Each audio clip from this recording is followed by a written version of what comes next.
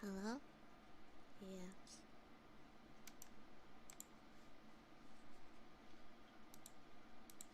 Okay. Okay. Yeah, now I can hear me. No, I wasn't talking at all. I wasn't talking at all. My nose was like stuffed and I had to blow my nose, and that's all. So, yeah.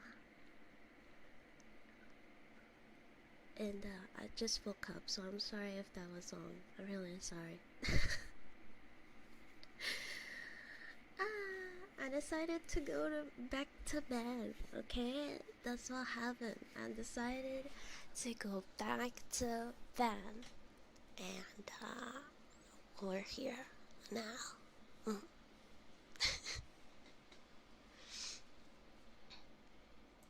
I want to see if I can add like a little bit of spooky. If there's a chill, spooky sound. If you're here, does that mean that you don't have anything to do for Halloween? Or are you gonna do something later tonight? Personally, I don't have anything planned, so I'm probably just gonna play games. I was thinking about treating myself today since I got paid. And it's Halloween, which is my favorite holiday.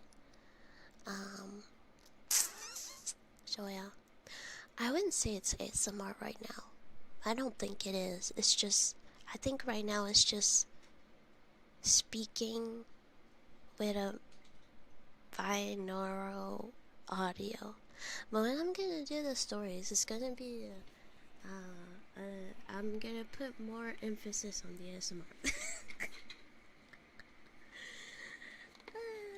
Right now, I'm just here to yap, because unfortunately my dumbass was like, oh, it's just ASMR. I have everything I need. I don't need anything. Bruh.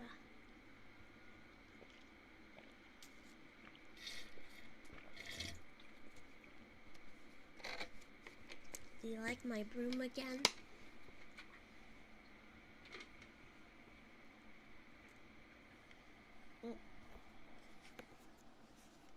If, if, I also have this. Ooh, we closer. We closer.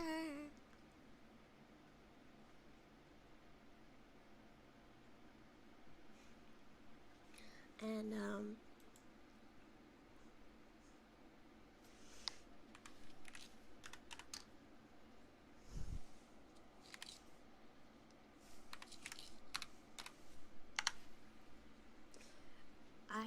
I hope it's done now, but right now for me today it is not a good day in terms of temperature.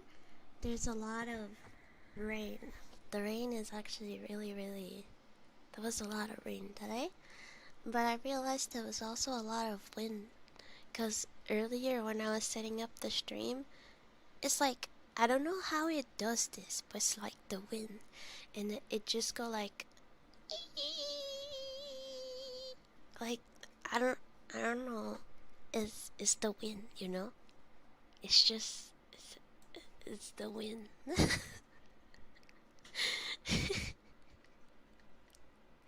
So hopefully it doesn't do that too much. But I don't know, it's like maybe if it does, maybe it's gonna add like a spooky vibe. A spooky vibe. Old house with rain and big wind that goes woo. I used to be really scared of those when I was young. Cause I just didn't thought the wind could do this sound. Cause to me the wind was nothing, so it wasn't supposed to make sound. Why does it make sound?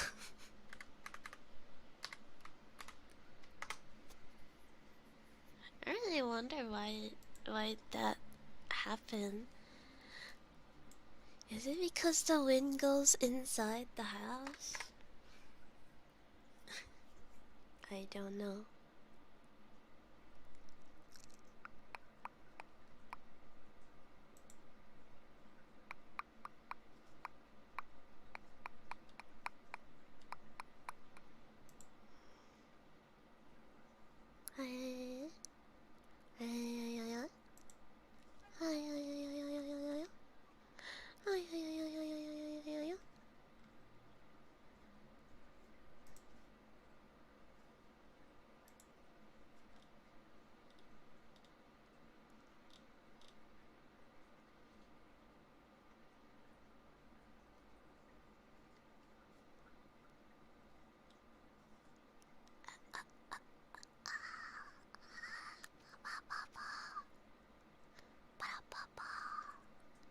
Is anybody has found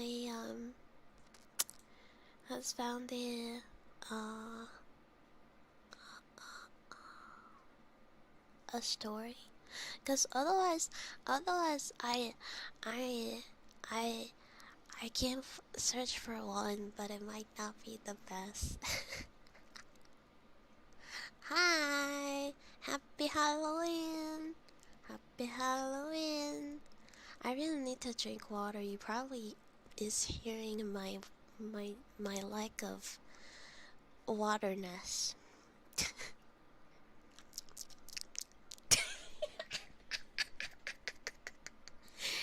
Yeah.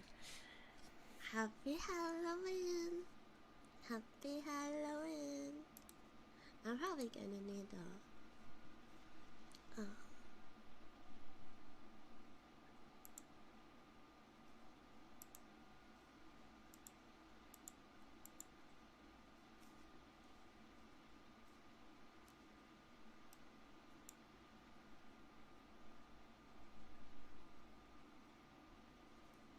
What the fuck?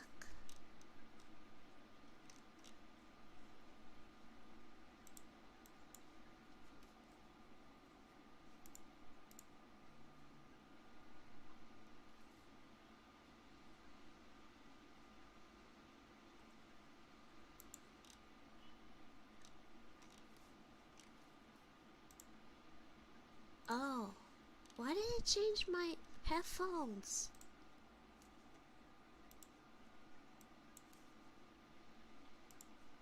Why did it change my microphone? That's not nice. That is really not nice.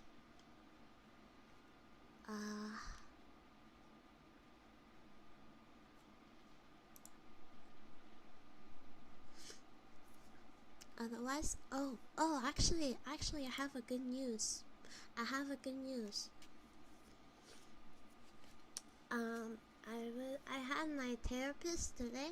Well, I saw my therapist today, and basically, I told her that I think the money I receive each month is not enough, and I know that I know I know that I'm able, like, I know that I'm able to have more. So that's like, I know my rights.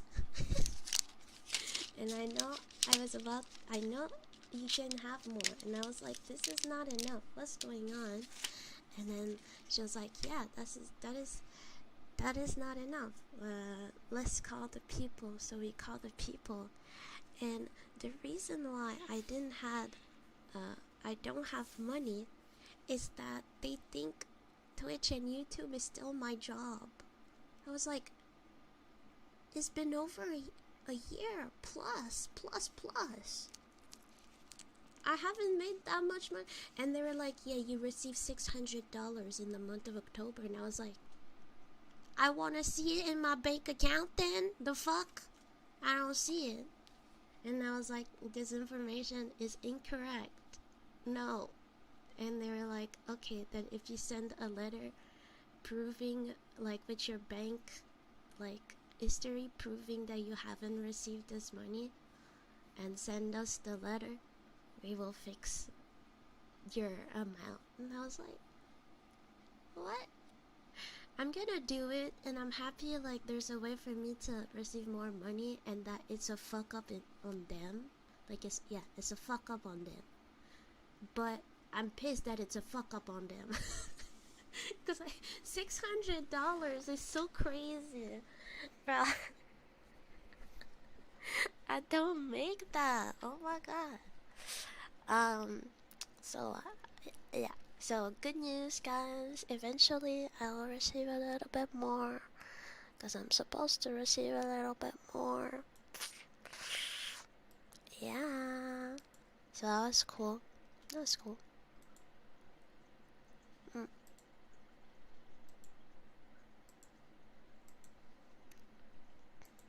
I have an idea. have an idea. Oh yeah, yesterday I closed 8 for no reason actually. There wasn't like um there wasn't anything about the 8. I just closed everything for my last stream. I decided to close all of my tab and I did not reopen all of my tab.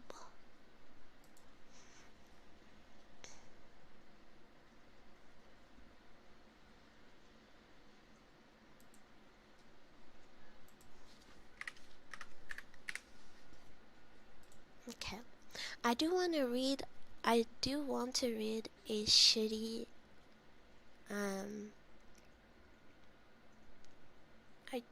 I do want to read a shitty creepypasta story. I want to know which one is like in term of length, like perfect length for like a read, and extremely trash. Yeah, I want trash. I meant to read trash. At least one.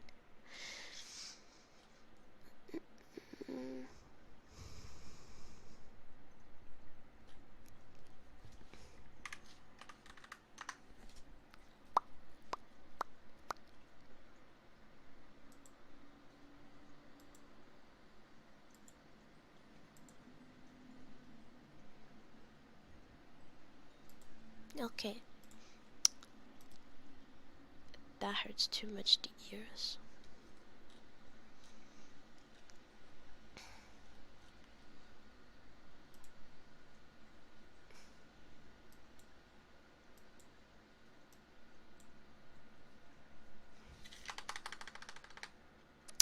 Okay, like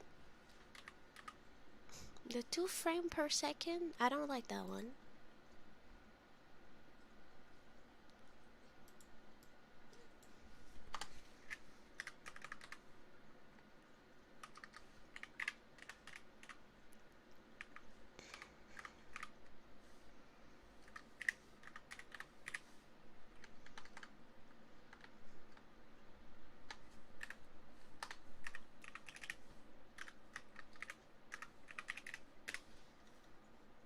Okay.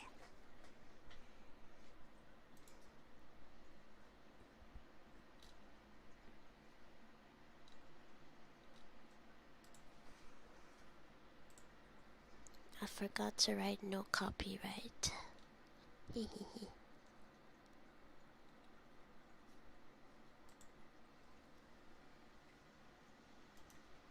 Oh, this is perfect. Oh, I'm sorry. Oh.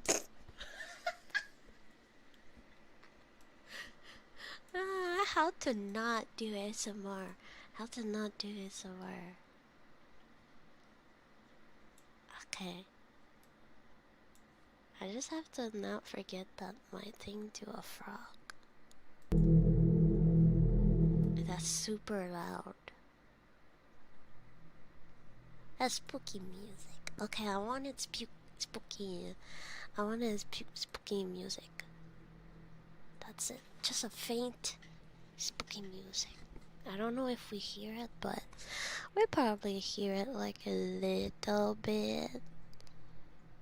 A little heads up. What do you want me to say? I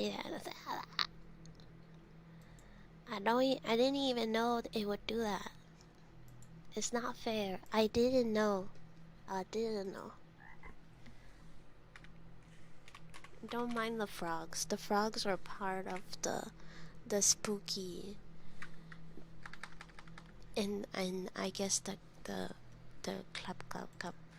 It's part of the spooky. Okay, it's part of spooky.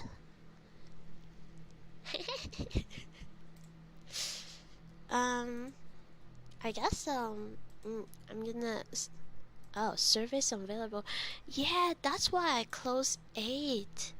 8 is just I'm not able to go on 8 since yesterday night. Yeah, it gives me a like a error. Yeah, that's why. That's why I didn't check on 8. That's why I don't have it open, cause I got mad and I just closed it. Yeah, I can't check 8. Wanna share it on Discord? Perhaps. Perhaps. Psst. Pew, pew, pew, pew. Pa.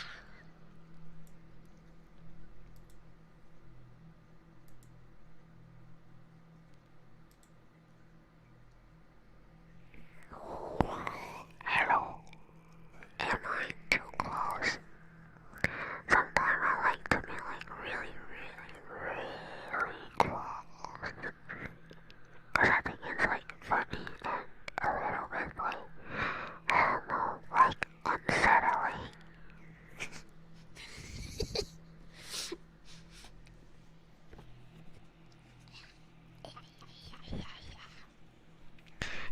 You are mentally ill ASMR.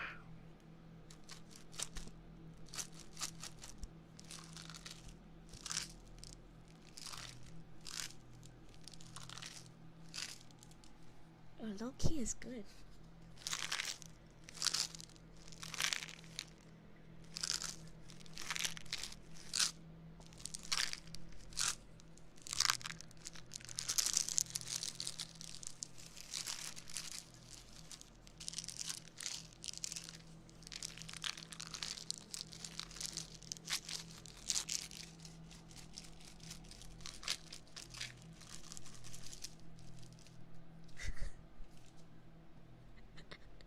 That's like the only thing about ASMR I like. Fucking taking random ass object and see if they make a satisfying noise or not. I think what I'm gonna do, cause I am missing water and I wanna start archive. I don't know if you saw. Oh yeah. Well, I always been. I don't know, cause it didn't work. I changed to SE because what is the other one? Moe didn't work. I didn't know about CC. Should I try CC? Like .cc? Cause yeah, dot Moe stopped working and then dot SE don't work currently. Is a turtle. Okay, hold on.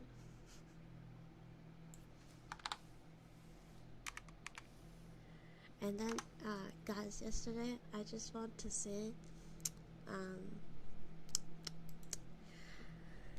I didn't finish the macaron, but I ate some, and it's really good.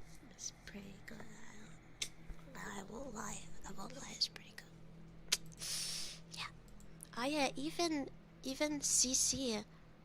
It says this website is inaccessible. It takes too much time to respond. It asked me to check my internet. Can I go on 4chan?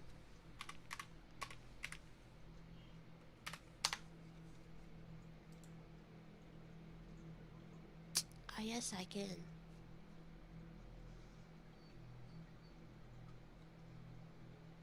Yes, I can.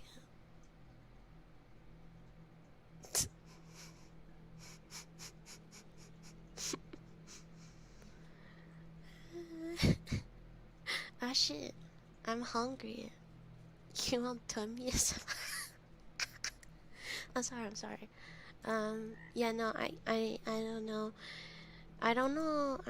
I don't know if it's me, my area, the whole thing, just me, other people, and me. I don't know, but it doesn't work for me. So, if you could send it on Discord, that would be pretty appreciated. Why did you put sobbing emoji in front of like all your friends? Like I know it's to like the privacy, and that's okay. Okay, and when you guys post picture on the Discord and stuff, I do want you guys to protect yourself and to hide your face, even though you're not known or anything. You never know. It just need one person have to fuck it up, okay? So it's better to not show yourself on the internet. So I like the I like the fact that you like put emojis on their face, but the crying emojis and make it look like everyone there is a lolicon, which is not right.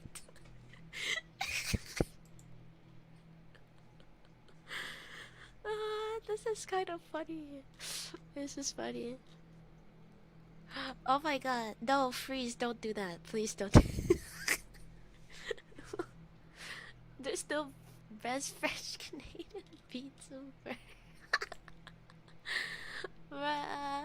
Oh, you guys have so many cool Halloween like pictures. I really, I'm gonna look it up. I saw some costume and decoration in there. I really love Halloween. I wish Halloween could be like 2 months. I wish it could be the whole month of October and then the whole month of November and then December. Okay, fine, we can fucking break free Mary Akari. Fine, okay. Already submitted it, but no. Um, I appreciate though. I appreciate though. Ah. I so yeah, I do need water. I already have like water in my fridge, so I just need to fill it up. So it won't be too long, but I don't have water anymore, and dry mouth. So I'll be back like a minute.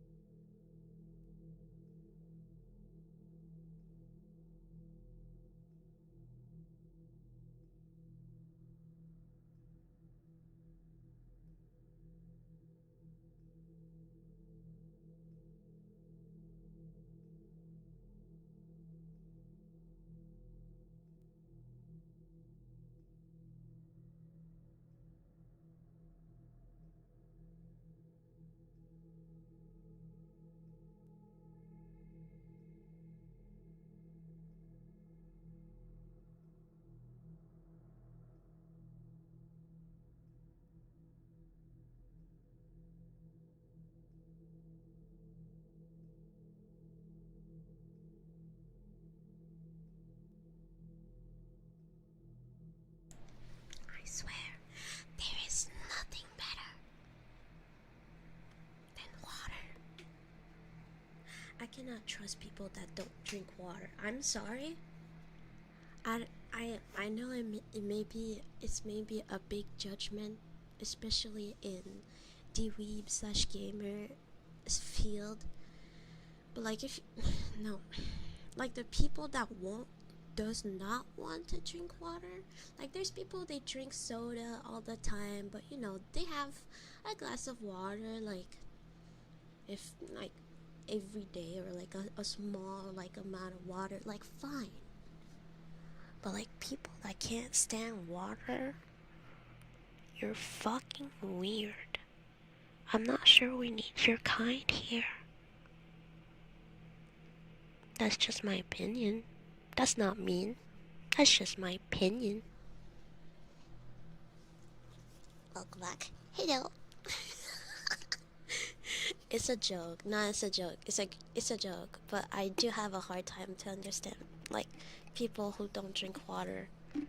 Like you don't feel like extra thirsty at some point and you need like to drink a whole ocean? No one like no.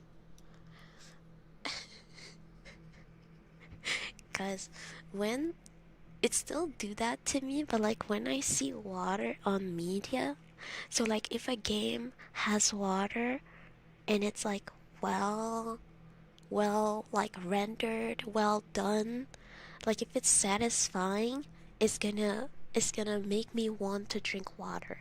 Like there's certain game when I see the water, I'm like fuck, this water is so pretty, it makes me want to drink water. and it happened often with like other stuff too. The sound, I'm not that much with the sound with this one, because it could sound like anything, even piss. So for me, no, the sound doesn't do anything to me, but it's like, especially like, yeah, no, no, but yes, I'm like, shit, the water, like, is fine as fuck, like, shit. Like, sometimes I would also like, it's like, okay, no, actually, I'm sure you had this moment. I'm sure you saw this on the internet, like someone taking a glass of water and the water is from like iceberg. I'm sure you saw that. I'm sure you saw that. It's like someone that pick up water and from like iceberg, we all know it's really bad. 'Cause iceberg got the old fucking bacteria of I don't know how long fucking frozen. Like we know it's not good, but like the video, the water feels so clear, so fresh. Like if you know which video I'm talking about, that's the feeling I get when I see like fine water. That water look fine. Like I don't know, I'm just like, whoa. I'm now thirsty. So I'm still thirsty. So I might give you a taste of the medicine. You should drink water. So.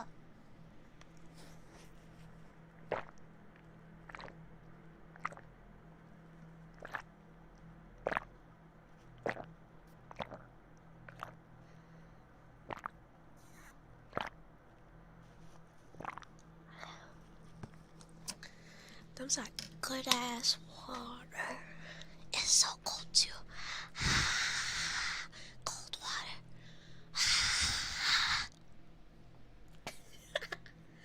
Okay. Sorry. You know I always need my little yap. And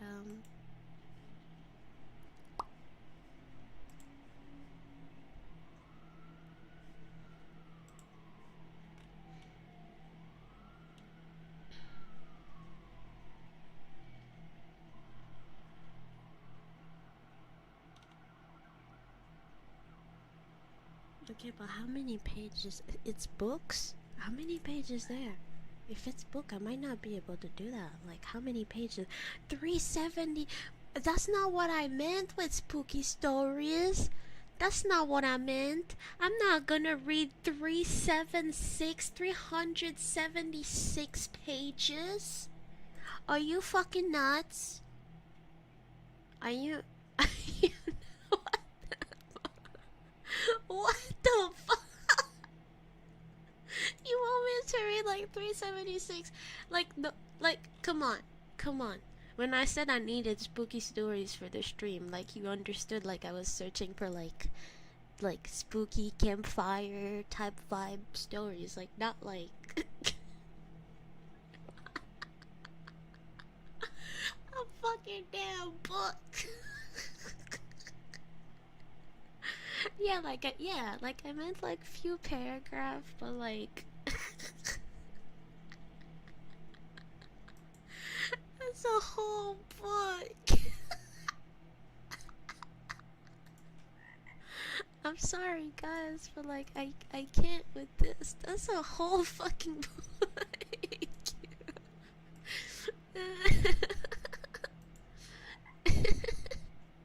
How about this one? Oh, this one got 84 pages. What the fuck is that?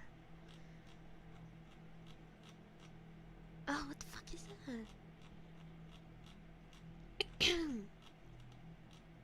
That might be too long. I think 84 might be too long.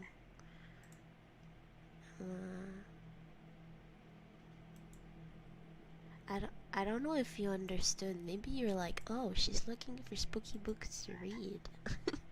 I don't know if it was that or, but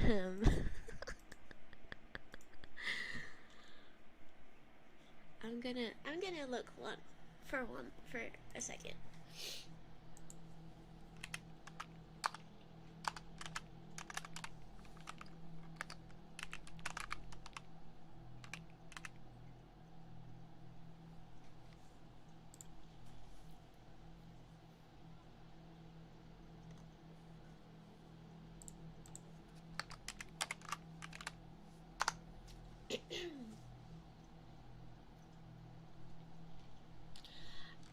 They still wanna.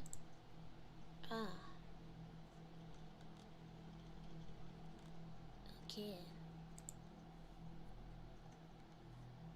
Top. Wait, actually, I have a good idea. Isn't like no. Oh yeah, there's a. Okay, I'm sorry, guys. I'm sorry. I'm sorry, guys. I will become a redditor, I guess.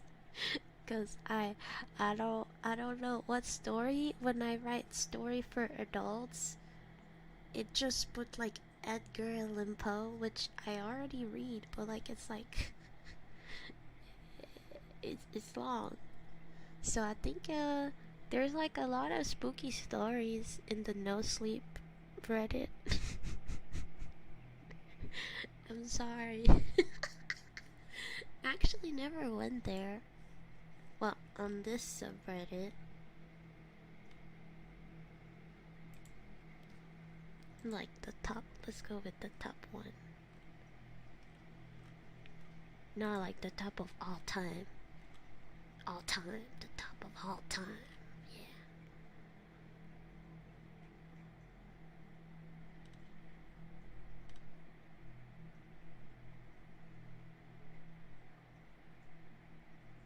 Oh shit. Okay, there's a lot of terrifying stories that I really wonder what they are. Okay. Okay. So I'm gonna tell you two title. You tell me one or two, okay? There's my sugar daddy asking me for weird favors, or my wife has been peeking at me from around corners and behind furniture. It's gone from weird to terrifying. Maybe I should do both. I should just read a bunch.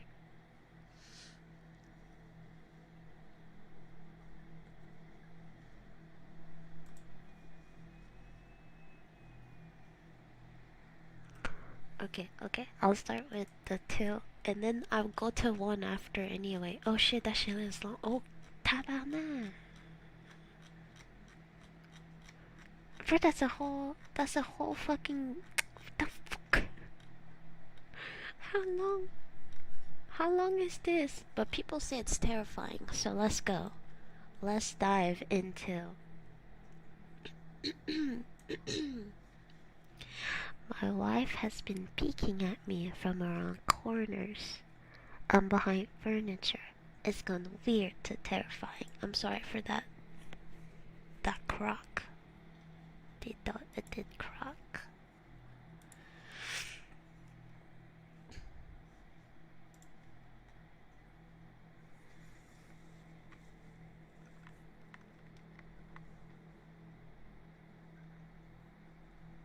Okay.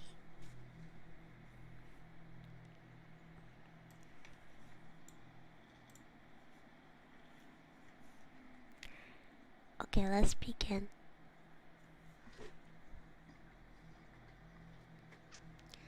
My wife Lynn and I has been together for 6 years and married for 11 months. Our entire history together has been very normal, and never once have I noticed any weird behavior or red flags. I can't stress enough how out of character this whole thing is for her. Lena's very kind, intelligent, and thoughtful. She's always been so nonsense type of person. Been being childish or trying to scare me, is not something she normally do. She doesn't even like watching horror movies.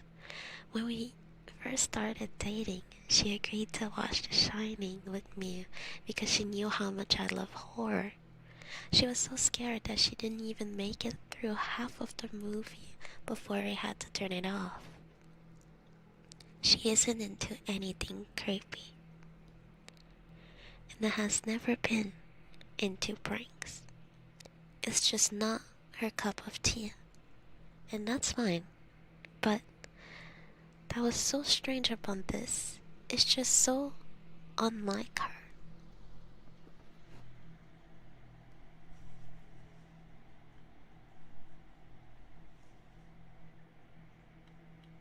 I should also add, she never had any mental health issues as far as I'm aware. It doesn't run in her family. I know some people are able to hide their mental health problem, but in the 6 years we've been together, I think I'd have seen some sort of sign. 2 months ago, I was in the kitchen making myself some coffee before work. I was running a bit late that morning, and I knew I wouldn't be able to make it to Dunkin' Donuts for my usual morning fix.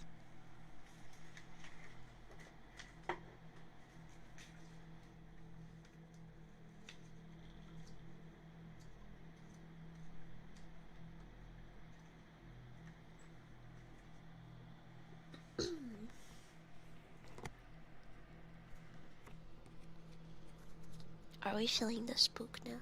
I want to know what happened.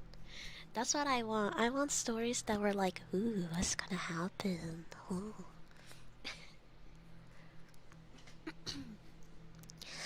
I took a sip of my coffee as I hurried down the hall towards the front door when I happened to notice Lynn peeking at me from around the corner ahead of me. I could only see her eyes instead of her long dark hair hanging against the wall. The rest of her body was concealed behind the corner. I nearly spilled my coffee. Jeez, when I saw her, I didn't burn the chip out of my lips.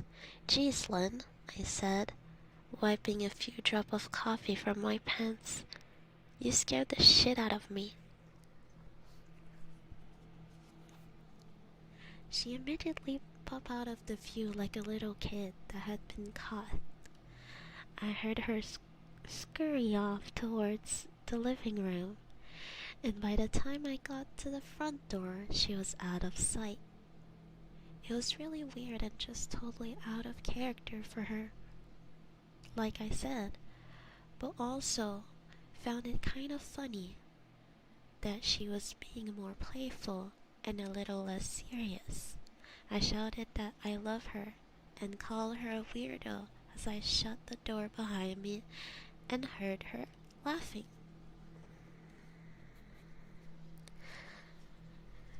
Her behavior was a bit odd,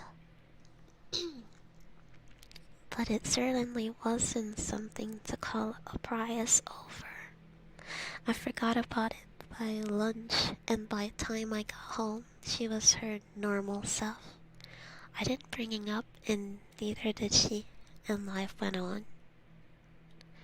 The next incident happened 3 days later. It was around 2 a.m., and I had woken up to get a drink. I was standing at the kitchen island, junk of ochi in hand, when I felt a strong feeling that I was being watched. For whatever reason, I looked down at the floor and saw my wife, smiling, face staring back. She was peeking at me, the other side of the island, staring up at me, wide, unblinking eyes, and grinding, sorry. New word, I have no idea what it means. Grinding like the Cheshire cat. Is it Alice Wonderland? Cheshire?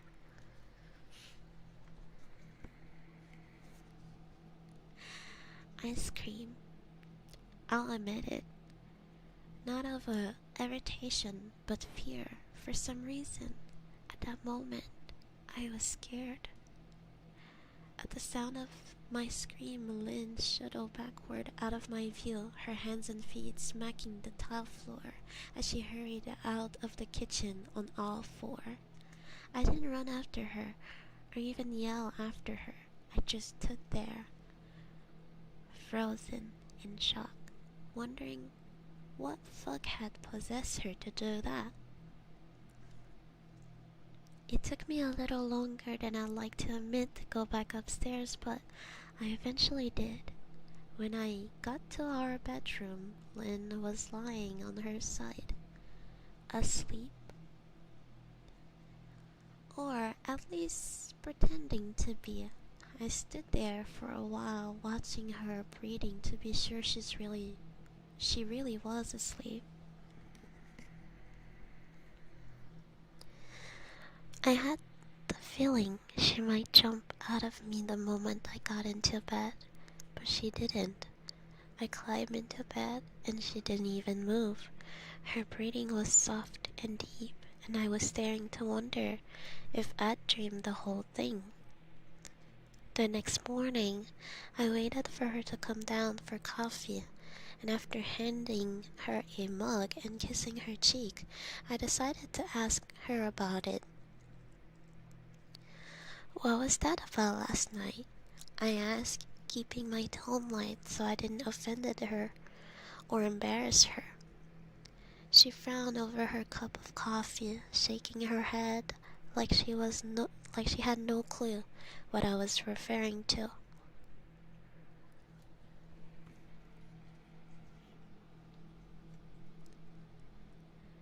"You were peeking at me again. From over there," I said, pointing to the spot on the floor by the kitchen island. She followed my gaze, and when she looked back at me, she burst out laughing. She laughed so hard that I couldn't help but join her. "You creep me the fuck out sometimes, you know that?" I said. She giggled and set her cup in the counter and rubbed her arms around my neck. "You creep me out all the time, so I guess we're even," she teased.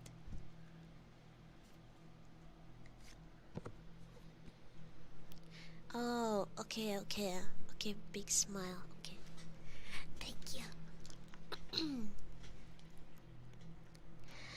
We said our goodbyes and left for work. As I drove, I kept thinking about how creepy it had been seeing her grinding at me from behind the island like that. The sound her hands made on the floor as she crawled away. I told myself she was just trying to be silly, just trying to join me and my love of all things horror.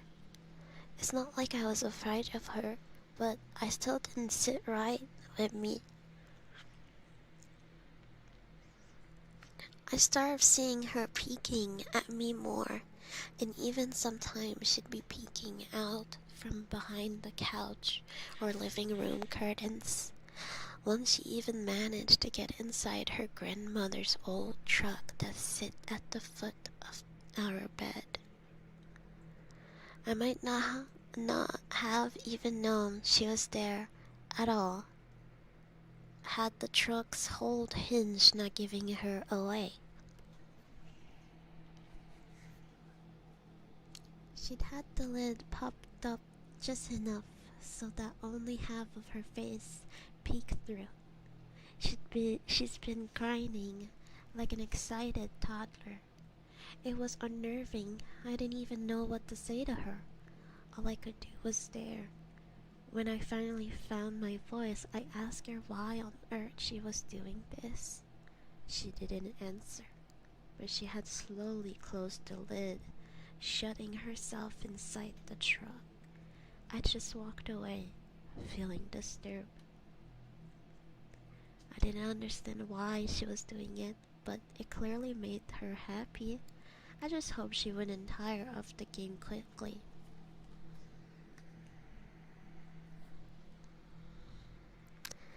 Lynn didn't peek at me for the next 2 weeks. I started to think she was done with her weird pranks, and I was relieved. We were watching a show on Netflix one night, and I jokingly said that I hadn't seen her peeking at me lately, and that she must have given up on her spy game. She looked at me with a small smile and said, "Maybe I'm just getting better at it." She didn't say anything, but I wondered whether or not she was joking. For the next few days, I couldn't stop thinking about what she said. What she said peeking at me when I wasn't looking, and I just hadn't noticed. And if so, what the hell was she getting out of this? I started to feel paranoid, constantly checking whatever she was watching from around the corner or behind a door. I was jumpy whenever I was home. She wasn't in full view of me. I felt stupid and a little crazy.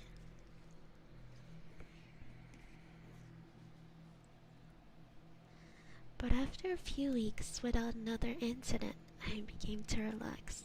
I stopped checking behind furniture and wall, and I told myself it was just a bad memory. Then, a few days ago, things got so much worse. Lynn left to go to a friend's. I learned on the couch and played a couple games on my laptop.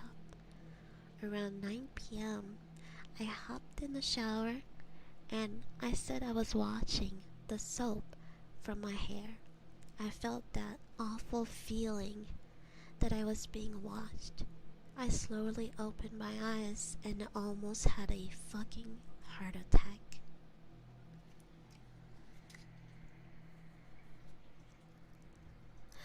Lynn was peeking from behind the shower curtain. Her entire head scratched into the shower, leaving just her body outside. Her long dark hair hung against the curtain, the end dripping with water. Her mouth hung open in a terrible grin, eyes wide and red as if she hadn't blinked in a while. I screamed and jumped back again to the wall. She didn't move, nor did her smile waver. Her makeup run down her cheeks in two black streaks. She looked gritty and completely deranged. It was fucking terrifying. We stood like that for a few moments, neither of us saying a word. Finally, after what felt like forever, she slowly pulled her head back out of the shower, and I watched her blurry figure through the curtain as she moved backwards towards the bathroom doors. Oh, that's weird. She didn't even turn. She just like she just like walked back. That's terrifying. I really wonder, like, oh my god, ouch. Imagine someone is looking at you through the shower. Seriously, being attacked while showering is one of like my biggest fear. It obviously never happened, but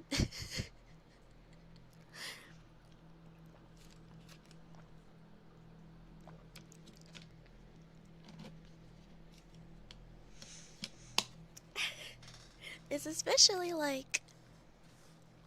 it's especially she's putting her whole head, just her head. This makes me think of like something that someone in Junji Ito would do, like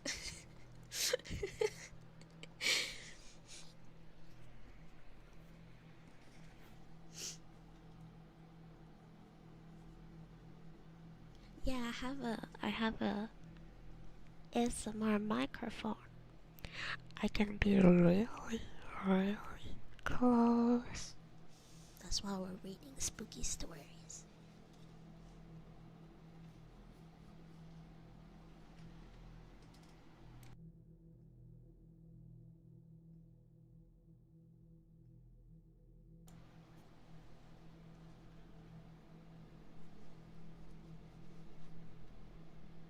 A second later, the bathroom door slammed shut, hard enough to rattle the mirror. I screamed again and jumped out of the shower to lock the door. I stayed inside in the bathroom for over an hour. Maybe I overreacted to some of you, but joke or not, I wasn't going to put up with the crazy shit anymore. I kept telling myself as I placed in the bathroom, stopping to listen at the door every few minutes. Suddenly, I heard a muffled sound, and I pressed my ear against the bathroom door, straining to listen.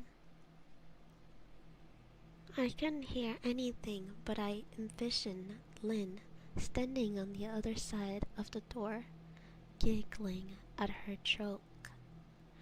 I felt a surge of anger. I was beyond pissed at being made to feel scared in my own house and made to hide in the bathroom for an hour. All for what? Some joke? If it was a joke, it was an awful one.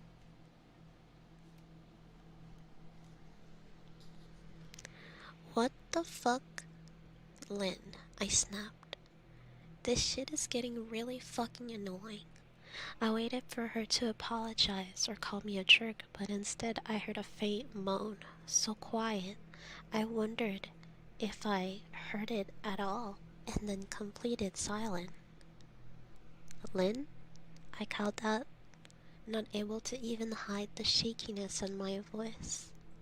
I got no response, just my own heavy breathing.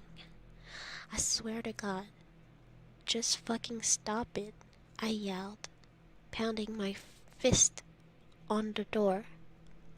I waited for her to cuss me out, something I would expect from me talking to her like that. I never screamed at her before. But there was nothing, just the occasional drip from the shower head.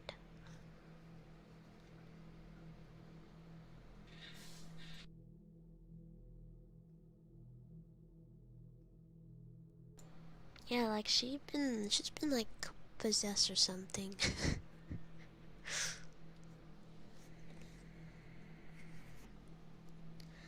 I won't deny that I was scared, too afraid to open the damn door and face my own wife. I waited another 30 minutes or so, which feel like fucking lifetime when you're scared. Finally, I decided I wasn't going to spend the night hiding in my bathroom, so I got down on my knees and peered under the door. I almost expected to see her face peeking back at me, but thankfully, it didn't. I didn't. I could see straight down the hallway to the top of the stair, but no Lynn. I didn't know if I should be happy about that or not. I looked for a few minutes, waiting to see her head. I'm about to sneeze.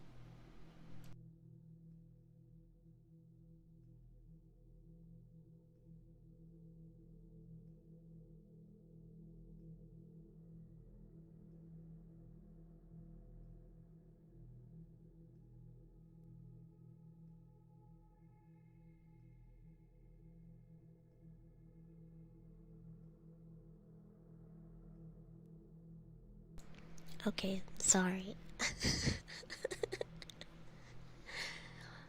I looked for a few minutes, waiting to see her head pop up over the top step, but it never came. I stood up, my hand hovering over the door, and I mentally prepared myself to open it. I slowly turned the lock with shaky fingers and was about to yank it open when I heard a sound that still make me feel nauseous when I think about it.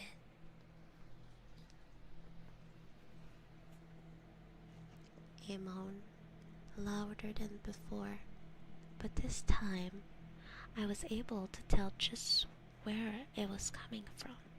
I turned my head to the closest door as if in slow motion and locked eyes with my wife, who was peeking out at me from the slight gap.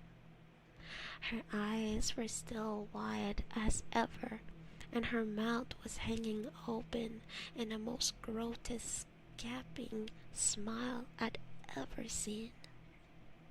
I didn't even scream. I was too scared for even that. Her hands were clasped to her chest, body trembling with sheer delight as she could barely contain her excitement. A short, raspy moan bubbled up from her throat, deep and raw, sending a shiver through my entire body.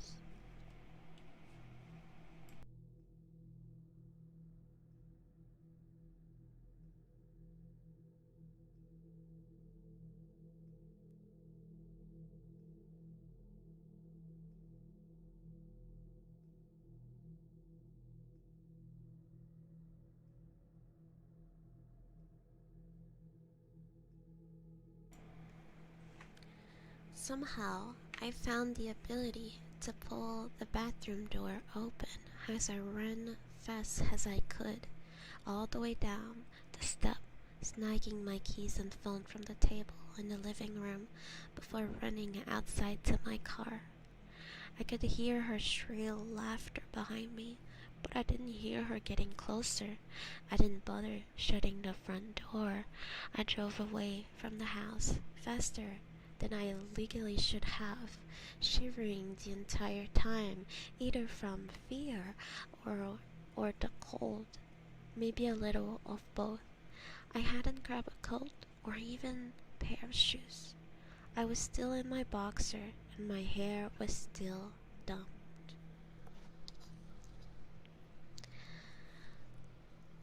I drove straight to my brother Chris' house, about 40 minutes away, ignoring any and every call and text I got.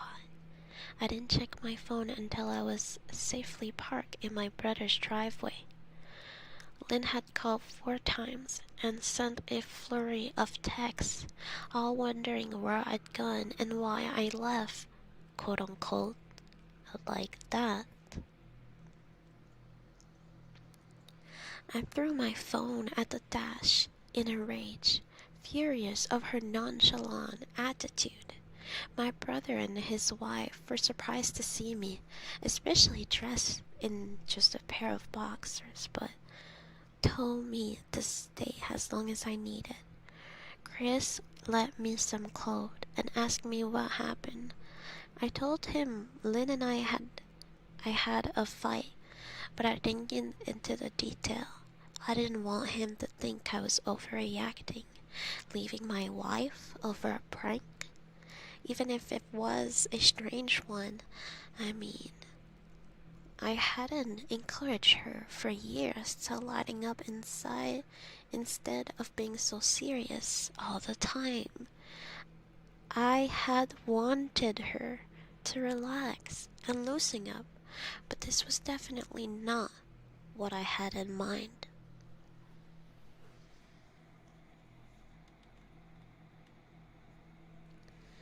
I tried to stop on their sofa, but my brain wouldn't let me sleep.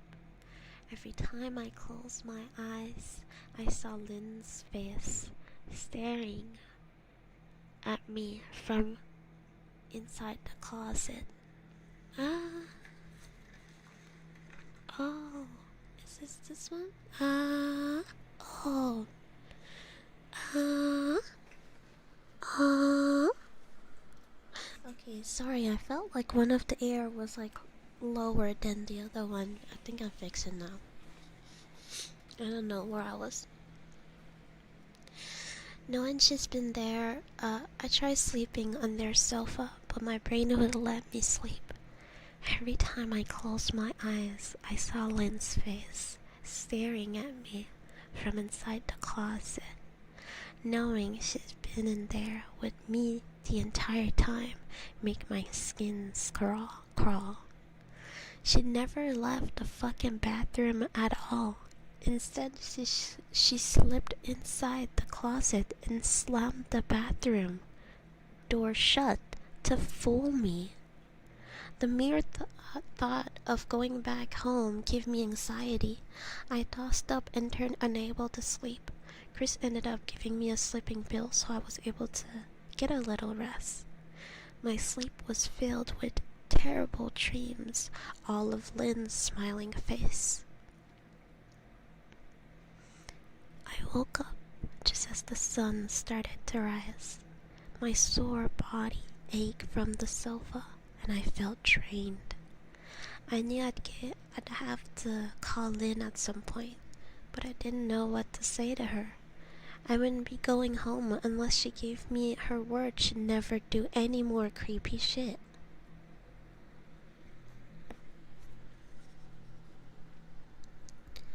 I just wanted my wife back. Her normal, serious self never looked so good to me. I was contemplating calling her and telling her that when the familiar feeling came over me, I was being watched. I was staring at the ceiling, my heart in my throat. I didn't want to look away, but the longer I ignored the feeling, the worse it got. My eyes drifted away from the ceiling, almost on their own. Her face was pressed up against the window beside the couch, staring down at me with that some gaping smile. Drool dribbled down her lips, leaving 2 long strips down the glass. I didn't know how long she's been there, but something told me she's been in there quite a while. Possibly all night. I didn't bother screaming though. I was afraid anger trumped any fear. I felt at that moment. I jumped up from the couch and pounded my palm against the glass. Lynn? Are you crazy? What the hell is wrong with you? Just go home, I shouted. Now. She didn't move, and her ghastly expression never changed. If anything, her smile only grew, as if she had never been more elated. I could hear Chris and his wife moving around upstairs as if Lynn could hear them from her place outside. Her head twitched slightly in their direction, and she began to close her mouth slowly. Chris called my name from upstairs, obviously concerned. I turned to see him and his wife Rebecca hurrying down the step. When I turned back to the window, Lynn was gone. The only sign she's been there at all was the 2 streak of drool still dripping down the glass.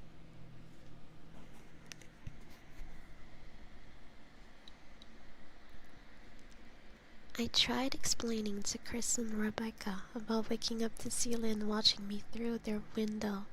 They were skeptical. Who wouldn't be? Chris and I went outside to the spot in front of the window, but there were no footprint in the dirt, just a slight indent. Animal, probably. Chris guessed, and I didn't argue. He and Rebecca assumed I dreamt the entire episode, but they didn't understand, and I was too tired to explain it to them.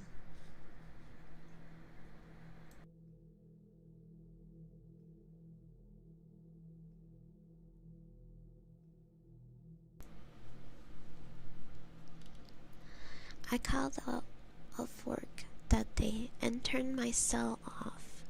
I didn't want to face Lynn. Just talking to her was too much for me at that point. I really started to believe something was irreversibly wrong with her. That no matter what promises she made, we'd never be the same again. The thought saddened me to my core. I cried most of the morning. By noon, I figured I was ready to confront her, give her one last chance to explain herself. I could at last give her that after 6 years. I told myself. I turned my phone on and saw the dozen of texts she'd sent, all from seemingly concerned wife. Can we talk? I love you. Please call me. I'm really worried. Can you answer? Just come home. And more of the same, all texts telling me she loved me and she wanted me home, how worried I was. Not a damn one addressing the crazy shit she pulled, like she hadn't been acting like a character from a Stephen King book. Even her texts were different. She normally texted novel just to tell me to pick up a loaf of bread. You'd think she'd have more to say to me after her bizarre shenanigans.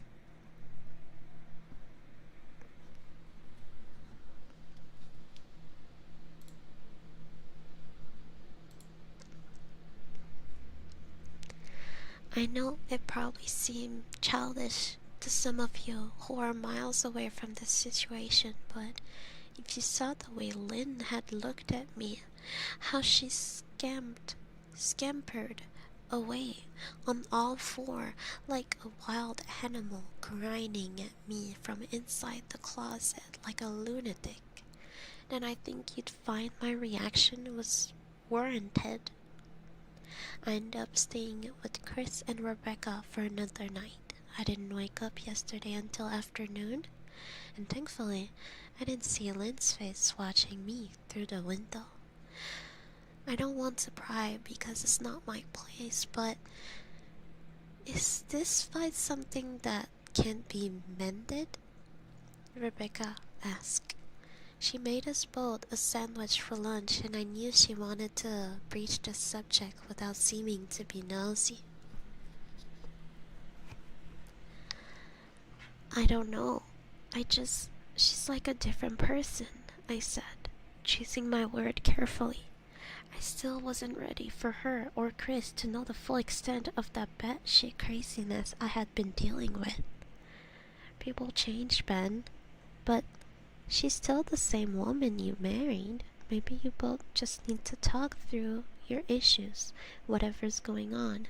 I'm sure it can be fixed, she said, even the peacemaker. She said ever the peacemaker. Wow, that's a funny expression. I never heard that before.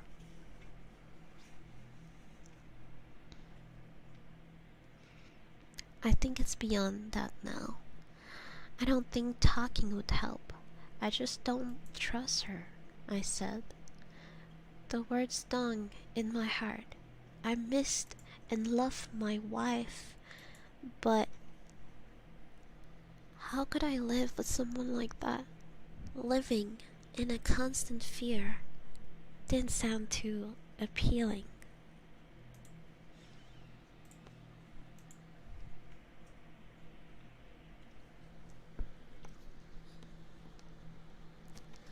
Lynn loves you. She has to be absolutely crushed, she said. I don't know about this, I said.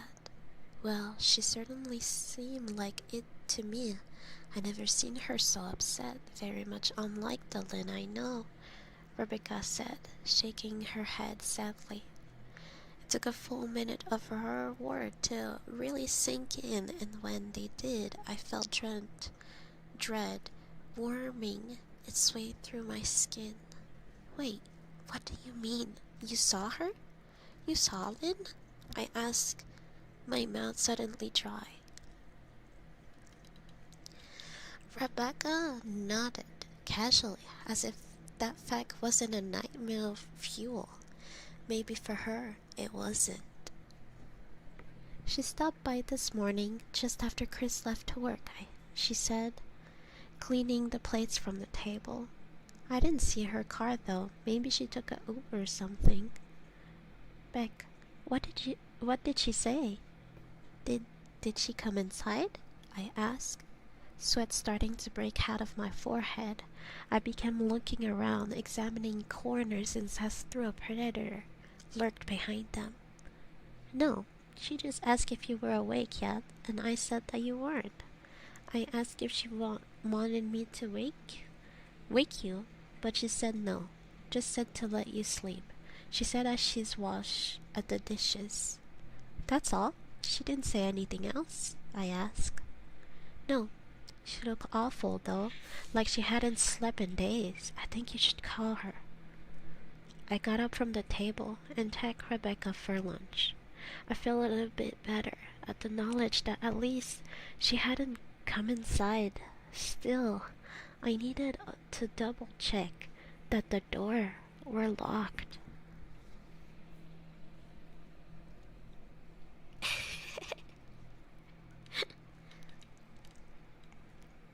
It's a spooky vibe. I don't know. I feel like, ooh, like we were in a circle in a campfire, and I'm here with my flashlight.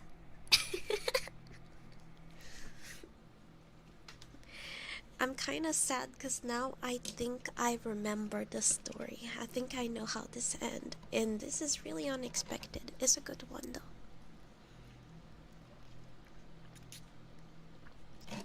There's like a lot of YouTubers that take stories from the subreddit No Sleep and like do a video about it, and I'm pretty sure I heard this story, so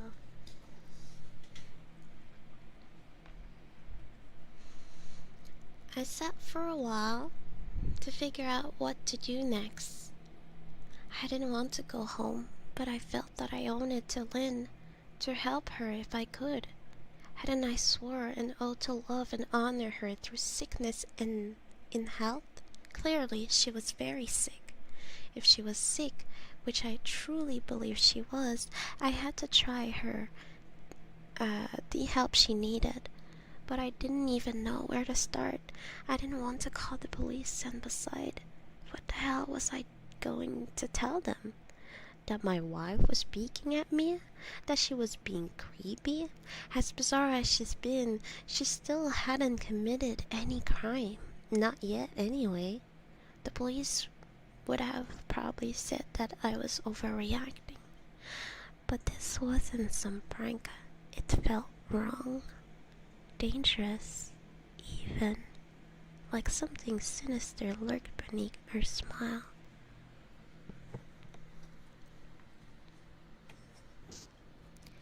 I knew as her husband, I was well within my right to have her committed, but what if she simply acted normal in their presence?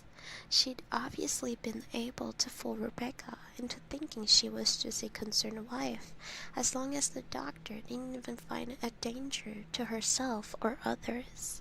They have no choice but to release her after 72 hours. I felt lost and overwhelmed. I did what any husband in my position would do. I called her mother. I didn't want to, believe me. Her mother, Marianne, and I were never on the best terms. We never fought or anything like that. She just wasn't a warm person and wasn't really easy to get along with. She hardly ever smiled, and when she did, only her lips would move into a thin-shaped smile, leaving her eyes as blank as before. She gave off this aura that felt like she was permanently on the offensive. I'd only met her twice, and both times were for such short visits. I got the impression she didn't approve of me for her daughter. Lynn always ushered us out quickly, as she didn't want to feel uncomfortable, which I was grateful for. Being in her mother's company felt almost unbearable, like walking on glass. I was glad when we moved 3 states away, so we didn't have to see her often. I was happy to avoid the woman, but I need her help. I already didn't want to talk to her at all, but I had to talk to someone, and someone who knew Lynn better than I did. So I grit my teeth and did what I had to. Yeah. Yes, she answered, already sounded irritated. Marianne, it's me, Ben. Do you have a minute to talk? I asked. I could hear her cluck her tongue in irritation. I'm in the middle of writing some check, but if you insist, I suppose I can bear a moment. What is that you want to discuss, Benjamin? She said coolly. It's about Lynn. She's been acting strangely, and I was wondering if you had any idea. Whenever there was something, I was quickly interrupted. It's a bit difficult to follow your rambling, Benjamin. What is that you want from me? She asked. I could almost see her standing there in her thin sweater and slack, tapping her fingernail impatiently on the table. I wanted to know if you ever noticed any odd behaviors or possibly any mental health issues, I asked. There was a long, uncomfortable pause that I couldn't tell was because she was just thinking or something else. Finally, after a few seconds, she spoke.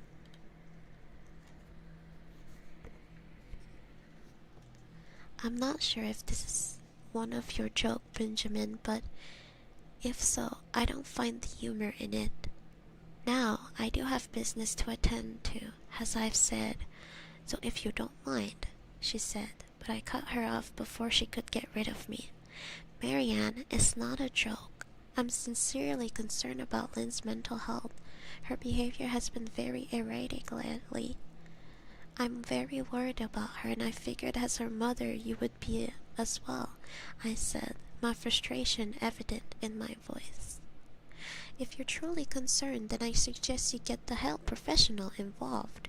I don't know what you expect of me, she snapped.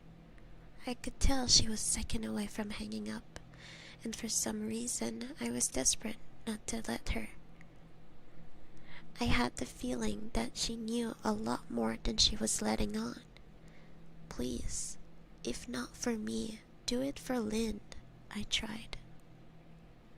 I heard a faint shaky intake of breath as she were trying to hold her silly persona together, but failing. Marianne, what's wrong? I started.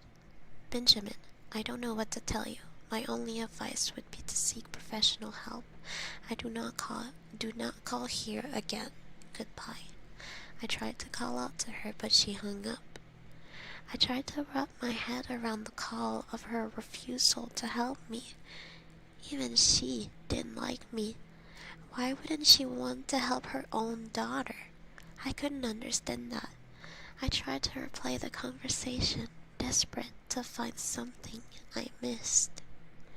After a while, I almost gave up until I remembered her last word to me.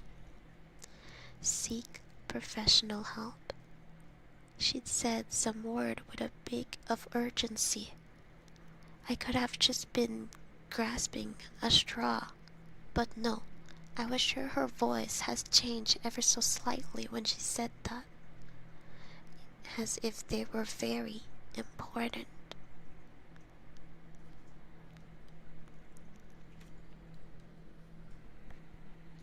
Tapa tapa. What does that mean? Also, I saw it. I just didn't reply. But tapa tapa. What had she meant? I assumed she'd been referring to a medical professional, but maybe she was referring to someone else. Someone that she didn't, for some reason, feel comfortable saying directly. Or maybe I was just desperate. I waited for Chris, to get home, and after a very long and exhausting conversation with him and Rebecca, I convinced them that Lynn truly needs psychiatric help. I didn't tell them everything. I wasn't prepared to go into it yet, but I told them about last encounter, how she'd hidden in the bathroom peeking at me from the closet. They were obviously shocked, but thankfully they believed me. They too just wanted to help her. Still, didn't think it was all that serious. Weird, maybe, but not dangerous. They just kept saying that Lynn had to be playing some joke or weird jokes. Maybe for you two? Rebecca offered, if only half-heartedly. Chris didn't think we should involve the police just yet. He offered instead to go with me, and I readily accepted. He resonated that calmly talking to her, trying to coax her, and going willingly was the best course. I agreed to do it this way. At least I wouldn't be going into that house alone. We drove over this morning, just after breakfast. There was no way I was going at night. When we pulled into the driveway, my stomach began doing somersault. Her car wasn't there, but I still didn't let my guard down. And the front door was ajar, and for a split second, I thought we'd see her eyes sting through the caps. I was shaking and starting to sweat. Chris, however, was fine. He waited for me to open the door, his hand in his pocket like he was on fucking stroll through the park. I envied his ignorance.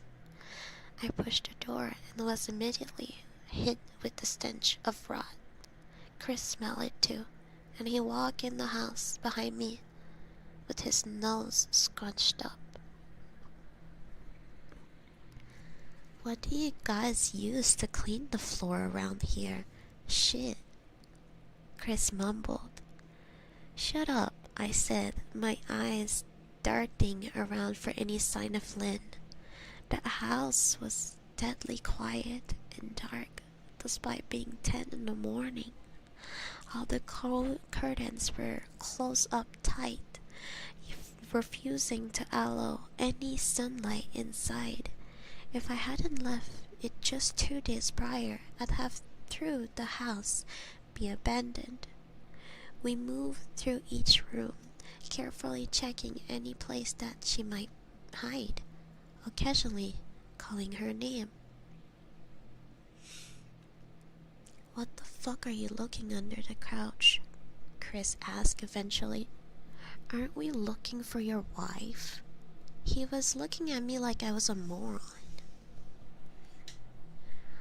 Let's just go upstairs, I whispered. He shook his head but forced me up the stairs to check the bathroom and the spare bedroom. On the way up, my shoes crunched over pieces of glass that looked to be littered over a few of steps. I noticed that one of Lynn in my wedding portrait that I hung on the wall along the staircase has been smashed. The frame hung crookedly, all the glass removed. I stared at the picture, a lump forming in my throat. We had taken the photo just after leaving the church, after saying our vows. She looked so beautiful in her white gown. I look at Lynn's beautiful face. I never dreamed her face would ever be a source of terror for me. We climbed the rest of the step and checked the spare bedroom, but it looked completely untouched. I was hesitant to go in the bathroom, my fear from that night coming back to me all at once. Chris noticed and offered to go in by himself, but I couldn't let him do that. So we walked in together, checking the closet and the shower. The bathroom looked as if it hadn't been touched since the night I left. I don't think she's here, Ben. Why don't you pack some clothes and we'll try coming back tomorrow or something? Chris said. I nodded and went into our bedroom and shoved the clothes in duffel bag. When I checked inside our closet, I came across the source of the smell and gasped. Oh, with the music time? Oh. Well, the music was timed with this one, and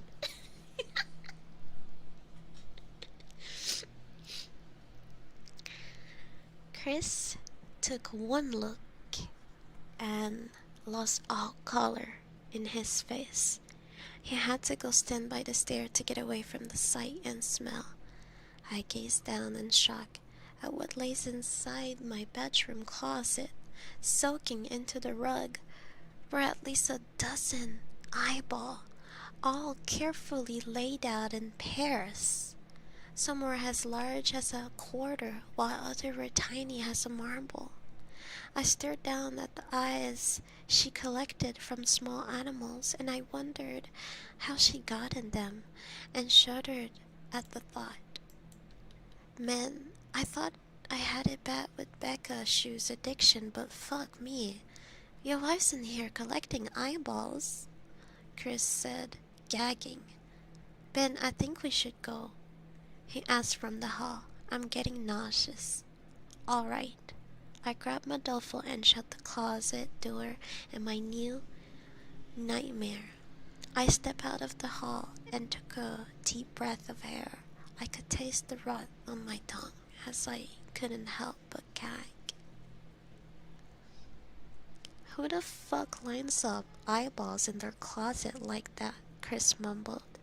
I tried to tell you she needed help, I said. She doesn't need help, Ben. She needs a fucking exorcist. She said, you coming or what? He said, you coming or what? I can stand the smell any. His word died in his throat and his eyes grew wide with fear.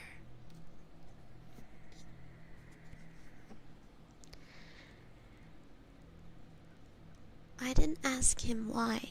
I could feel it. Someone was watching me, and I didn't think it was the eyes in the closet. I turned around, my eyes slowly scanning the bedroom. Chris whispered. Chris, I whispered, as I finally saw what we'd miss under the bed, curled in her side, watching us with the excitement of a kid on Christmas morning, was my wife. She held her hands together just under her chin, and they were shaking eagerly. Now that she knew she'd been found, I could hear the quiet noise as she was making, a sort of hiccup sound in her throat as the excitement was just too much for her.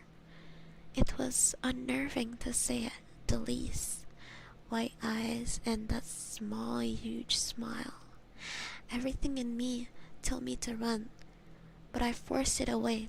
This was my wife. No matter how twisted, she was still the woman I married. I had to help her. Lynn, I said softly. She didn't respond, but her head bobbed back and forth in two quick little movements as she were nothing. Baby, I just want to help, okay? Can you let me do that? I asked. I had taken a single step forward, approaching her like some kind of dangerous animal. I love you, Lynn, I said softly, taking another step closer. She let a tiny moan escape her wide open mouth, and she had to resist the urge to run. Her shoulder... Okay.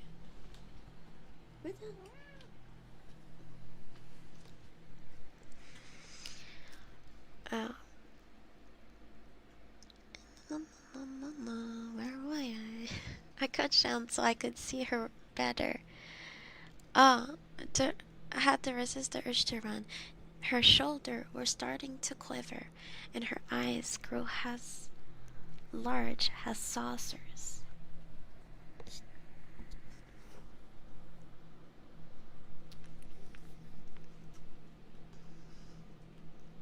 I crouched down so I could see her better, and immediately saw the blood her hand recovered in it. They trembled more the closer I got. As she was barely able to contain herself. Lynn, are you hurt? You're bleeding, I said. She bobbed her head again, her body finger moving up and down as playing an invisible piano. Then I'll casually graze her chin, leaving a smear of blood on her skin. I wanted to recoil in disgust. The smell was coming off her was revolting. I could feel the vomit trying to clear up my throat. Her lips were dry and stretched in, blood sweeping between the cracks.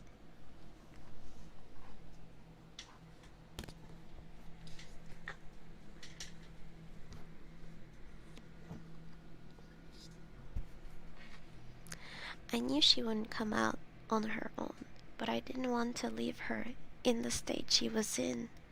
I scooted closer and reached out to her. The exciting hiccup sound got louder, and her hand shook, fingers flexing.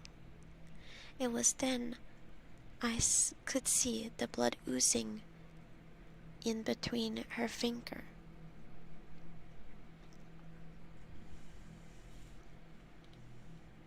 Oh my God, Lynn, you're bleeding, I said, instinctively. I reached out to take her hand, but before I could even touch her, her hand sprang out towards me. A sharp pain shot through my arm, and I fell back on my ass. My arm burned, and I could see the blood dripping down into the carpet. I looked back at her in shock and saw her grinding madly, her finger clutching a large shard of glass. Are you alright in there? Chris asked from behind me. I turned my head slightly and nodded to him, cuddling my arm to my chest. When I turned back to face Lynn, I saw that her focus had shifted. She wasn't looking at me anymore. She wasn't smiling anymore either. She was staring past me, her eyes glaring at Chris the way a hungry lion may stare at an antelope. Her mouth was still hinging open, but it was twisted into a snarl. I got to my feet and began walking backwards down the hall, afraid to take my eyes off her. Are you bleeding? Chris asked. The moment the word left his mouth, Lynn started fast scooting out from under the bed, the glass shard still in her fist. Chris, run! Go! I yelled. He must have been too afraid to move because a second later I felt my back bump into him. He was still standing at the top of the stairs, staring at the horror that was my wife. Lynn had crawled completely out from under the bed and stood in the bedroom doorway, her face twisted in rage. Her whole body was visible tense. Blood ran down her finger and into the floor. Jesus, Lynn. Sorry, that was not supposed. Shh. Jesus, Lynn, Chris said. You, playing hide and seek? I reached back and pushed toward him the step. Move your ass, Chris, I said as quickly but firmly as I could.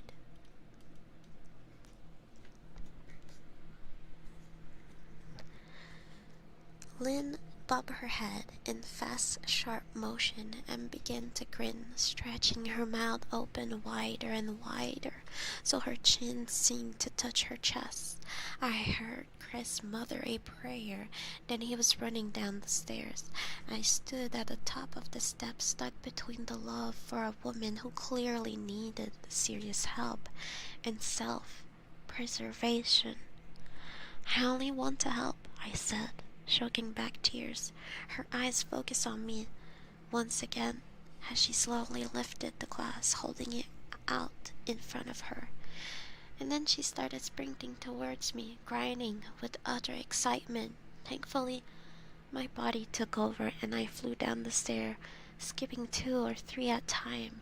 I made it to the front door before I felt her leap into my back, wrapping her arms around my neck.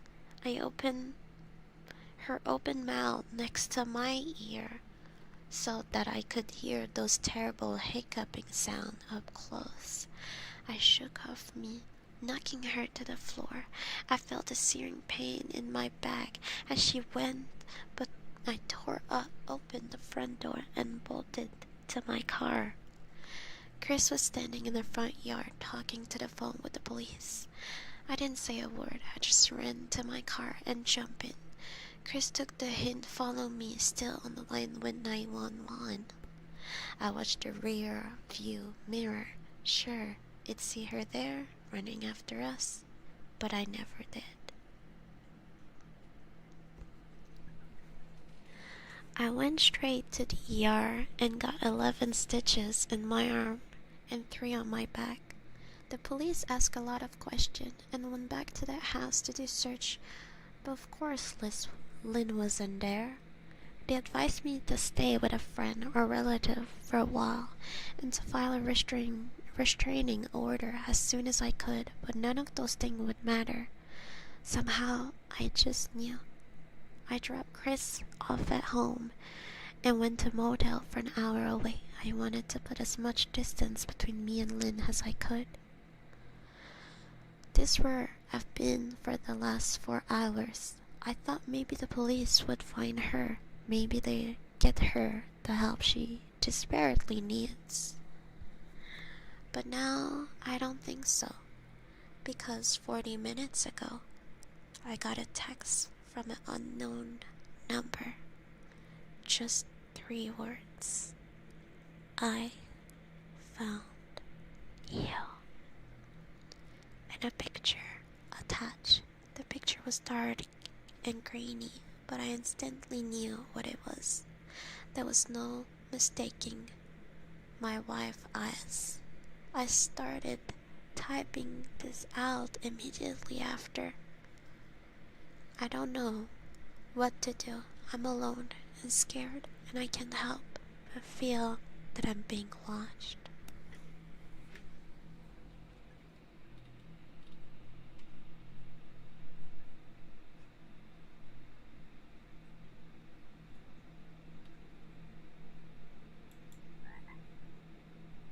Oh. There's a place that says look like there's more to the story, and it's a mod, so I trust it because it's a mod. I click on it and it doesn't lead to nowhere. What did we think of that story? It's not the story that I thought, but there is a similar story that I know where because I do think it's funny and it's a real story. I wish I could find it. And it's like a good story because it's like real. But like, essentially, I don't know if it was the wife or the husband that was going crazy. But basically, the person, I'm talking about the other story, by the way. Basically, the person had trouble sleeping and they were taking a Benadryl every night to fall asleep. But they didn't realize that they were taking a higher dose and everything. And they didn't know that they had some type of schizophrenia in their, like, code DNA. So, like, the guy was basically, like, imagining, and like I don't know if it's funny because it's similar to that, but like in the story the wife or the husband, but I'm pretty sure it was the wife was being like, not like, he was seeing her as someone mean or something, but it was just the delusions of the having too much Benadryl. I think there was like also a mixing of medicine, but I thought that was a very interesting story. I wish I could find it and read it, because I think it's a good story, and a good story that explained that sometimes let's not mix stuff. Sometimes, and that's with everything, not just medicine. Trust me, I saw a video about stuff that you're not supposed to like add together, like cleaning product.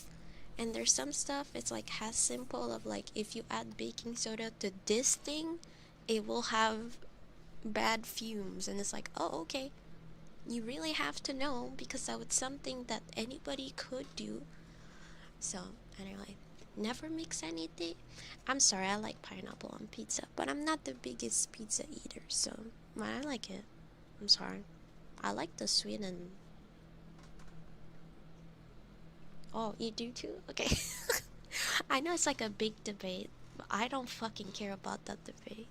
I just know there's some good pineapple pizza and there's some bad ones. But if I get a good one, most of the time it's good, bro. It's a good one. It's a good one. I want to pee desperately.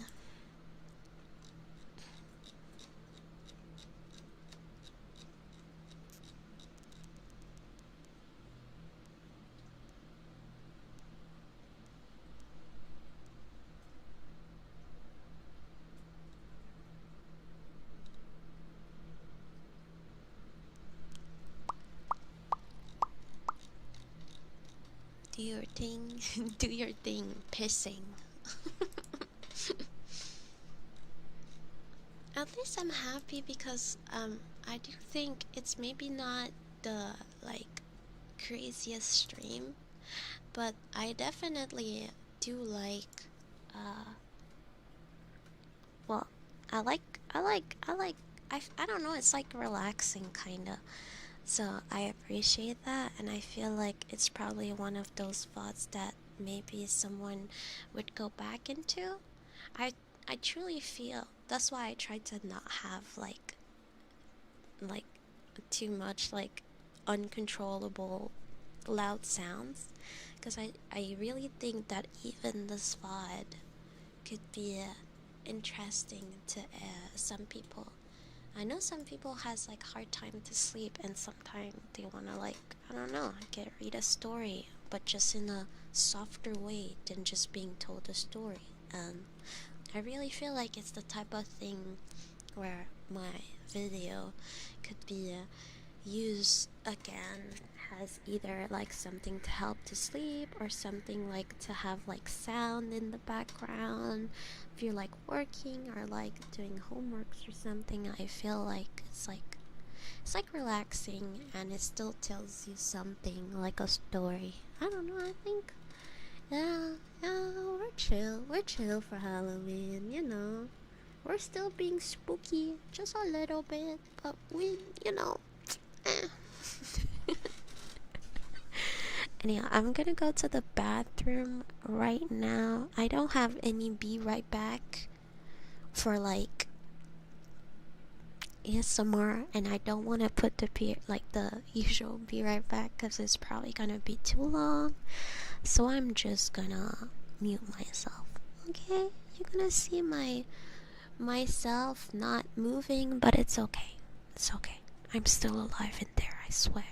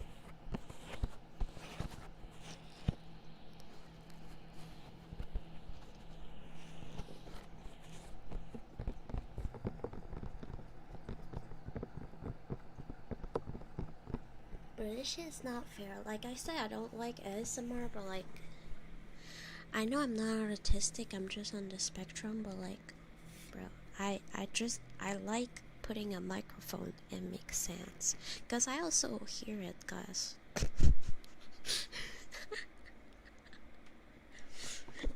I think, yeah, ASMR is more fun when it's just a project.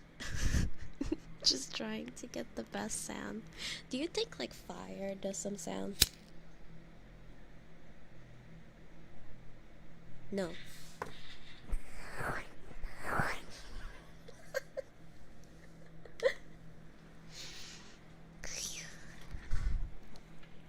Oh, eating candies. I don't even have candies. I guess I still have a leftover of white chocolate from the other recipe. So I guess that's a type of candy. And I guess I have some fruit. So I guess that's a type of somewhat candy. So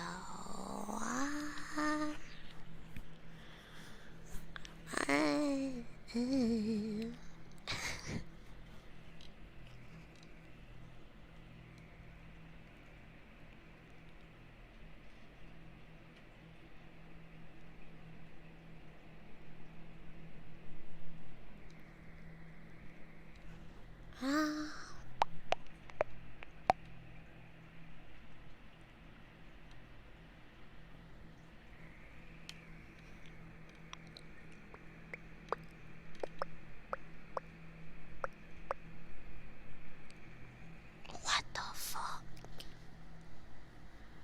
My job is watching a woman drop in a room?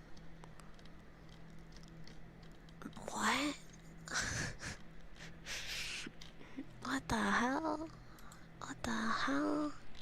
What the hell? What the hell, yo?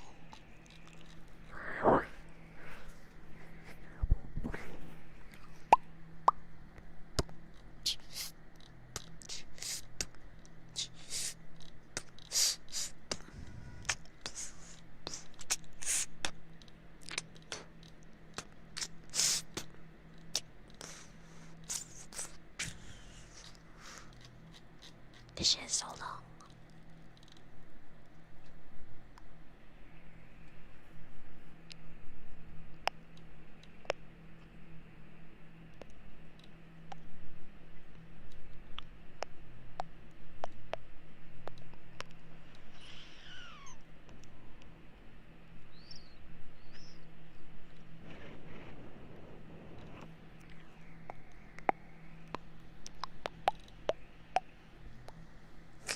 I think it's funny, like on the story that I just read, right?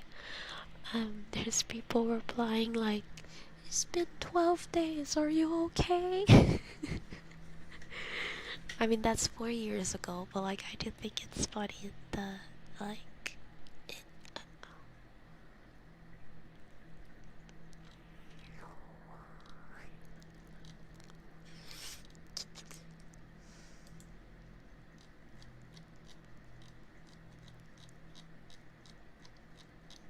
why their story is always so fucking long.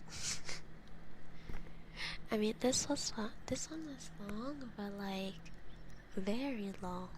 Well, the one I just read, I wonder how much it took me to read this.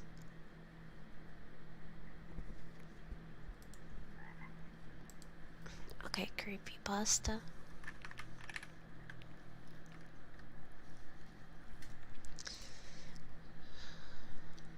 I mean, should we read famous creepypasta?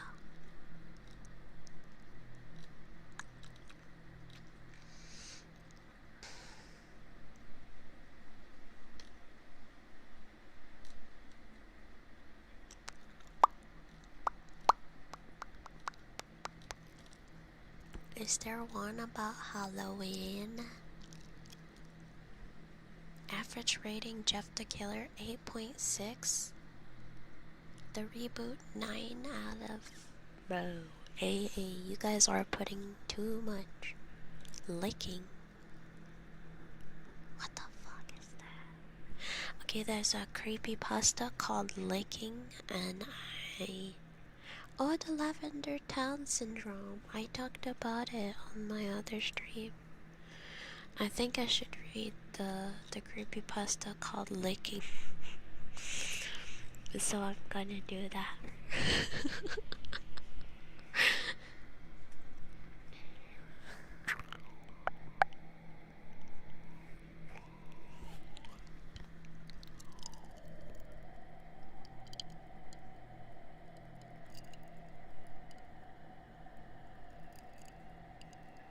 Why does it sound like I have pop rocks in my mouth? Or like very faintly. Okay. Oh, estimated time 2 minutes. Okay. Thank you. Thank you, I guess. Yeah, thank you. Okay. So, we are reading today Liking. The creepypasta is called Liking, and I think that's really funny. So, let's go. My grandmother lived alone in the mountain in her cabin. Her husband was dead, so she was there all alone. She only had one companion, and that one, oh, licking. Is that the story of the dog? That she thinks the dog is licking her, but it's basically a fucking weirdo that has been licking her. Yeah, okay, it's this story. Bro, never mind. This story is shit.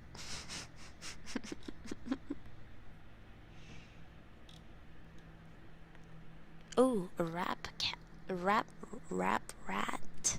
That sounds cool. Rap rat by Canadian cowboys. So I guess the story is this video is gonna be unavailable. I guess it's about a certain show. It's about a certain show. That looks like a very, very old show. Okay. Do I really want to read Rap Rat? But it sounds so funny. No, I want to read. You know what? I want to read Smile Dog. I want to know what the fuck is his story. Like, to me, it's just a dog smiling. I think it's funny because Smile Dog never scared me. To me, that was always like a fucking dog smiling. And I know dogs can do that. They do that. It's kind of creepy, but they do that. I know dogs can smile. I mean, I thought he was creepy, but then it less. I was like, this is a dog, and I want to know what is the story. What makes this husky terrifying? I want to know.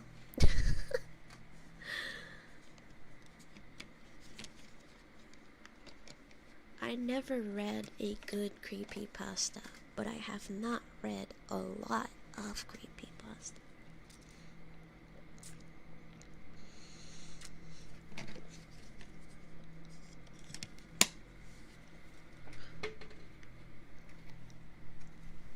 Okay. Smile Dog creepypasta.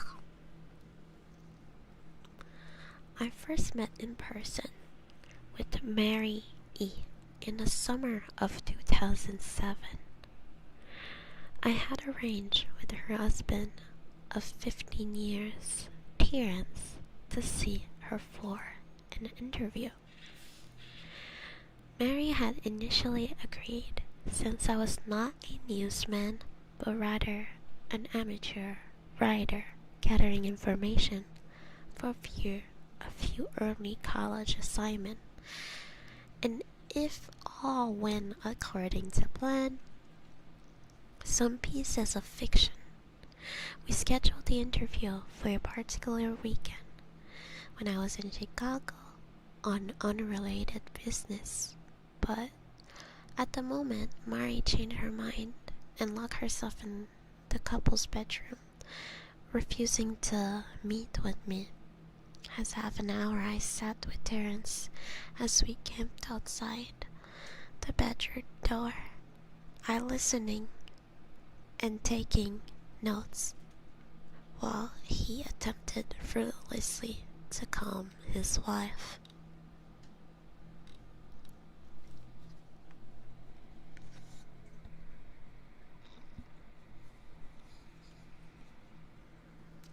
It was a meme. Yeah, I believe it was a meme. Like, seriously, the smiling dog for me never been serious. It's like, bro, it's a husky smiling.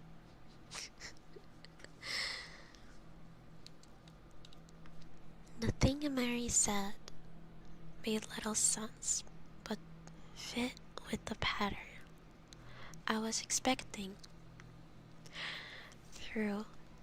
Though I could not see her, I could talk from her voice that she was crying, and more often than not, her objection to speaking with me centered around an incoherent diatribe on her dreams, her nightmare. Terence apologized profusely when he seized the exercise, and I did my best to take it in stride. Recall that I wasn't a reporter in search of a story, but merely a curious young man in search of information. Besides, I thought at the end I could perhaps find another similar case if I put my mind and resources to it. Mary E. was the psyop for a small Chicago-based bulletin board system. In 1992, when she first encountered Smile.jpg, and her life changed forever. She and Terence had been married for only 5 months. Mary was one of an estimated 400 people who saw the images when it was posted as a hyperlink on the BBS, though she is the only one who has spoken openly about the experience. The rest have remained anonymous or are perhaps dead.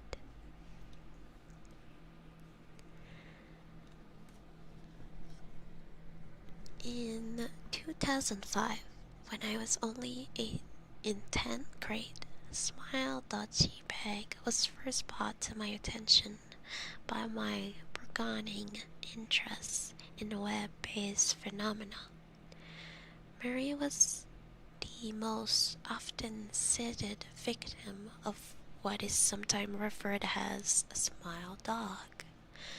The being smile JPEG is reputed to display what caught my interest, other than the obvious macabre element of this cyber legend and my proximity towards such things, was the sheer lack of information. Usually, to the point that people don't believe it even exists, other than as a rumor or hoax. It is unique because I thought the entire phenomenon centered on a picture file. That file is nowhere to be found on the internet.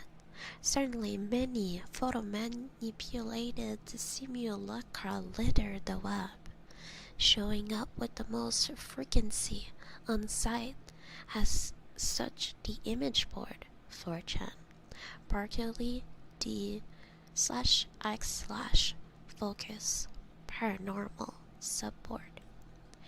It is suspected these are fake because they do not have the effect the true smile JPEG is believed to have, namely sudden, onset temporal lobe epilepsy, and acute anxiety. This poor portrayed reaction in the viewer is one of the reasons the phantom-like smile.jpg is regarded with such disdain, since it is patiently absurd, though depending on whom who asks, the reluctance to acknowledge smile.jpg's existence might be just as much out of fear it is out of disbelief. Neither smile.jpg nor smile.dog is mentioned anywhere on the Wikipedia. Though the website feature articles on such other, perhaps more scandalous site has star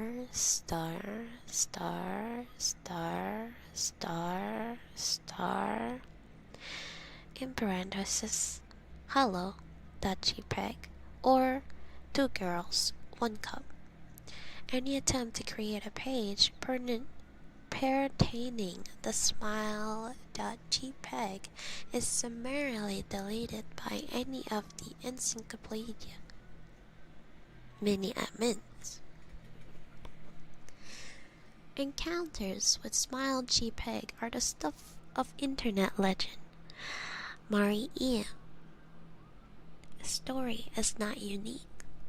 There are unverified rumors of smile.jpg showing up in the early days of Usenet, and even one persistent tale that in 2002 a hacker flooded the forum of humor and satire website Something Awful with a deluge of smile dog pictures, rendering almost half the forum's user at the time epileptic. It is also said that in the mid to late 90s, that smiledog.jpg circulated on Usenet, and that has an attachment of a chain email with the subject line, "Smile, Gods love you." Yet, despite the huge exposure these stunts would generate, there are very few people who admit to have experienced any of them, and no trace of the file or any link has ever been discovered. Those who claim to have seen smile.jpg often weakly joke that they were far too busy to save a copy of the picture to their hard drive. However, all alleged victims offer the same description of the photo.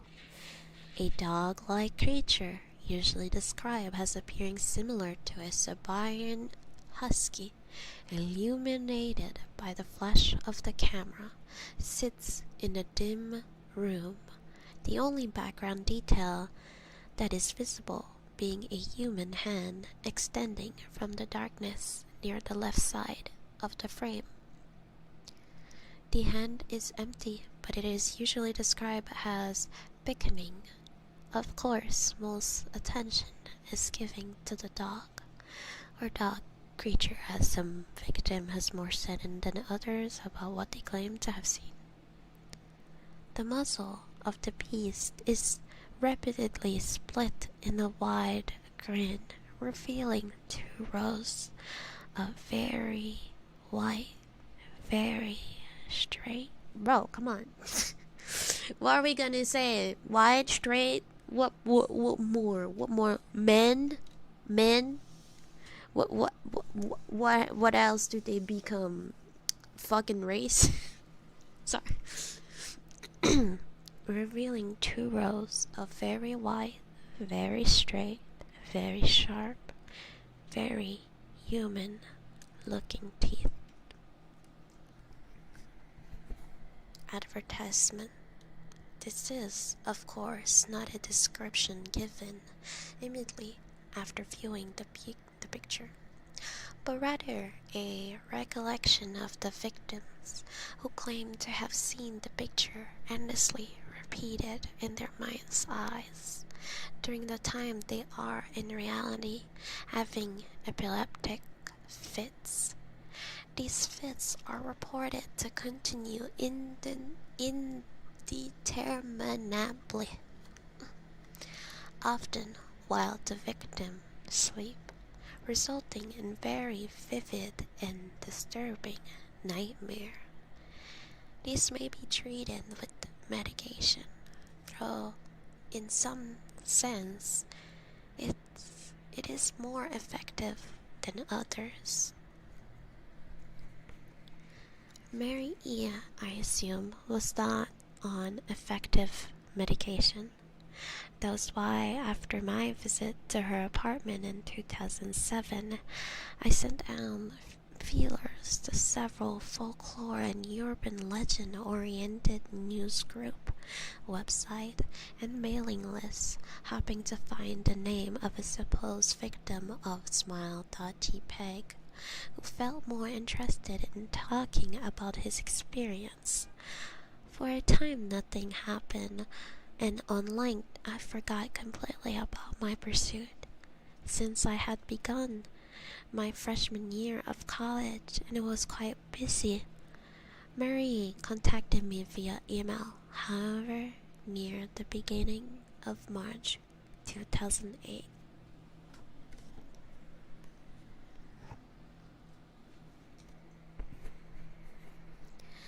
Added by Moose Juice to GML at **.com from Mary A at .net. Last summer interview. Dear Mr. L, I am incredibly sorry about my behavior. Last summer, when you came to visit me, I only hope you understand that I was no fault of yours, but rather my own problems that led me to act out as I did. I realize I could have handled the situation more decorously. However, I hope you will forgive me. At the time, I was afraid.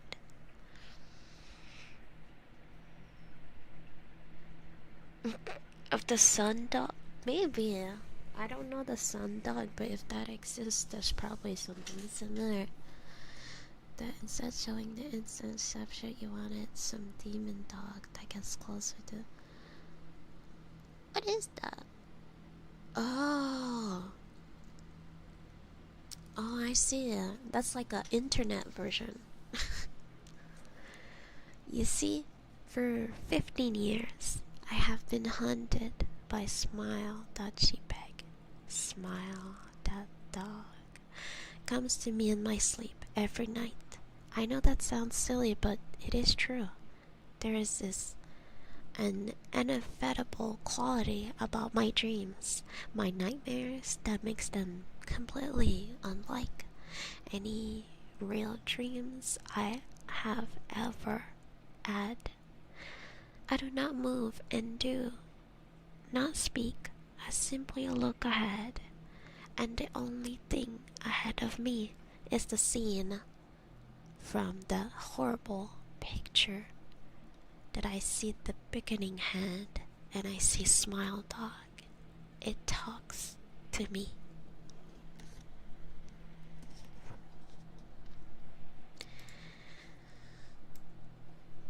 If it's not a dog, of course, I thought. I am not quite sure what it really is. It tells me it will leave me alone if only I do as it asks. All I must do, it says, is spread the word. That how it phrases its demands, and I know exactly what it means. It wants me to show it to someone else. And I could The week after my incident, I received in the mail a manila envelope with no return address. Inside was only a 3.5-inch floppy diskette. Without having to check, I knew precisely what was on it. I thought for a long time about my options. I could show it stranger, a coworker. I could even show it to Terrence. As much as the idea disgusts me and what would happen then when if Smile that dog kept its word, I could sleep. Yet, if it lied, what would it do? What would I do? And who was to say something worse would not come for me if I did as the creature asked? So I did nothing for 15 years. I kept the diskette hidden amongst my things. Every night for 15 years, Smile that dog has come to me in my sleep and demanded that I spread the word. For 15 years, I have stood strong. Through there has been hard times. Many of my fellows victim on the PBS board where I first encountered Smile that JPEG stopped posting. I heard some of them committed suicide. Others remain completely silent, simply disappearing off the faces of the web. They are the ones I actually worry about the most. I sincerely hope you will forgive me, Mr. L. But last summer when you contacted me and my husband about an interview, I was near the breaking point. I decided I was going to give you the floppy diskette. I did not care if Smile that dog was lying or not. I wanted to end it. You were a stranger, someone I had no connection with, and I thought I would not feel sorrow when you took the diskette as part of your research and seal your fate. Before you arrived, I realized that what was doing was plotting to ruin your life. I could not stand the thought, and in fact, I still cannot. I'm ashamed, Mr. L. And I hope that this warning will dissuade you from further investigation of Smile.jpg. You may in time encounter someone who is, if not weaker than I, then only more depraved. Someone who will not hesitate to follow Smile Dog's order. Stop while you are still whole. Sincerely, Mary. Terrence contacted me later that month with the news that his wife had killed herself while cleaning up the various things she'd left behind, closing email accounts and the like. He happened upon the above message. He was a man in shambles. He wept as he told me to listen to his wife's advice. He'd found the diskette. He revealed and burned it until it was nothing but a stinking pile of blackened plastic. The part that most disturbed him, however, was how the diskette had hissed as it melted, like some sort of animal, he said.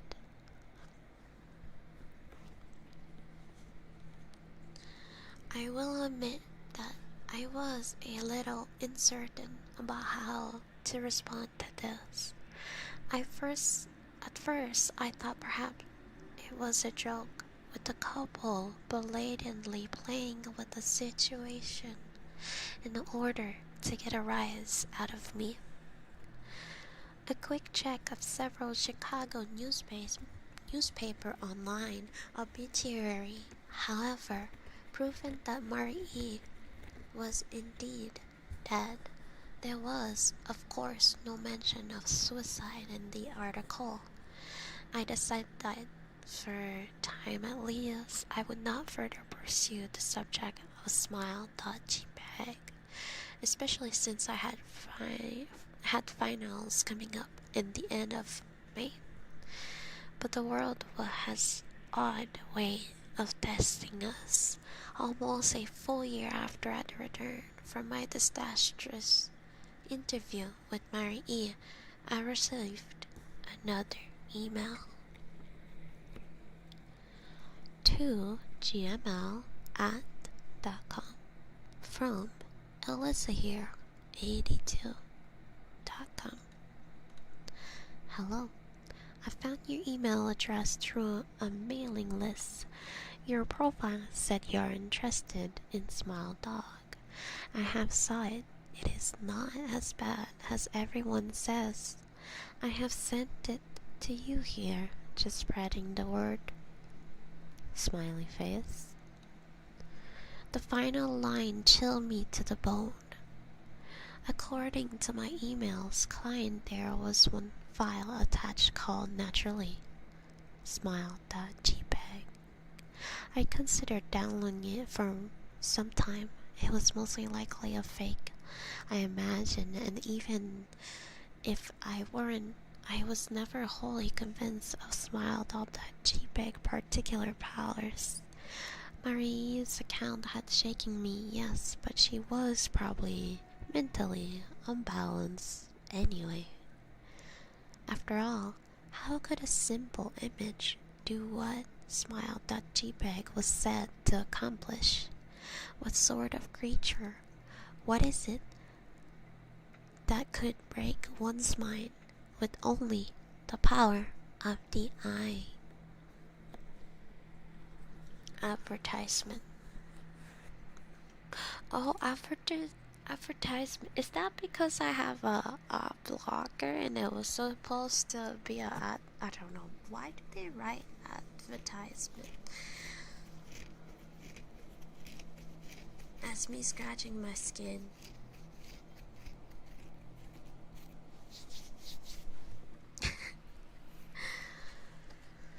Well, anyway.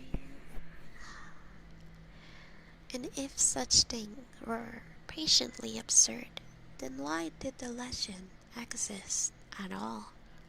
If I downloaded the image, if I looked at it, and if Mary turned out to be correct, if Smile.dog came to me in my dreams demanding I spread the word, what would I do? Would I live my life as Mary had, fighting against the urge until I die? Or would I simply spread the word, eager to be put to rest? And if I choose the later route, how could I do it? Whom would I burden in turn?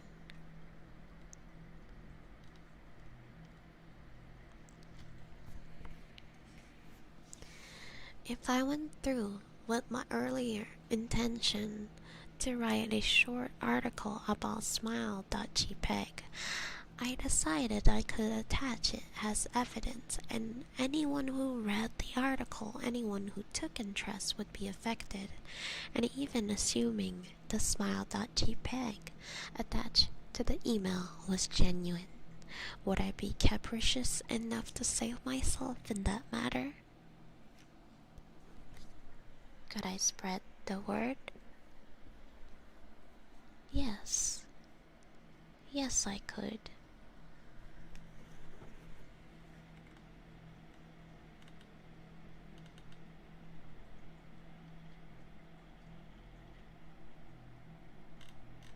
That's it? I mean, what was I expecting?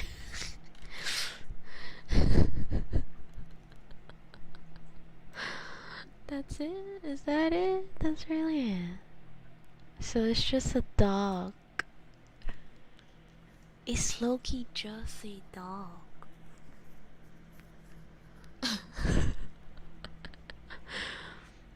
Yeah. this was low-key boring. I think that's the problem now with like creepypasta, cause like most of those has been written in 2010, 11, 12, 13. There is some that are written a little bit after. Like there's one that is pretty popular in 2022. I guess this one is probably better written. Same as the backroom ones, which is also 2022. But the rest is all like 2009, 2008, 2010, 2011. So those stories we didn't need that much to be spooked. You know what I mean? That's what I'm trying to say. When like I don't know if it's probably for me because I was a kid and I somehow believe every story that people would tell me. But hey, I don't know. Did you like it? Written live in the thread. Yeah, that's what I know. Like I know the backrooms is straight up just made out of a image board.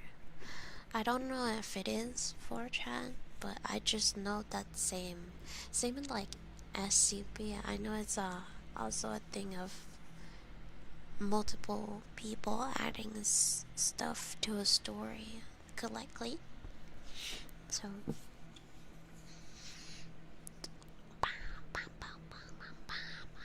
I did like the little shout out to X the paranormal. It's kind of funny cause my friend was like, oh, cause we were talking about the fortune, and she was like, oh, I used to be often on the X, and I didn't know about X, and now I'm hesitating. I'm like, should I go to the X? And then she was like, well, it's mostly paranormal stuff, and like, not controversies. What is, how do you call this? Conspiracy. And I was like, ah, okay. I mean, to be honest, I would go. I like horror stuff. I should go back to the baking thread. Actually, I want to go back on 4chan, but like not go to VT. Or like if I go to VT, it's just to be a catalog friend and troll.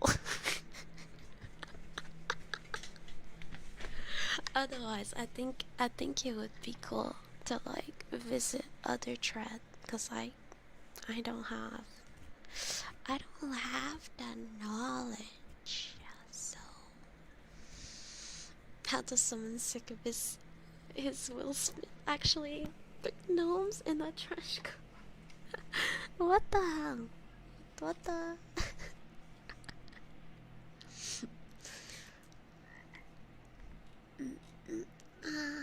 Ba-dum, bum, bum.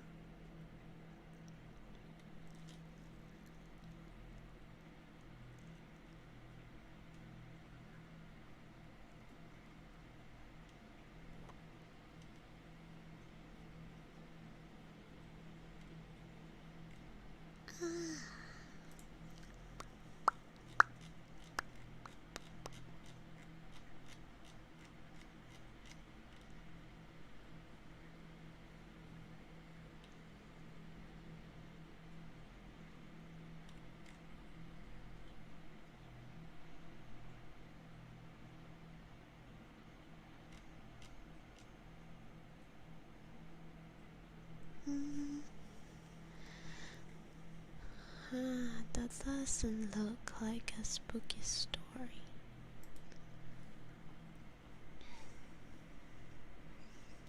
End up with a lot of leftover candy at work. That's cool. I wonder, like, if I should have. I'm stupid.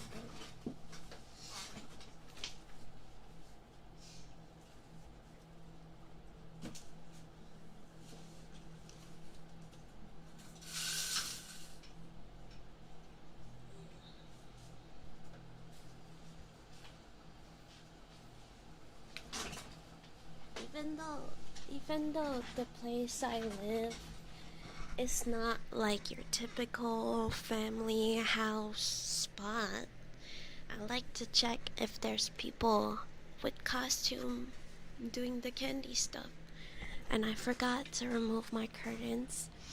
I just opened them, but now I realize I maybe that's why people don't even like Halloween that much, at least here. Like I never had a Halloween with a good temperature. And today for us it is so bad. It is raining, but like not like cuz it happened I had Halloween and it was a little rain. You know, it was you could handle it. It's just a little rain, you know. But today is not just a little rain, like it's raining, pouring. So I wonder, the kids who did the thing today, I wonder what they do. Yeah, the thing in Quebec is that it's either extremely cold or it's wet everywhere. That's that, like, I don't remember. I mean, I don't recall at all having a good day like October. Like, because where I live is just like at that time, at the end of the month of October, trying to have a good season. Like, now it's done. For Quebec, we're done. Good season, like good temperature, that's gonna be back like in fucking May. Like, it's over now. It's over. I have no desire to go outside anymore. Not like it was a strong feeling, but yeah, no, same. We would have snow, or either that snow would um, that snow would melt, and it would be like wet everywhere. Like, it's just not good. I think there was only a few nights that it was like, um, I think there's only a few nights that it wasn't perfect, obviously, but it wasn't raining, it wasn't snowing, it was just cold, but not that much. It did happen. It did.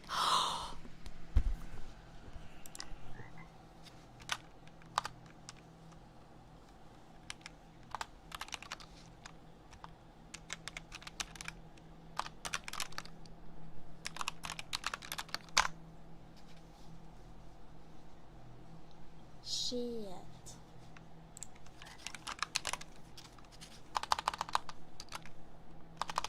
Oh shit. I was writing something. No! No! No! No! Is she doing it now? Oh, what? Eh.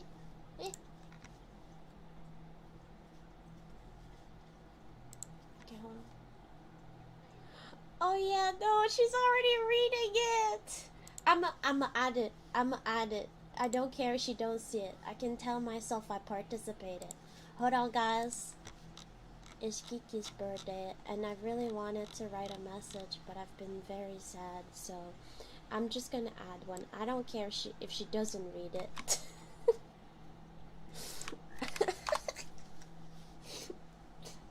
Can I add to board? Yeah.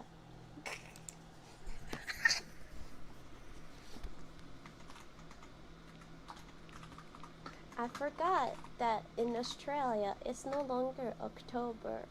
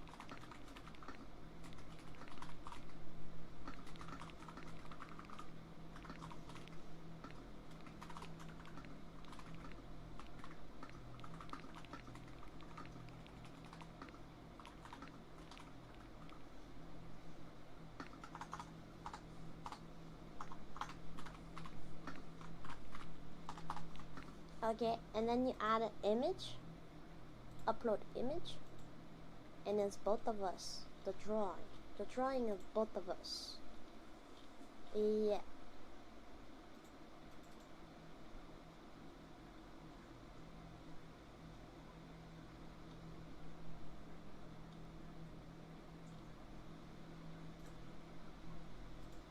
Okay, there you go.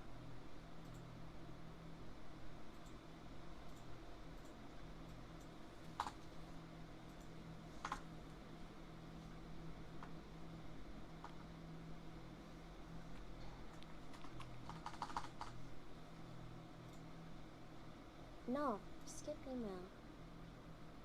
Skip email. Active. Matatabi.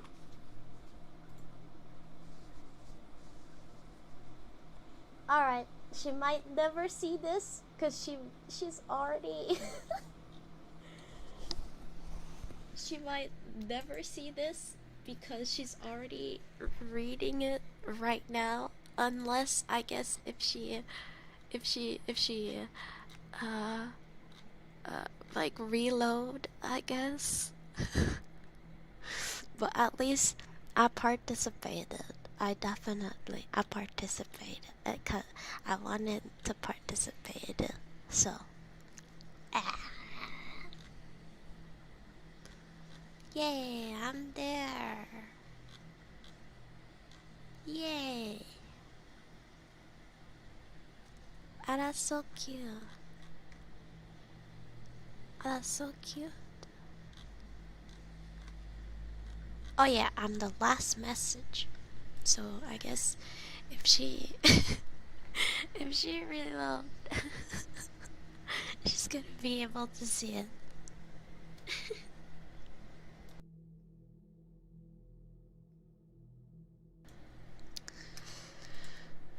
There you go. I have no excuse.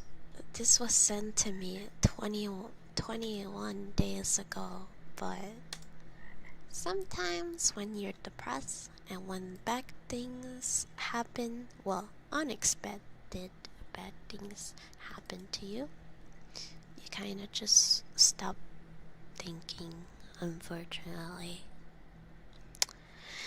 So yeah, I have no excuse, but yeah,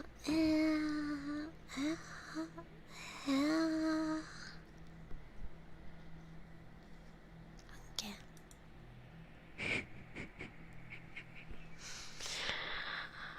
Oh, okay, and I got it wrong. Don't tell Kiki, but I never know if it's Trump or Champ.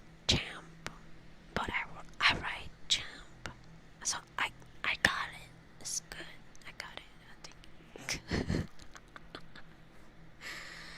Alright. I think. Whoa, I'm sorry. I think like maybe one story would be good. But I'm trying to wonder what how do we feel like, do we feel for who's committing crimes on Halloween, bro? Like, get a fucking life. Have something to do. You gonna do a crime on Halloween? Really? Bro.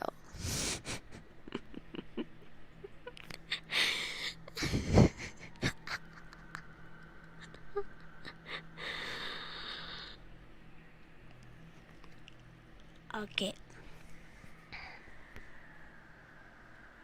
No. No. It's not. Oh, here, like, at your place. No, it's me.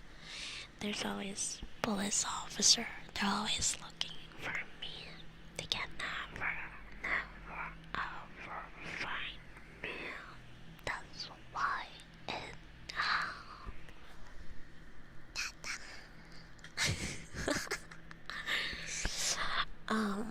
Yeah, I wanted to know how do we feel like? Do I have horror story?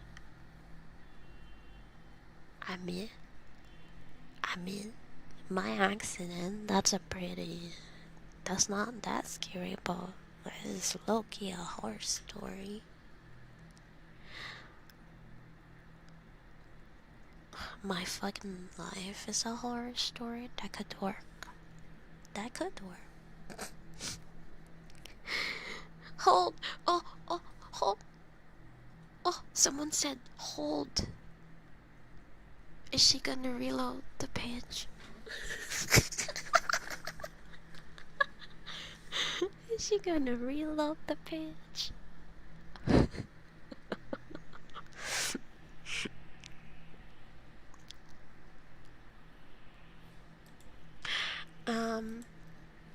Okay.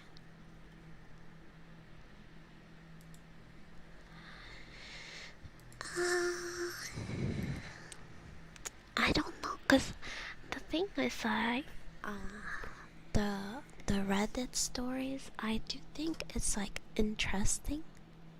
Like, I think those are the better written to like feel you. Like the first story, I was definitely feeling it. I was like, ooh, ooh, ooh. Like, yeah, I was, I don't know. I was like the mystery, the thriller. But they are long. They are very long. I guess I can find one that isn't as long, but if I do that, it's like kind of like the story of like, oh, I have to check now, and then I have to. Oh, I know the story. The story is creepy. 12 years ago. There's probably a lot of stuff updated then. If it's. Oh, it's not that long. It's actually not that long. But I already know the story. I mean.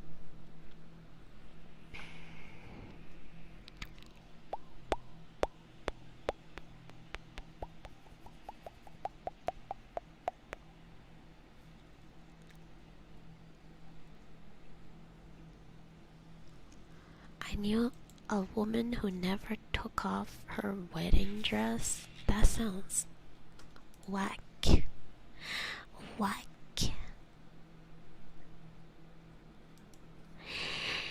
Uh, uh, uh,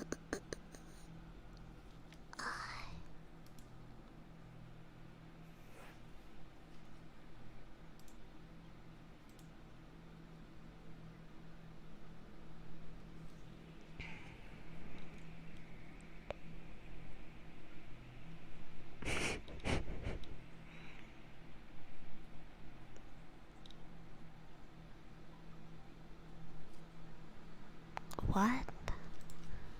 What the fuck is this? This is not a test. Imagine 3 threat for resident of Cantus would be warrior. Severe wind, lightning, severe rain. What is that?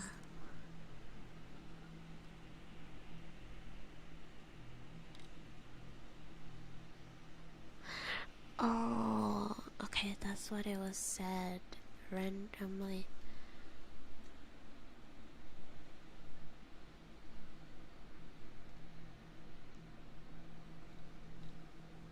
My wife has a removable face. I never glimpse what lies beneath it, but my best friend has. My sleep paralysis demon. Wait, hold on. Sorry, I'm really sorry. I'm really. My sleep paralysis demon is actually a pretty chill guy. Yeah, he's actually a pretty chill guy.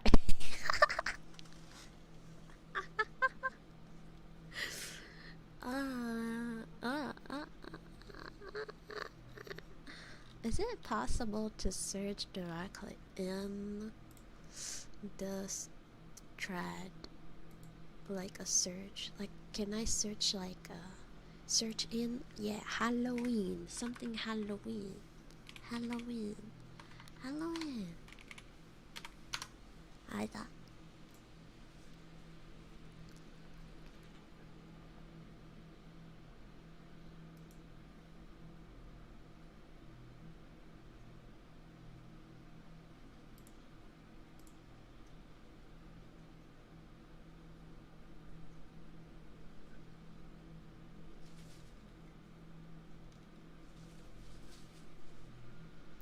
You sure they're talking about Halloween? My husband has taken our role playing too far. I am not gonna read this.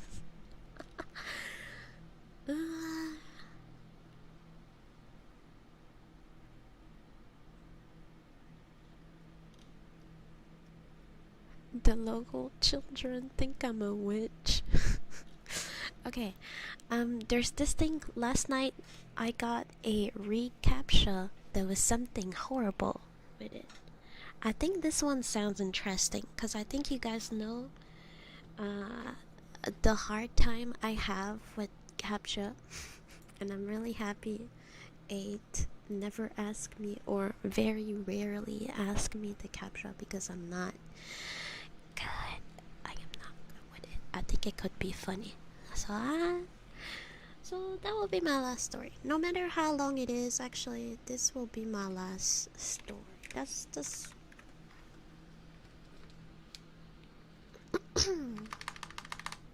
Okay. So yeah. Okay. I'm gonna drink some water. Oh my god. I can do ASMR, and I'm really, really relaxing. Look at all the sounds I can make. Impressive, right? Can I have $20? Sorry, I'm really sorry. I'm not making fun of no one. I am really satirical. Let me drink water. I'm sorry, I lost my mind. I kinda lost my mind.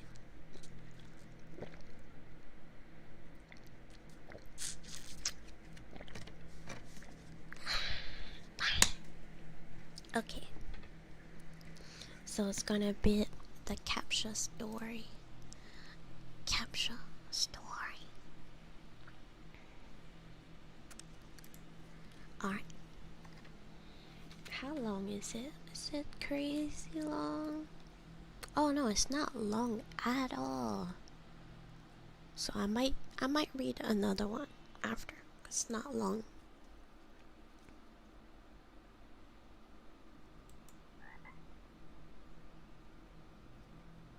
Oh, he has the picture. Oprah's giving us the picture again. And is there any other picture? No. Well, that's Elise. She was never found. Oh, oops. What did I read? I did not read the end of the story. Okay.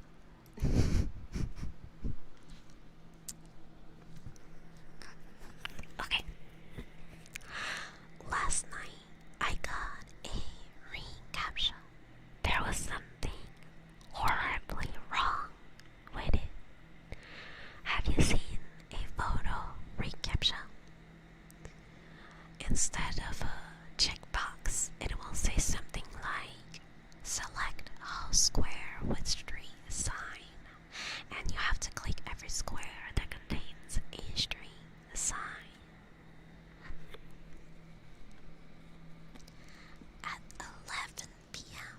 on Sunday night, I got one while downloading freestyle image. It was a photo of a path through the forest. Select all square with people. Okay, that was easy enough. In the center, there was a jogging woman in pink short. She took up view of the school middle square, and I clicked them all. I pressed verify. It didn't work. Select all square with people, she said again. I took off my glasses, placed them on the table, and squinted at the image. No, she was the only person. Several feet off the trail of the very edge of the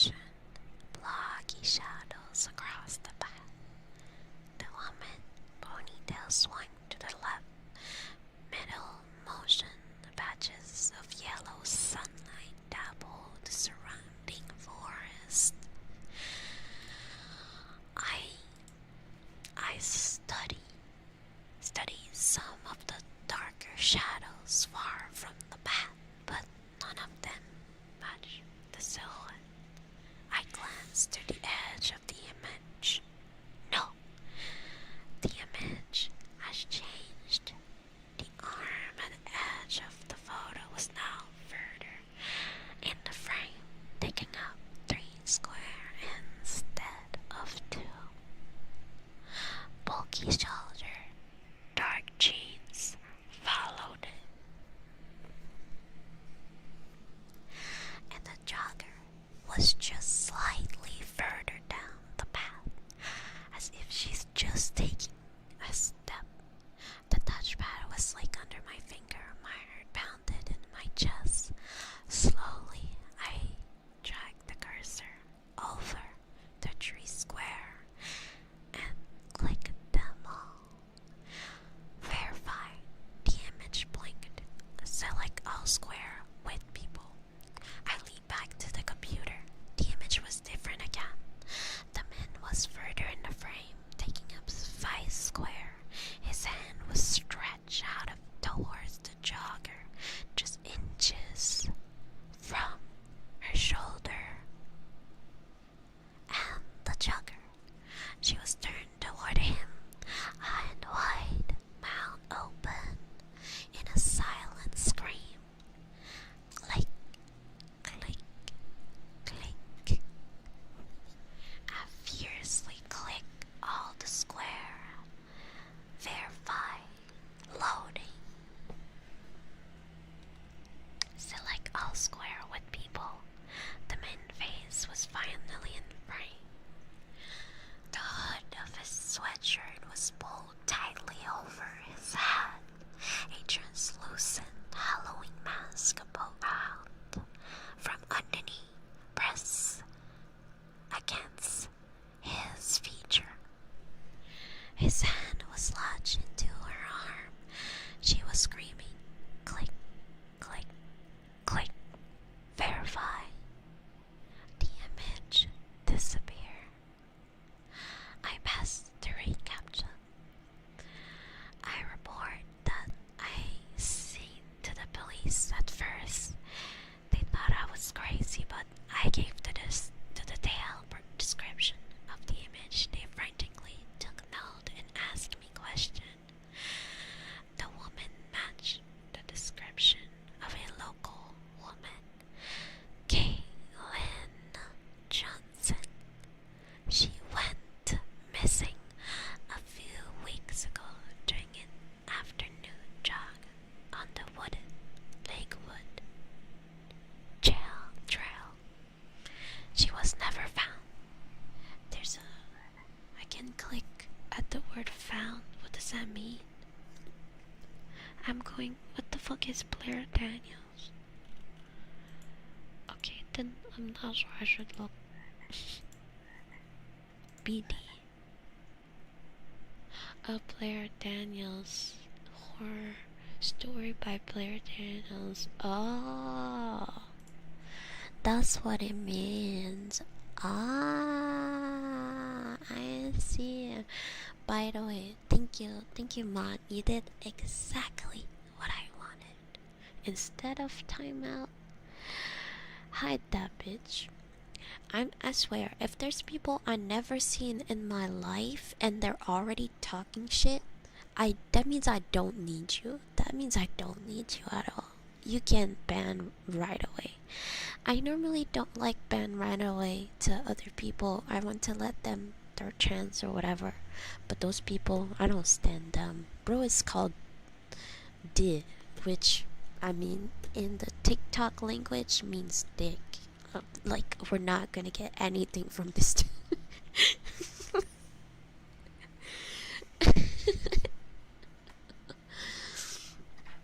Yeah, I was checking if you time him out, cause if it was a timed out, I would have hit it. Ban. Ah.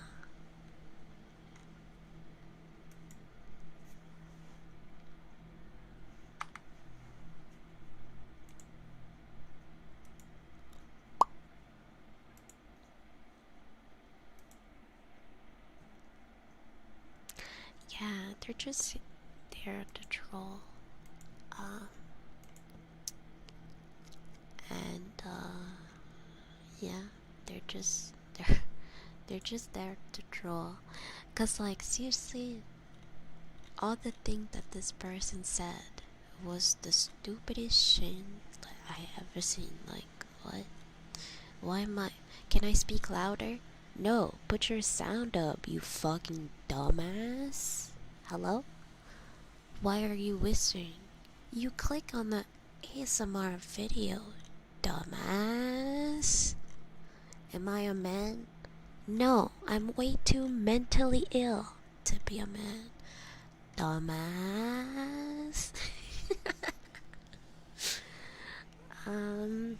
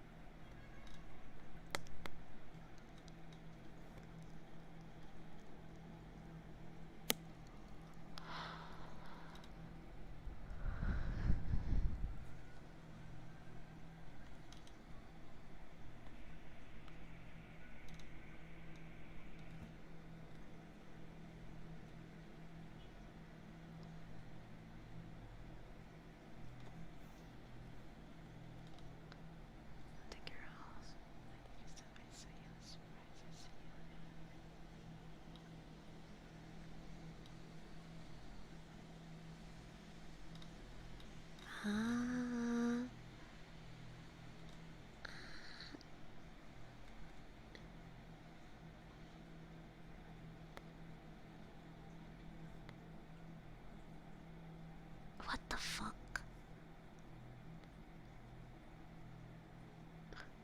What the fuck? There's really fucked up people in there.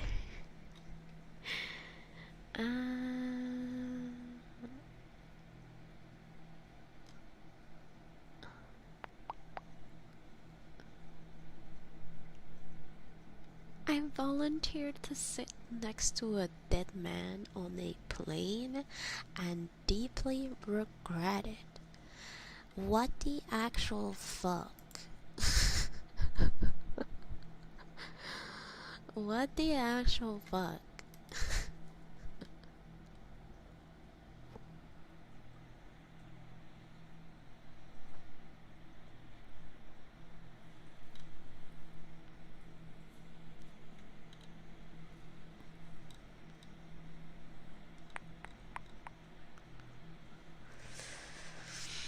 I like when I search for this, I think I'm gonna select the one that has a dead account. Is that how you call it? Like an account just for one post and then you like best title 2020. That is definitely a crazy title. I've been flying for almost 30 hours and the flight attendants won't stop crying.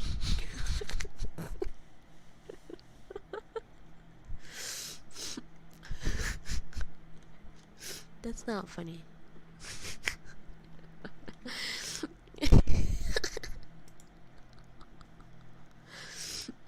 But if your flight attendant can't even hold it anymore.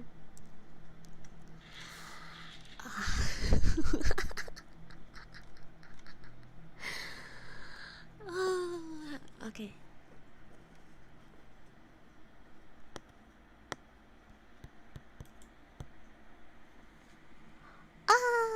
Hello. Hi. Hi. If you squint, the 8.00 looks like it says boo. Happy Halloween. It's so sad. It doesn't show the 00 after. We need to like send like 8.001 maybe. That wouldn't work. But that's true. It do look like it's saying boo. It did really spook me. It spooked me a lot. A lot. Trust.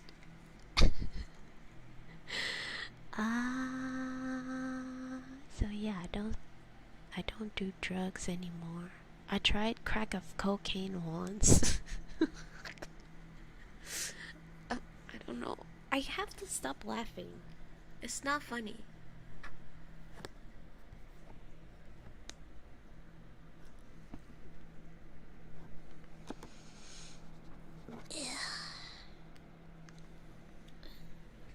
No, not boobs. Boobs suck.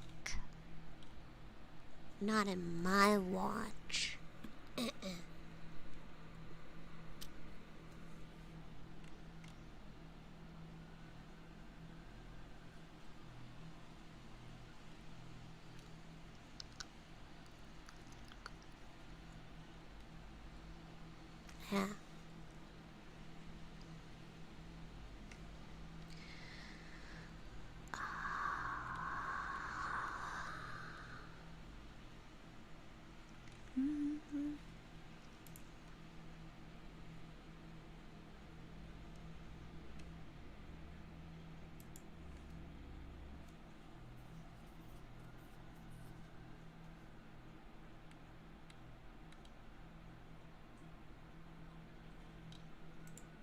Is that a spooky story? Okay, I'm gonna read this. I'm gonna read this. I like the throwaway account. That's how it's called. People that had like throwaway accounts. I know it doesn't mean that it's true, but the fact there's a throwaway account, because most people, they want the points, right? So like if they post on their account, it could be fake just to get the points, right?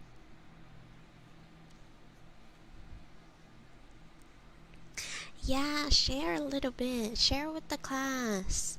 Share with the class. I don't have. Share with the class. Share with the class. I don't have candy, unfortunately.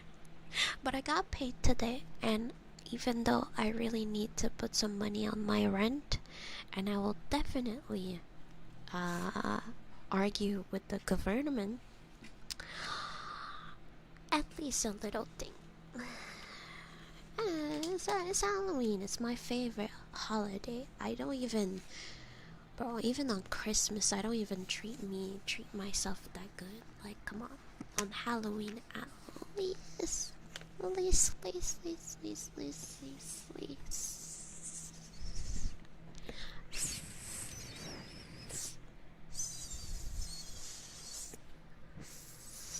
Is that annoying? Hold on.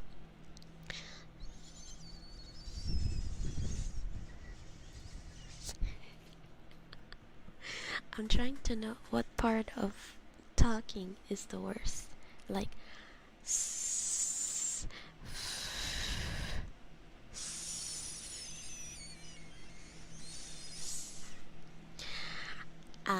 like snake.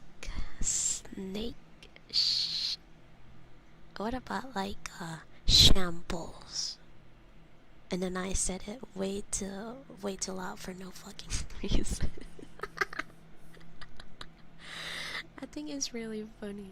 My love and hatred for ASMR should be studied.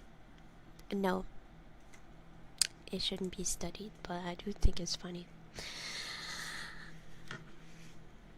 If it's I mean, for the ASMR turn, it is loud. It is loud. We have to admit. Anyway, you wanna hear me drink?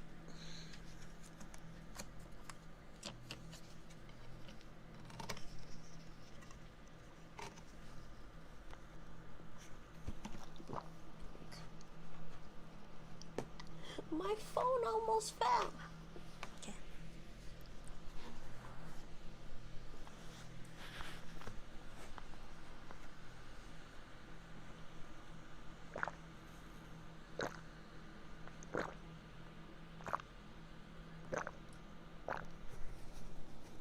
I love drinking water. Oh my god.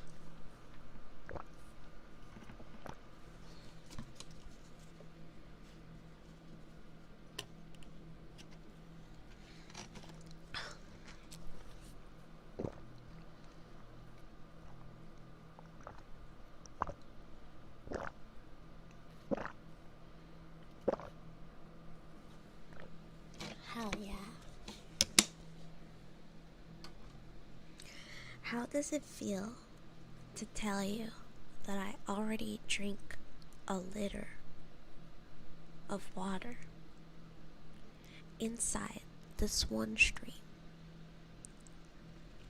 How does that make you feel? Drink more water. Drink more water. Drink more water. Drink more water. How does it make you feel? Do you feel like a loser for not drinking water enough? Huh? Do you feel like a loser? Aw.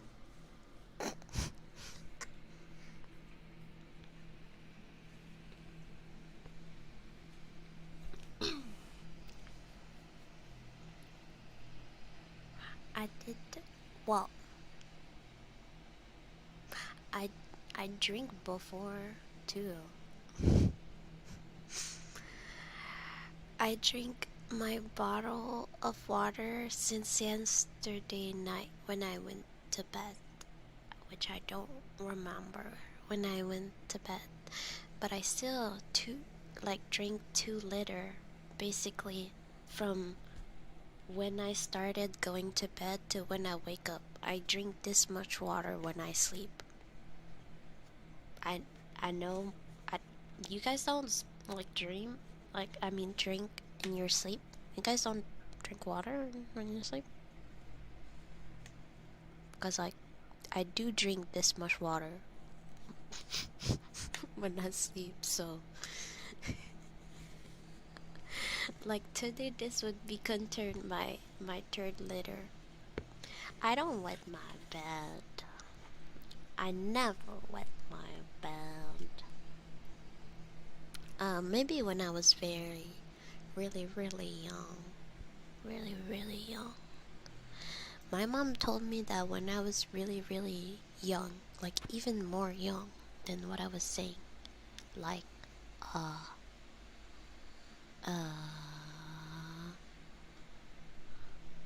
1, yeah, 1 years old. My mom told me that I basically remove my diaper in the process of sleeping, and I was sleeping with my mom because she didn't really have the bed, and so apparently she had baby poop all over her hair and in the bed, and I still feel bad since then. I still feel bad. I don't even remember, but I still feel bad about it. Mom, I'm so sorry I shit on your hair and your bed.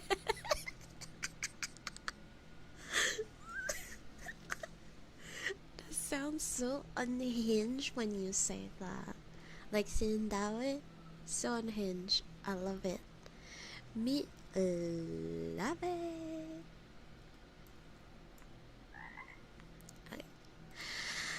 Okay, so I'm gonna do another. I'm gonna talk about a news story. Read news story. So watch out, fucking watch out. I said watch out. Okay.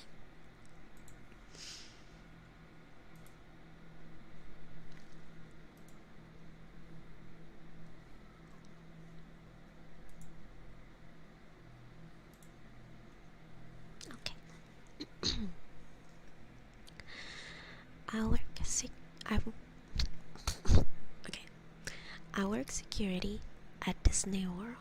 Well, I did. I work in security at Disney World, the happiest place on earth. Typically, I wouldn't say where I work, as obviously there are some pretty strict rules about things employee can put online. But I just don't think I can tell this properly without that context. And honestly, I think this may be it for me anyway with this job. I just can't see myself working here any longer now.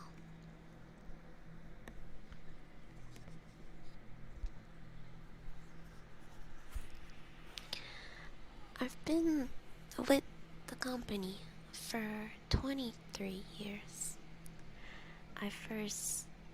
The first 20 years I worked in the parks, nabbing shoplifters and rounding up people who were drinking too much for the heat.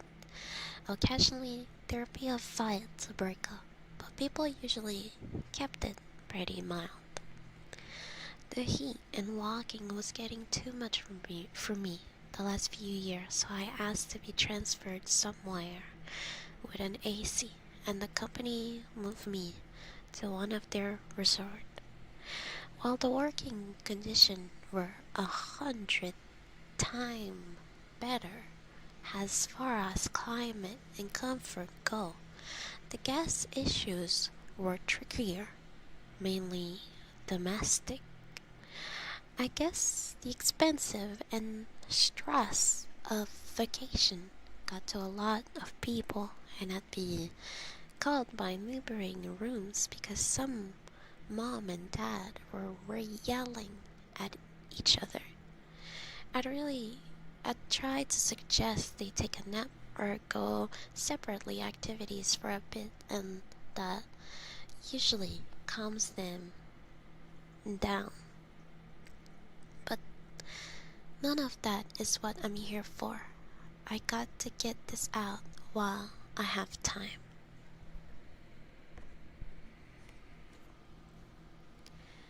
Three days ago, I got a call from management. Apparently a couple of days before that, housekeeping had went into a room that should have been turned over that day. Turnover is when one guest leaves by about 11 a.m. and the next guest checks in around 3 p.m. and all of the guest items were still in the room. Housekeeping made a note of it and moved on, but during the next 2 days, when they entered the room, everything was still untouched. I went to check it out, and sure enough, there was an empty room full of luggage, clothes, snack, some toys, everything a family would need for vacation. The manager had already looked up the previous reservation, and it was for a family: dad, mom, 2 little kids. I tried to call the phone numbers they had given, but all I got was voicemail. We were a bit stumped, so I made the call that housekeepers could clean the room and take the family personal item to be held until we got in contact with people. I went digging into the reservation more. The family had arrived 5 days before housekeeping discovered all of their stuff. I found that the family had paid a parking fee, and their vehicle description was listed as a quick wall of parking lots, and I had easily located their vehicles, so that ruled out a car accident and them deciding to just leave all their stuff behind. Next, I saw that they had bought a dining plan.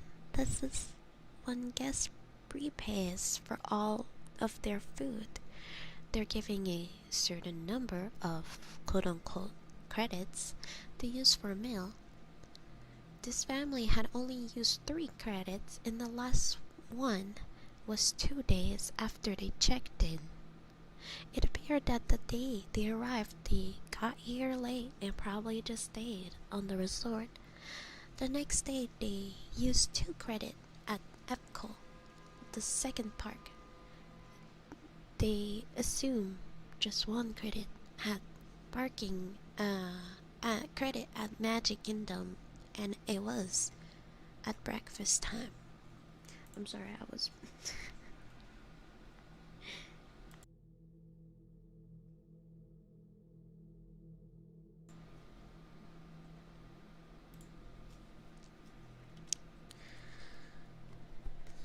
now at Disney.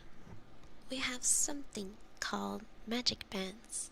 Magic bands are worn by the guests and act as a room key, park ticket, credit card, dining reservation, payment, fast pass, a system used to bypass line, and more.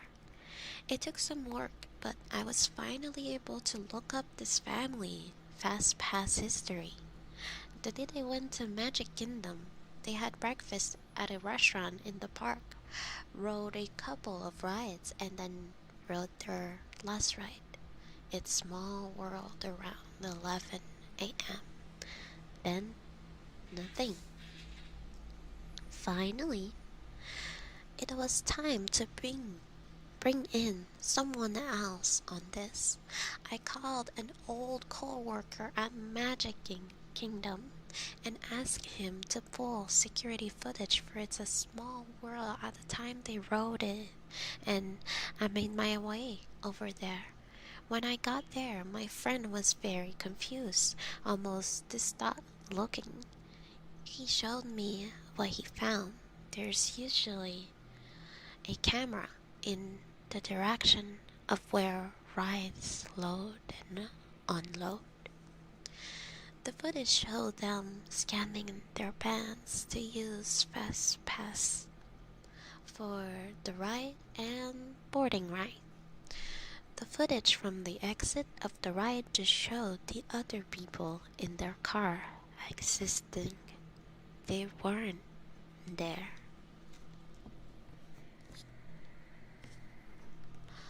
Of course, we thought the worst. Maybe one of the kid had fallen out and mom and dad and the other kid got off the middle of the ride to help. They all got injured or killed or stuck in the machinery somewhere. So we shut down the ride. Middle of the damn day. Turn off that earworm music and turn up the lights. Me and my buddy walked that ride 3 times before we called in help. Eventually, there was close to 10 cast members searching, and we didn't find shit except for 3 cell phones and a hat. I was stunned. I was right stunned. I've kept thinking the past couple of days, and I'm not sure who to tell what I found next to. I've called the police, and I suppose they're on the way, but the company has a way of covering up things like this, and I decide I can't live with myself. I don't put out some type of warning. I kept digging into their reservation over the last couple of days, and today I noticed they had purchased memory marker. They are photographers all over the park and cameras and a lot of the rides, and with memory marker the photo are all free. They automatically get added to a guest Disney account when the system knows their pictures has been taken. And the system always knows everyone's whereabouts are always known with the magic band.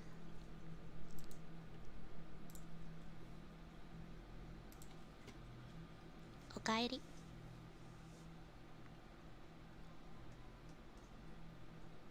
Does this sound interested? I think it's interesting. I'm in it.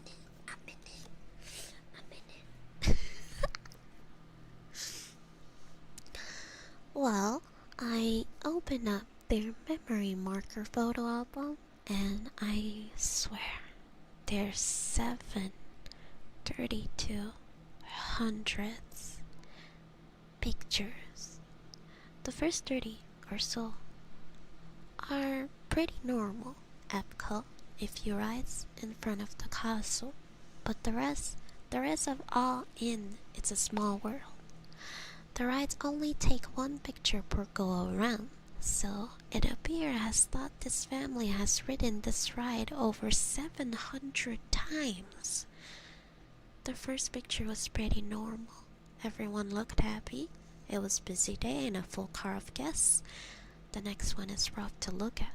The car is empty, except for this little family.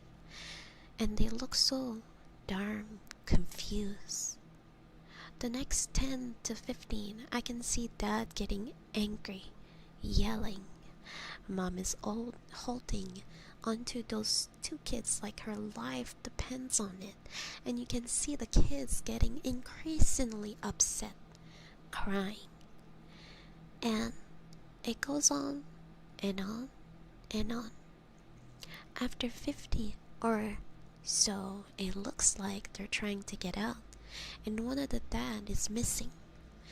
In another, they're all gone. Maybe like they're bail early in the ride and try to walk out, but in the very next one, they're all right back in that damn car. After around 450 or so, I only see the mom and kids. It's just when I look closely, I can see the dad, maybe just his body now, slumped down in one of the other seats. Since about 675, there's just mom and one kid, another body in another seat. The mom and kid aren't moving anymore. I think them two are still alive, just damn near catatonic, looking straight ahead, pale. Oh, thank you. I try my best to read. Thank you.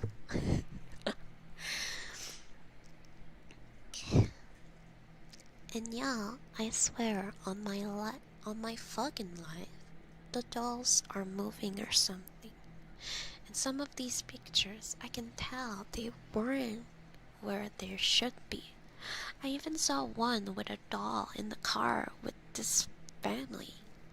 I can't look anymore, or I'm not going to lose my lunch. I close the album. Its file size has increased since I closed it. God, are there new pictures being added? I see on security cameras that the local PD just arrived, so they'll take over soon. I wish I knew what the fuck is going on, but I also wish this damn thing had never landed in my lap. I don't think I'll be able to update this.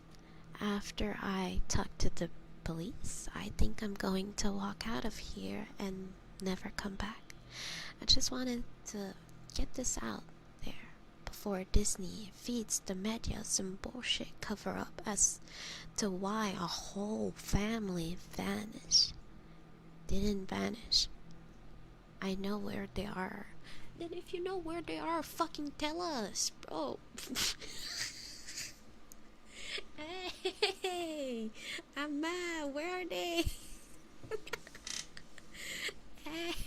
Hey, where are they? What? Ah, thank you. I like practicing reading. I like practicing reading. Peek, thank you.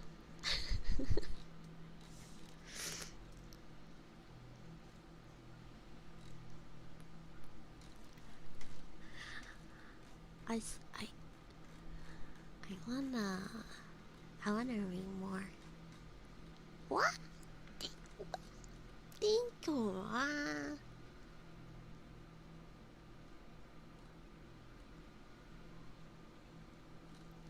yeah, my job is watching a woman trapped in a room. I want to know that. How long is it? It's not that long compared to others. Okay.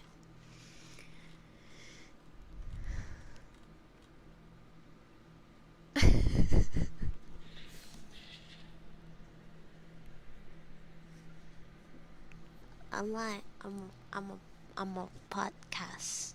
I'm a podcast.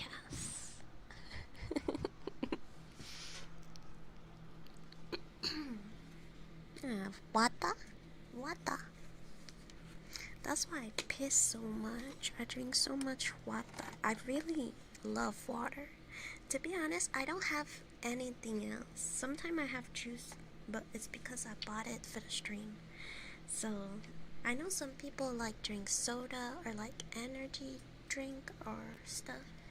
Me, I have water. Water's my best friend.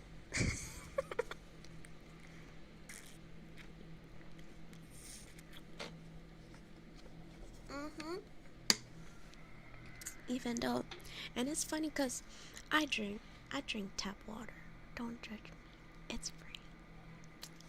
Tap water is my shit, and I think it tastes so good. And I know my city is a big city. I know it's not good, but I guess I'm so used to it that like it's good. So, yeah.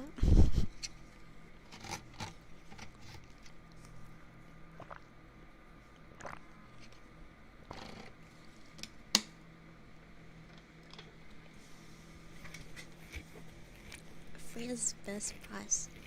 Yes. Oh, I'm sorry. Guys can hear me scratch. I'm sorry. Okay. Next story. Okay.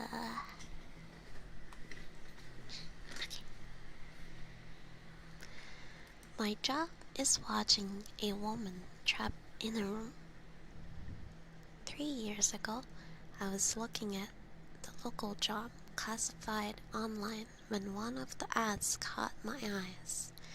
Not because of what it said, but because it said so little.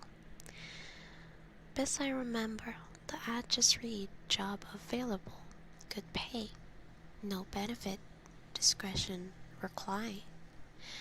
It then listed an email address and that was all. At the time, I was managing a music store, but I had already started hearing rumors we would be shutting down within the next year, and the likelihood of transfer to another store was slim. I had been morosely looking at jobs listing for the last few days, but this was the first one that stood out. I have to put this bigger. You almost fell. I'm sorry.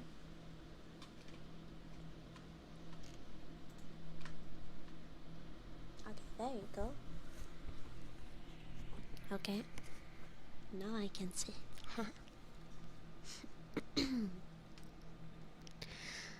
So I sent an email. Half an hour later, I had a response telling me to go to a particular office building in a upscale part of the city at a precise time for my quote-unquote screening. I went, and after waiting for a few minutes in the lobby, I was taken into an office where I was given a story of forms and questionnaire to fill out. They collected them. Oh, my voice. Look at my voice. Hold on.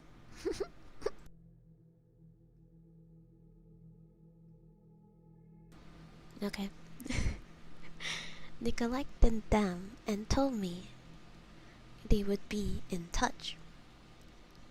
I had almost forgotten about the whole thing until a month later.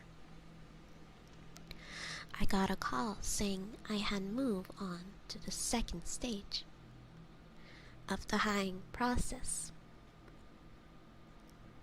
I was again given an address and time. And when I arrived, this time it was a different nice office park 20 miles away from the first one. I was met by a man who introduced himself as Mr. Solomon. He escorted me into a large room that contained a chair and a desk. On the desk, there were 2 large monitors, a keyboard and mouse, and a bolted down metal box with 2 oversized buttons on it, one red and one green. He told me this room was a model for the place I would be working if I took the job. He described the job as follows.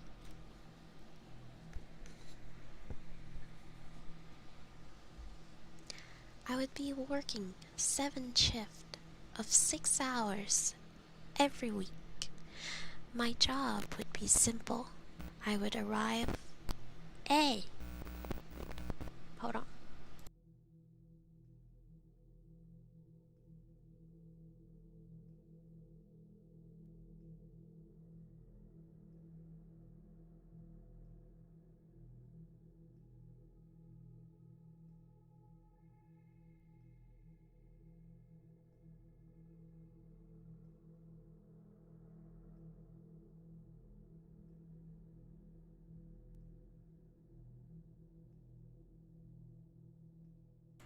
Here's my auxiliary cable.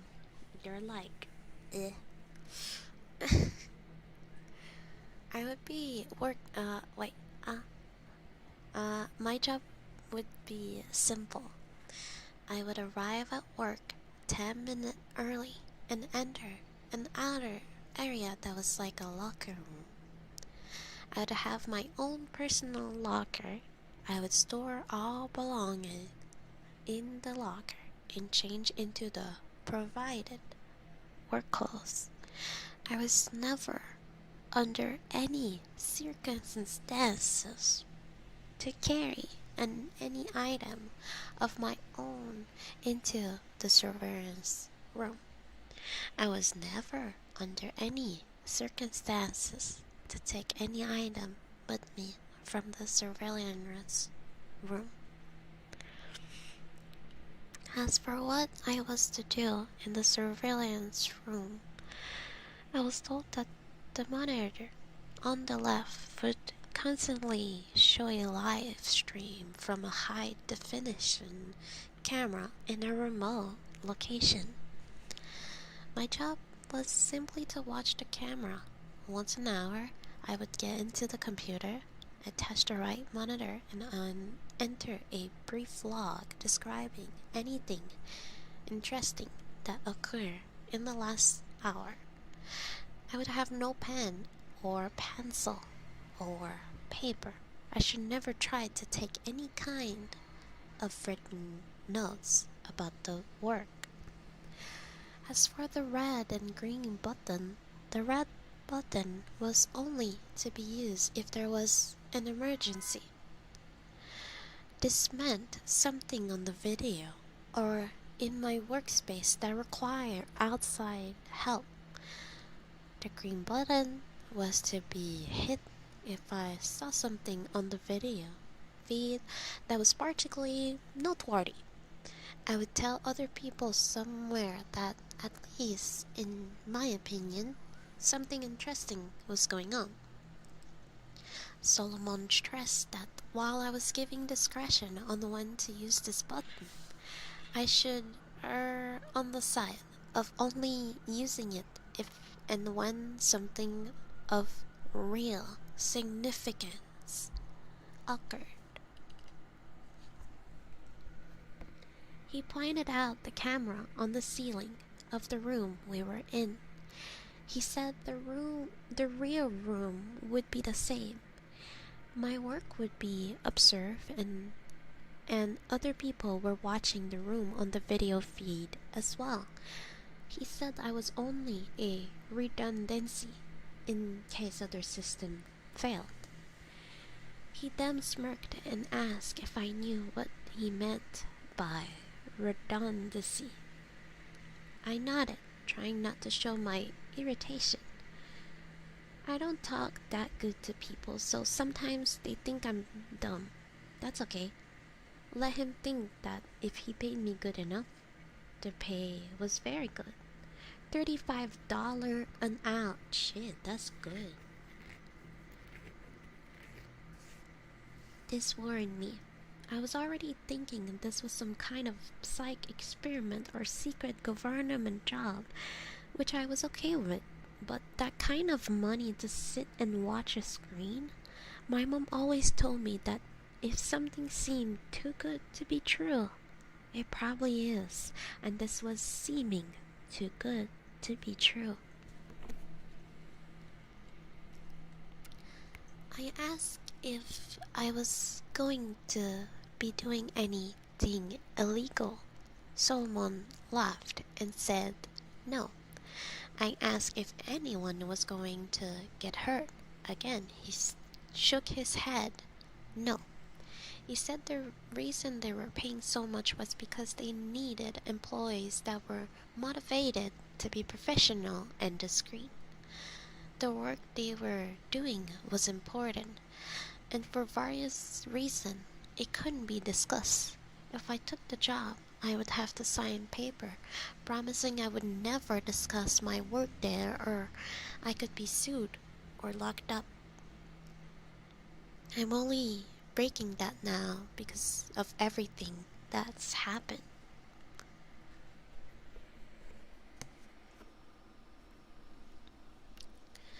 So I took the job, and because they wanted me to start right away, I had to quit the store with no notice. I felt bad about that, but I was excited about the new job too. It was a lot of money and it seemed like an easy enough work, if a bit boring. I was nervous that there was something more to it, but I told myself I would just have to see. No point in chickening out and wasting a good chance because I let my imagination go crazy.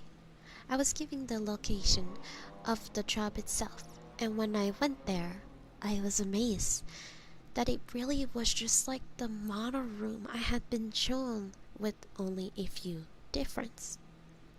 There was a locker room you had to pass through to enter the surveillance room, and there was a small bathroom attached to the real surveillance room also. The real room had a small water cooler in the corner, but because I wasn't allowed to bring anything in with me, I had to eat before or after every shift. The biggest difference, of course, was that the monitor were turned on. The right monitor was just a black and white terminal like you see in movies sometimes. I could type in my logs, but no internet to look at or anything like that. The left monitor.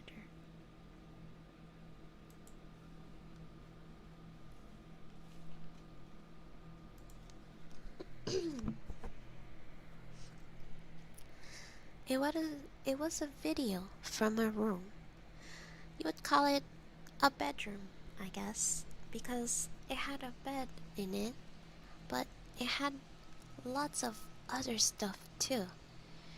A TV, a sofa, and chairs, a couple of tables, and plenty of empty space in between.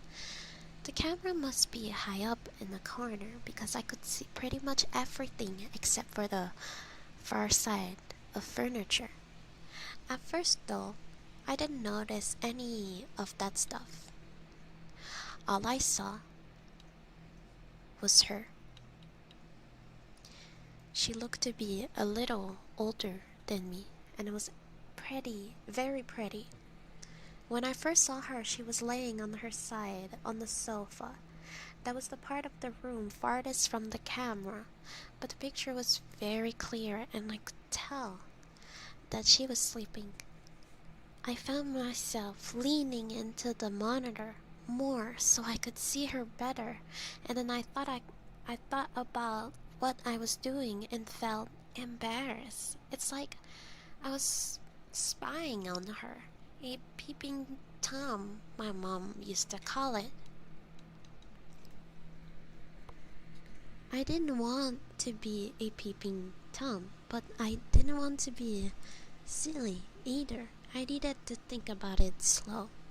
It was a good job, and I wasn't doing anything wrong, right? I wasn't hurting anybody.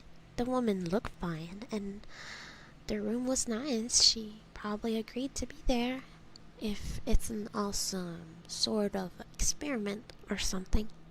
I was just overreacting. So I sat down in the chair and began my work.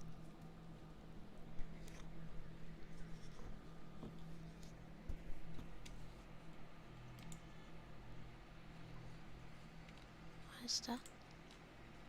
Okay.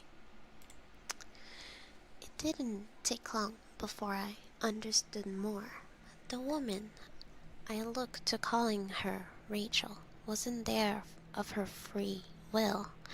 I never saw her hurt, but it was clear that she never left that room except to go into what I think is a bathroom area that my camera couldn't see. Well, she never left the room on her own. Periodically, usually a couple of times a week during my shift, men and women in a strange looking outfit would come in and take her from the room. Sometimes she would struggle, but usually she would just go along with her head hung low.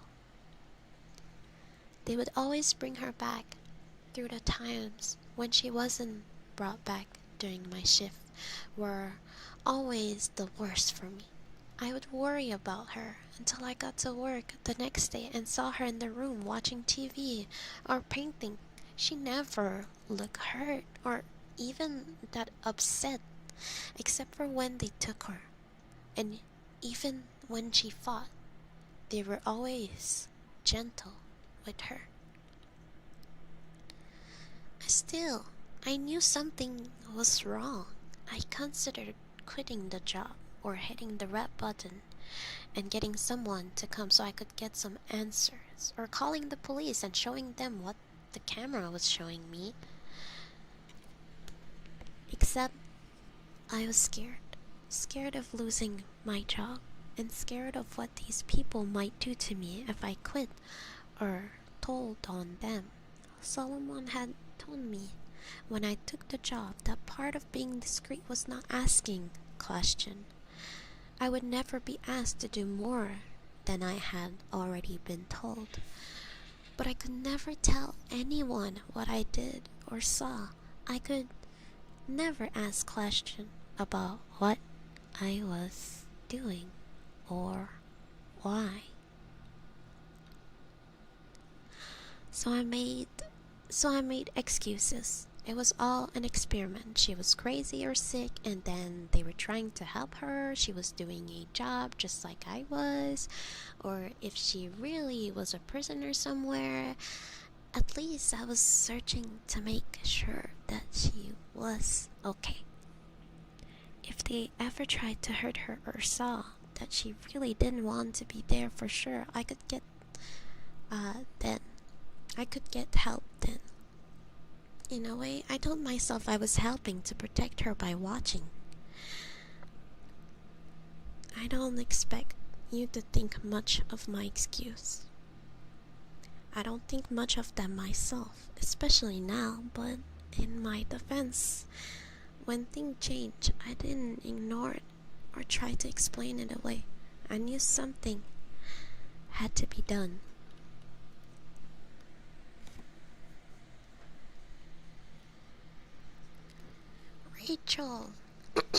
Rachel would usually paint for an hour or two every day, and it seemed to always be during my afternoon shift. The room had no windows as far as I could tell, but I guess she either used a clock or her own body's time to keep to a kind of schedule. I always liked to watch her paint. The thing she was painting was always facing the wrong way for me to see it, but I could see her face as she worked. She always looked peaceful and happy when she was painting. And seeing her that way, smiling serenely from time to time as she got something the way she wanted it, always make my day. I first noticed something was wrong when she started painting more frequently a few weeks ago. Her expression was more focused and serious, and there was a tension to her movement that I wasn't used to seeing. At first, I thought she was just really trying to work hard on something, and I wanted to tell her not to worry. Every few weeks, the other would come and take the old painting out anyway, bringing a new stack of, I think the word is canvas. But it was more than her being focused. Something was wrong. She didn't look happy, and she was going for hours at a time. In the span of 3 days, she had finished 4 paintings. I had been growing more and more worried watching her work, and when she finished the 4th, I found myself telling her to just stop and rest a while. I had grown accustomed to talk to the monitor, talking to her in my own way, but she didn't stop. Instead, she began moving the paintings, arranging them in the back and seat, the long sofa, and the far end to the room. This was first time I have gotten to see any of the painting. Even when the other were taking them out, they always seemed to be turned away from the camera.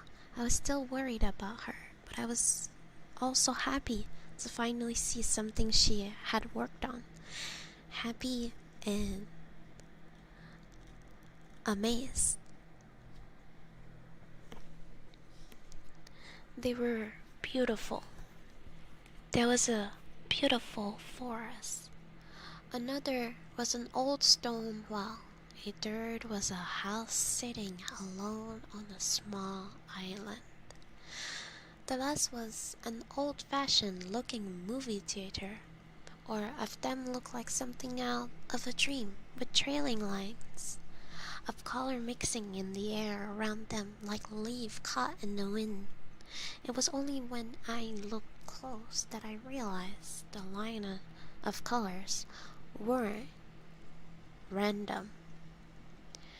They were words, easy to miss if you weren't looking close, and by themselves, they didn't seem to mean much, but just the ghost of a word somewhere in each of the painting, easy to lose in everything else that was being shown.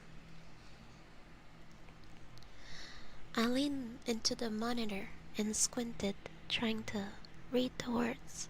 Then my head started thudding as I made them out, blinking and rubbing my eyes. I look again, reading them out loud in order, left to right, top pair, then bottom. Please help me, Thomas. I pushed back from the monitor, my hand over my mouth. I didn't know what to do. I didn't know how any of this could be happening. It wasn't just that she was asking for help, though that was a big part of it. It was that my name is Thomas. Is it part 2? There's a part. Yo, guys, there's a part 2. There's a part 2. Okay, let's go. I want to know. I want to know. There's a part 2.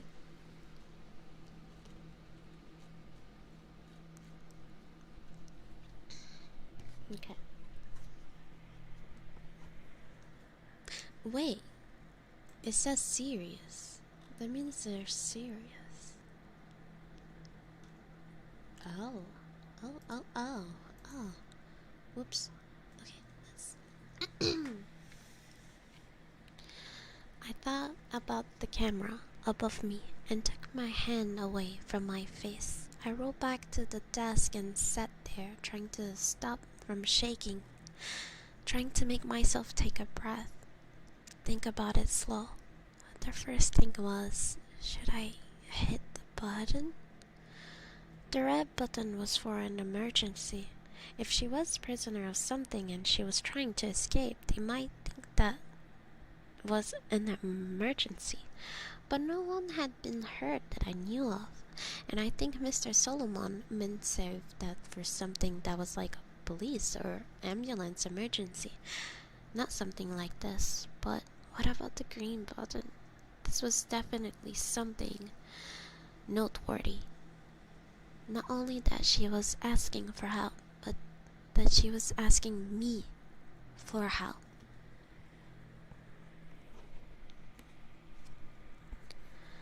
I made myself stop for a moment. I couldn't know for sure she was asking me. I had gone to school with several boys named Thomas. It was a common name, but the chances of her painting that name when I was working here? I didn't mean to be silly, but I wasn't trying to be too. What's that word? Mom used to say it when she read her angel book. Skeptic. I didn't want to be skeptic either. I had to believe it was probably meant for me, and that was something they would want to know. But should I hit the green button? My hands were drifting towards the metal box on the desk, but I hesitated. I didn't like breaking rules, and I was scared of what would happen if I broke these. If they really were holding her prisoner, then they were probably very bad people. But I didn't know that. Maybe they were good and she was bad, but I looked back at the monitor for the first time since... Good night, good night. Good night. I looked back at the monitor for the first time since reading the word Rachel was already moving the paintings back off the sofa. As though she knew the message has been received, a canvas in each hand, she glanced up at the camera as she moved across the room, and it felt like she was looking right at me. My chest tightened as my hand moved away from the buttons. No, I didn't think she was bad. I had watched her for years. Oh, years? Oh, that was your job for years? I thought we were still in the just started the job process. Okay. I felt like I knew her. Would know if she was bad. Strange as it seemed, in a way, she was my friend, and I was going to try and help her. Oh no, the parasocial. It's a joke. It's a joke.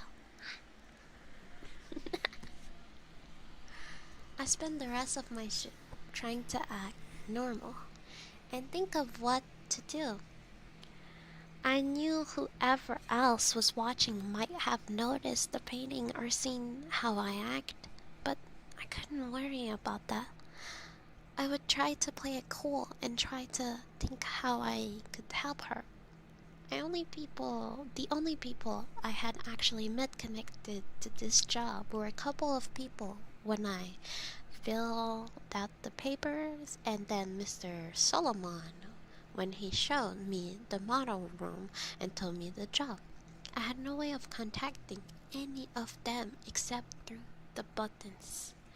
My checks were deposited electronically, and I had never run into anyone else who worked at the surveillance room. That, though, made me stop a second. I had always thought it was weird that I never ran into someone when I was coming or going. The person I was taking over for or the person who was taking over for me.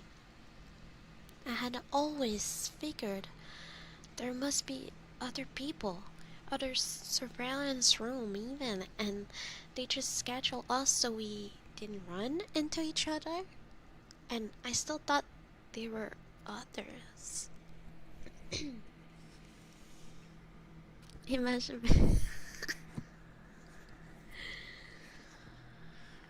and then you and then being like, yes, I know her, I watch her for hours.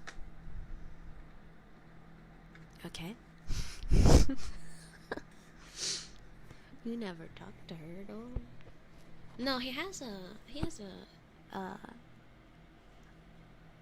thing. Part why I thought that was because it seemed like I wasn't the only person who used my surveillance room. The water cooler, the toilet paper, the soap, they all seemed to go down faster, as I think I was using it by myself. If that was true, maybe I could figure out who they were, and maybe they would be safer to talk to than whoever it was that I work for.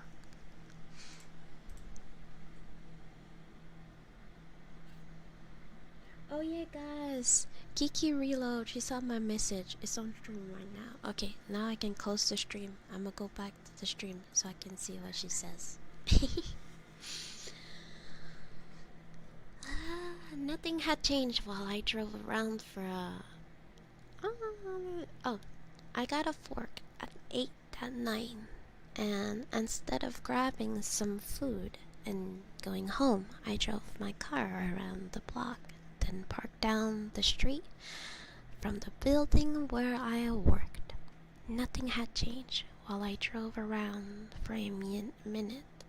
No new cars had parked or anything. And if I was right, they didn't send anyone to replace me until they were sure I was gone anyhow. So I sat and waited. I was tired, and the street was pretty empty and boring, but I was too excited and scared to fall asleep. Every time a car passed or someone walked down the sidewalk, I tensed. I kept imagining a SUV or van pulling up behind me, men getting out and pulling me from my car, taking me somewhere like where they had ritual to kill or torture me. Half a dozen times I almost cranked up and drove away, but every time I would think of her alone in that room, she had no one but me to help her, and I had to try.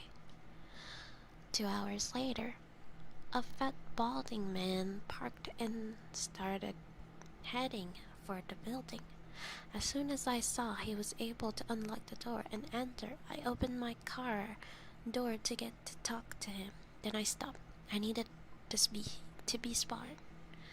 I didn't know where they were, but I was sure there were hidden cameras in the locker room and outside the building.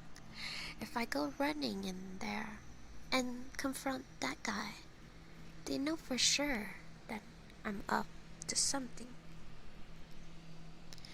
Sighing with frustration, I shut the door back and waited until his shift was over.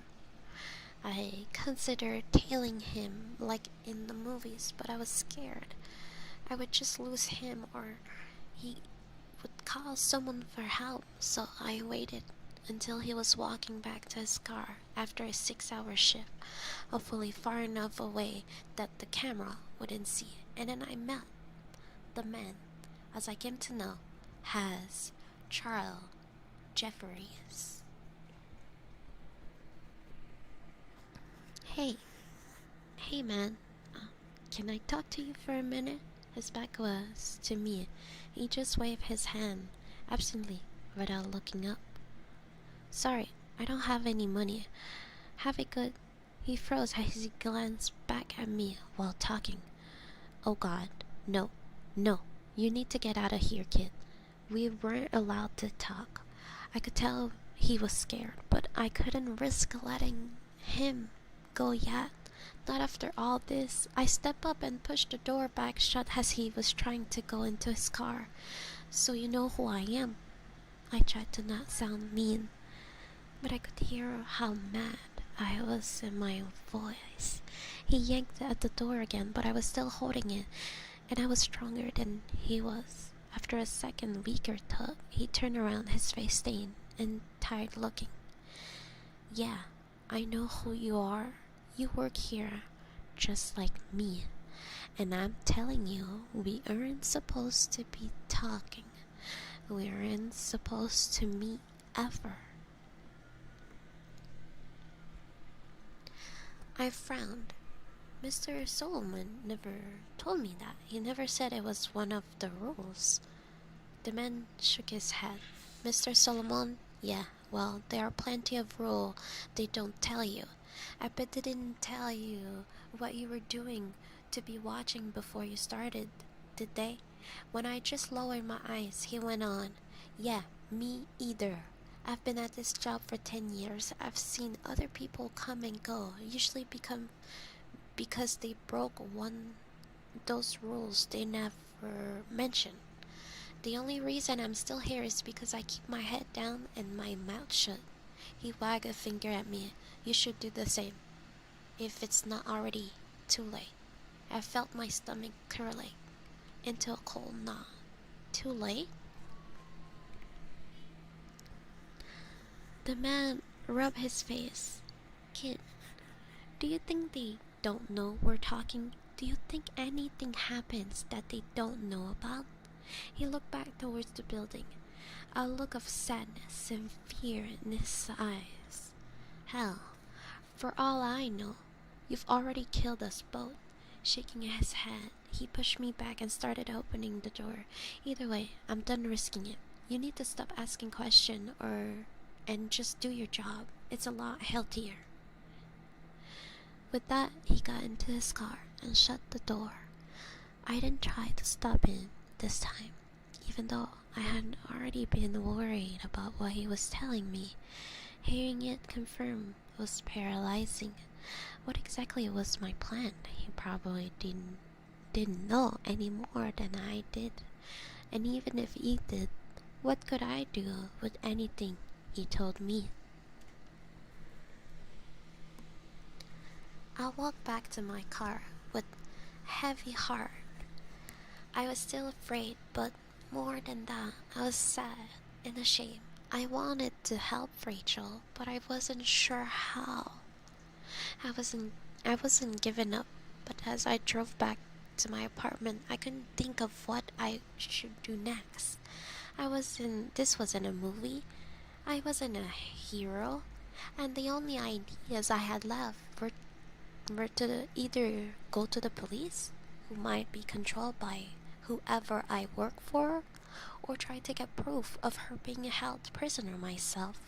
As I parked my car and walked into my apartment building, I made a decision. Unless I thought of something better overnight, I would do both ideas. Tomorrow, I would break the rule about carrying anything. I'd use my phone to record a video of the surveillance room of Rachel and how she was trapped somewhere, and of me telling everything else I knew, and I would email it to every newspaper, website, and internet channels I could think of. I'd then go to the police and give them a copy too, if I could make it that long without getting caught. Maybe if I did all that, even if they got me, someone would help Rachel. I was filled with worry and dread at the end, being hurt or killed. A part of me kept saying I should just do as I was told and hope that it went all away. But I couldn't live with myself if I did that. Even if I messed up, I felt like I had to try. I was so preoccupied that I didn't hear the person coming up behind me as I unlocked my apartment door. Thomas? I turned around and felt my leg weaken as I stumbled back against my door. I had to be dreaming or crazy. I was grabbed the doorknob for support as I looked at the woman in front of me. It couldn't be her, but somehow it was. Rachel? There's a part 3. There's part 3. Is this the last one? Tell me there's part 3. Part 4. Oh my god, how long? How long is this shit? Oh my god. I don't know. So, part 1, part 2. Part 2 is red. There's part 7. I'm trying to see how far it goes, okay? Because if it's like 3, 4, okay. Okay. But like if it goes to... So, tell me at least part 4 has to be, please, the last one, huh?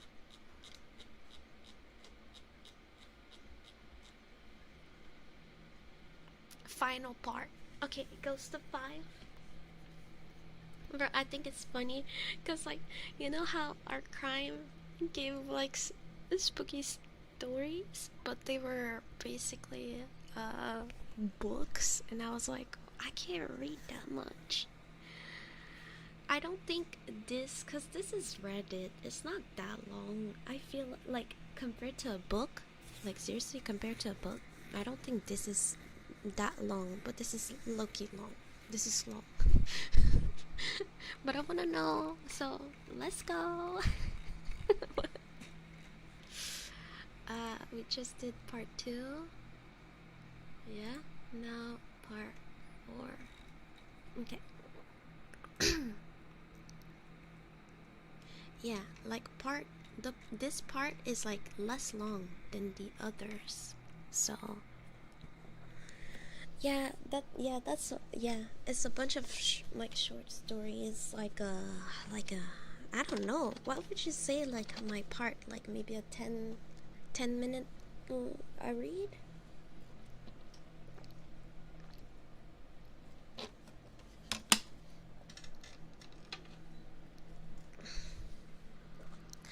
I am reading slower, so I can make less mistake. I think if I was sleeping, if I was reading this in my head, I think it would be fine. About 5 minutes. Okay, it felt like more. But yeah, it would be faster if I was like reading in my head. But I'm talking slower. It's easier for me. Yeah.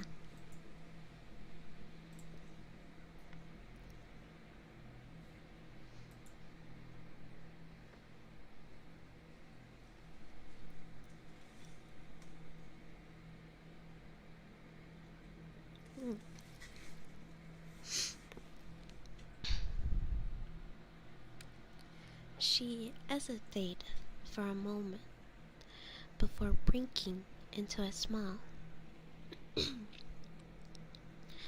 Is that what you call me? I like it. My name is actually Melanie, though. I felt my face. I felt my face reddening. Of course, her name wasn't actually Rachel. That was just something I made up in my head. Still, my embarrassing. See, the parasocial. That wasn't even her name. That's insane. You know, someone did that. They sent me a moral, and they thought they'd find my IRL name, and they didn't. That gave me the same vibe.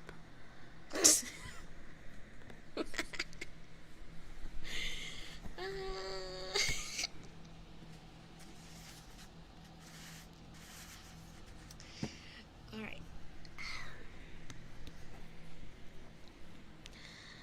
I felt my face reddening. Of course, her name wasn't actually Rachel. It was just something I made up in my head. Still, my embarrassment couldn't keep up with my confusion and joy. Is it really you? She nodded. Yeah, it's me. Rachel, Melanie, grunted as I stepped forward and started hugging her. Laughing, she hugged me back for a moment, but then she whispered in my ear, Thomas, we need to talk. And not out here. Can we go inside? I broke away and nodded, wiping at my eyes as I tried to finish unlocking the door with a shaking hand. My heart was pounding, and I still felt like I was in a strange and wonderful dream, but when we had gotten inside and sat down on my living room sofa, I forced myself to focus on the biggest question I had. How? Melanie had still been smiling as we sat down, but now she looked worried and sad. Thomas, that's what I'm here. Hey, Thomas, that's what I'm here to tell you. Things aren't like you think they are. They never have been. I found a new line of fear cutting through my happy haze. What do you mean? She held the bridge of her nose for a moment, looking down like she was trying to figure out how to say whatever it was she had to say. Thomas, you're part of a psychological experiment. I've been a part of it for longer than you have as one of the actors. And I still don't know all the details. I'm pretty sure it's run by some government agency, and I know they're investing a lot of money and time into it. But for what reason, I'm not so sure. I realized I was wringing my hands. No, that wasn't right. I couldn't be right. It couldn't be right. This was some kind of trick. Melanie went on. What I do know is that you're being watched has a long-term subject. They have constructed this whole scenario where you do a secret job watching someone, well, me, who looks like they might be trapped. They give you instruction and a way of making choices. You've got buttons or something you can choose between, right? I nodded weakly, my tongue tick in my throat. Yeah, a red one and a green one. She sighed and nodded. I think they're testing how much you'll obey. What choice you'll make based off of your morals, your intelligence, and your fears. It's interesting, or at least I thought so when I first joined up 6 years ago. They'd never officially given me many details, just the overall gist. But people talk, the other actors, and me, sometimes we hear things and we gossip. She smiled sadly. That was cause me to start feeling bad. I interrupted. Other actors?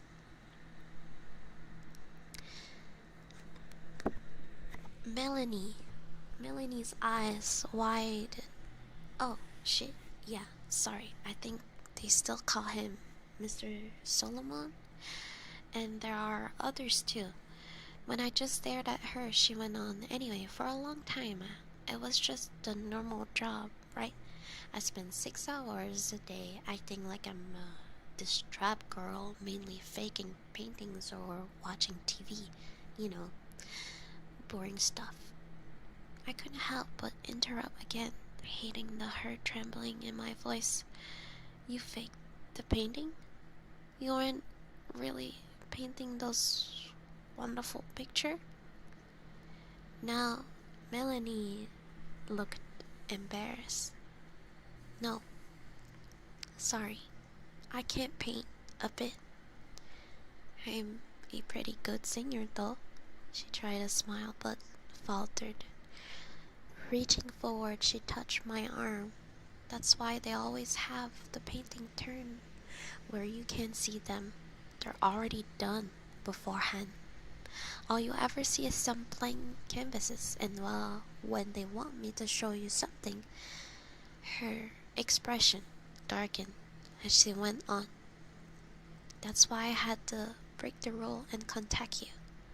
When they started doing this hidden message mind game bullshit, I got worried. Worried you would take it too seriously. That you could get hurt or even hurt yourself as soon as you left your shift tonight. I talked to one of the guys in the video department. He told me about how you had reacted. Showed me how you were still parked down the street from the building I drove over. The bathroom set is in a building outside of town. I saw you sitting in your car, and I almost approached you then, but I was like, but I was scared of getting caught and fired. So I parked and waited until I could follow you somewhere else and let you know I was okay. She blinked back tears. I'm ashamed to say I almost left a couple of times. I don't want to lose this job, and I tried to tell myself you would be okay after a day or two.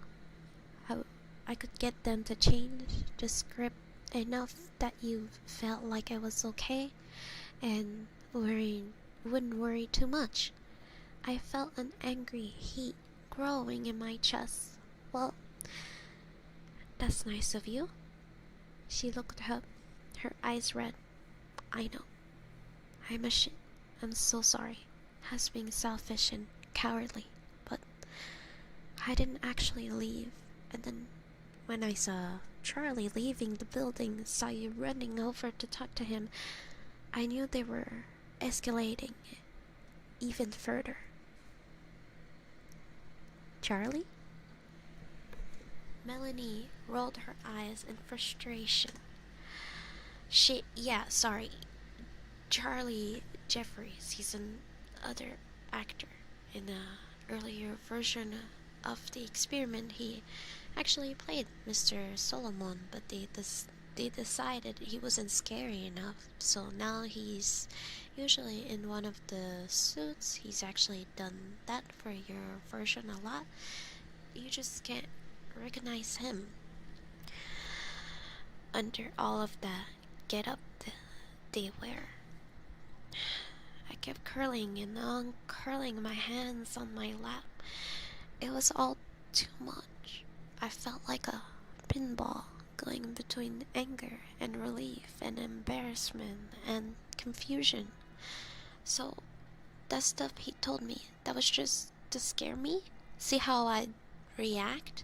She nodded as she sniffled and wiped her nose with the back of her hand. Yes, I'm sorry. That's why I knew I couldn't wait any longer to tell you. I could see how worried and scared you were going back to your car. She a grifter. I pulled my arm back from her touch. Well, thanks, I guess. At least you stopped me before I went to the police and looked like a joke in front of them too. I just wanted her gone, her sympathetic, pitying eyes off of me. Thanks for stopping by and letting me in on it. I tried to make my voice sound hard and unfeeling, but it came out watery instead. Standing up, I turned away from her so she couldn't see as I started to cry. If you don't mind, I need time to think about everything.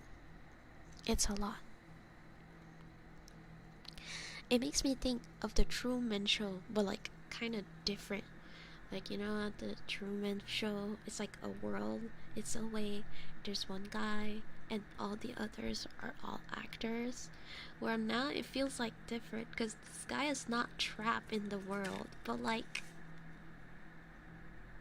Yeah, he's not. Yeah, he's not trapped.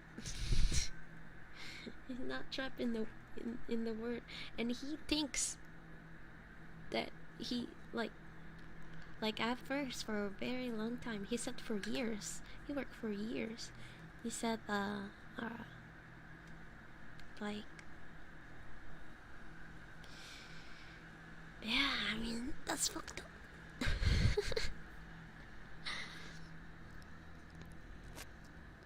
A moment passed, and then thank you. Jack-o'-lantern emoji. Happy Halloween. Jack-o'-lantern emoji. Thank you. Thank you so much. Thank you. Mwah. Thank you. Yeah, by the way, I have a bad news related to 2.0, but I don't know if this stream should be done. Because I know tonight I have way less people that I used to. Or at least that's how it was when I first checked. I don't check my viewers. Yeah.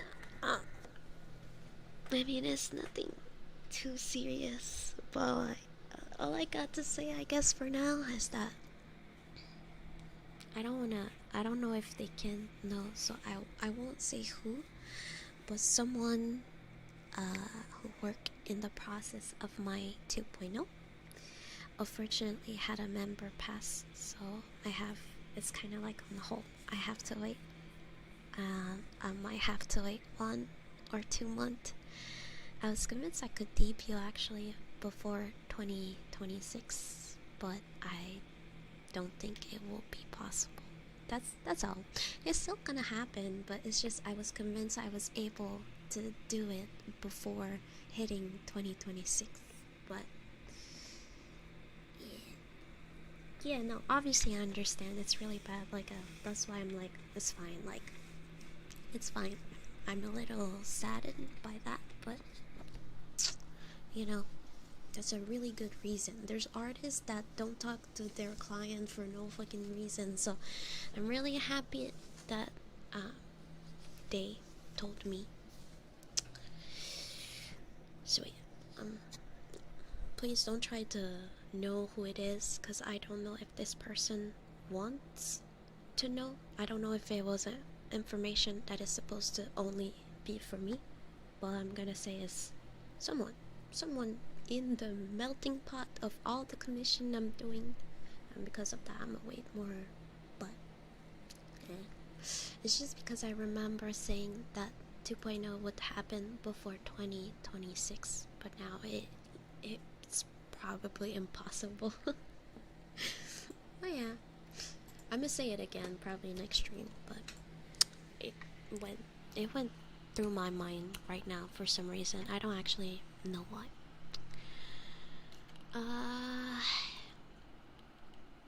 Where I was? Okay. Yeah. They communicated.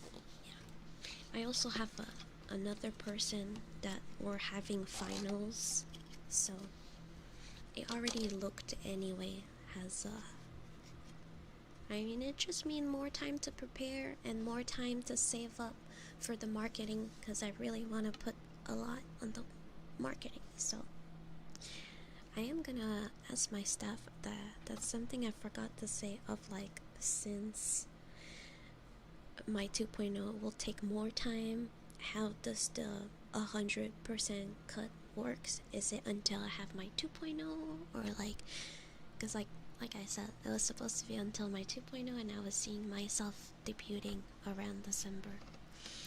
So I'm gonna ask them for how long the period of 100% cut is. It should still be that right now, because I definitely need more funds for my 2.0, but how long it will be, it's like, I don't know if it's gonna be until debut or not at all. So, but that's something I forgot to ask yesterday, so anyway. Back to crazy long story. I thought that you're in trouble. Oh wait, a moment passed and then her hands was on my shoulder. Toma, you don't have anything to be embarrassed about. They are very good at what they do. All you did was what you thought was right because you're a good man. I shrugged. I thought that you were in trouble and I wanted to help. She gently turned me towards her, and when I look up, she smiled and sniffed again. I know, but you need to realize most people wouldn't have tried to help. Not when it meant giving up their job or risking themselves like that. Not for a stranger. I whipped at my face as I looked away. Well, I still feel dumb, but I'm glad it's not real. I'm glad you're okay. That we both are. I paused and caught eyes again. Are we? We are? Aren't we? Safe, I mean.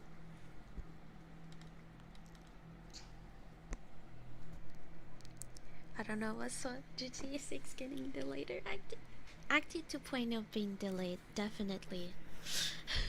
I've been working like towards this since May. I've been working on this since May. You guys don't know what you're missing, so it's not too bad. You don't know at all what you're missing. You just know it's delayed, so you're like, I know everything. I know everything. I know like my whole plan, my whole new things, how I want to run things. I have that in my head for some time, but I cannot apply it yet, and it's annoying. Yeah, so I guess I'm gonna look at the commission that I have that are done in tears.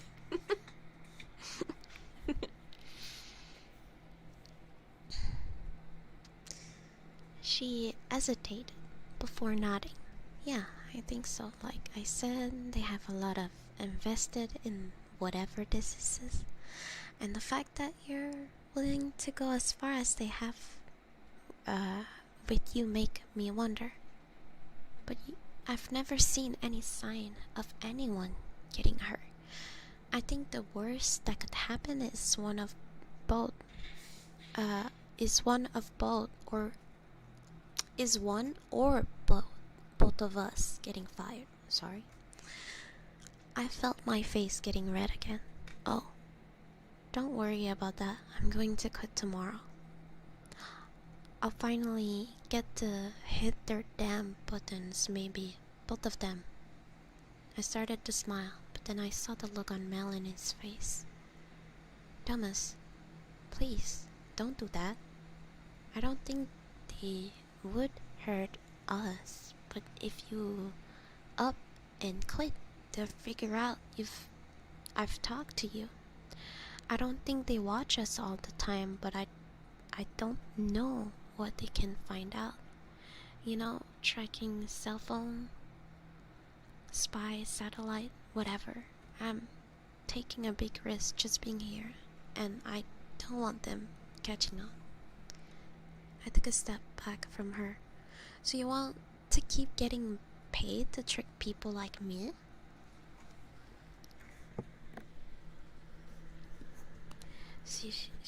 She reached out and grabbed my right hand. I had been clenching it unconsciously, and they relaxed at her touch. No, I don't want to, but I wasn't expecting this. How the experiments has changed getting to actually meet you. I can do it long term, but another month or two to save up money? Not that you're on it, I won't be scared or hurt by it anymore. She smiled. That I can do. That we can both do. We can keep going like normal, take some more of their money, and then one of us can clean. The next month, the other one can. How does that sound? I shrugged. It made some sense, and once I had calmed down, it would probably make more. She gave my hand and squeezed. And when this is all over, I want to get to know you better. I know you've been playing a role. I know I've been playing a role, but for the most part, that's been me you've been watching all this time. I think it's only fair I get to see more of you too. She blushed, assuming you're interested in that. Bro, this girl just like fucking traumatized this guy, and then she's like, wanna go on a date? It's okay. That's fucking every cuck streams.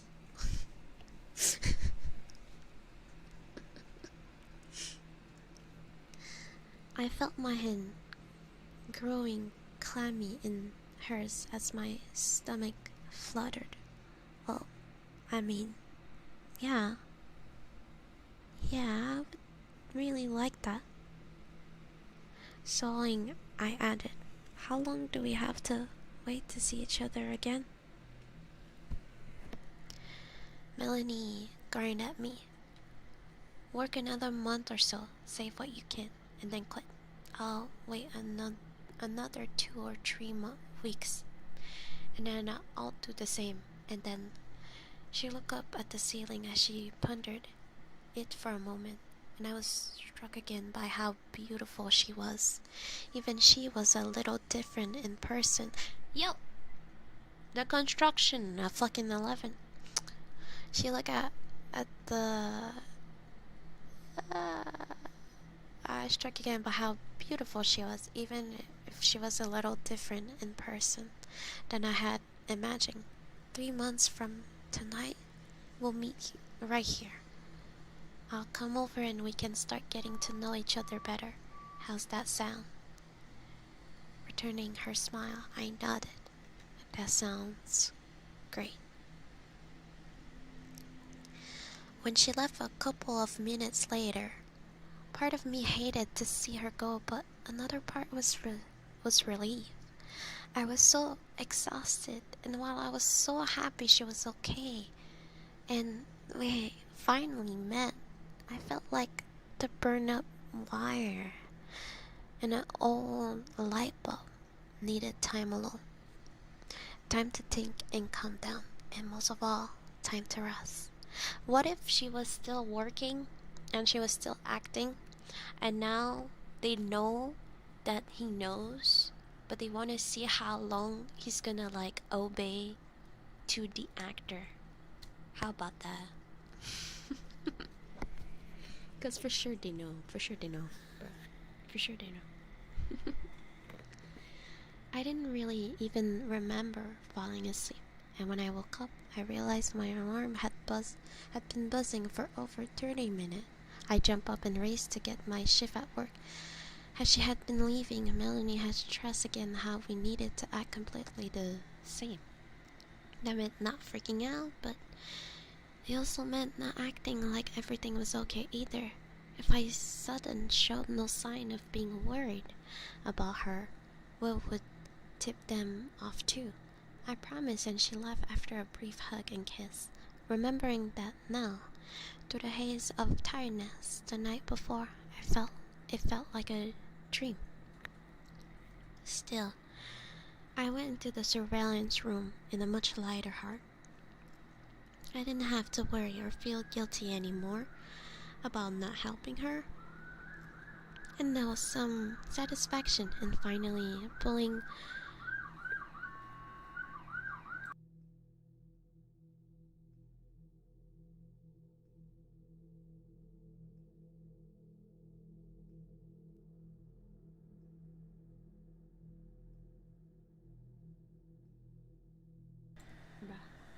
Chai.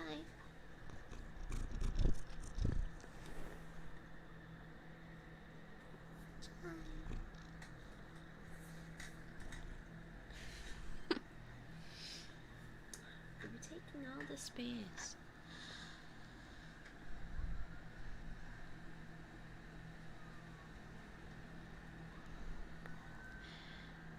And finally pulling one over of the people that had tricked me for so long.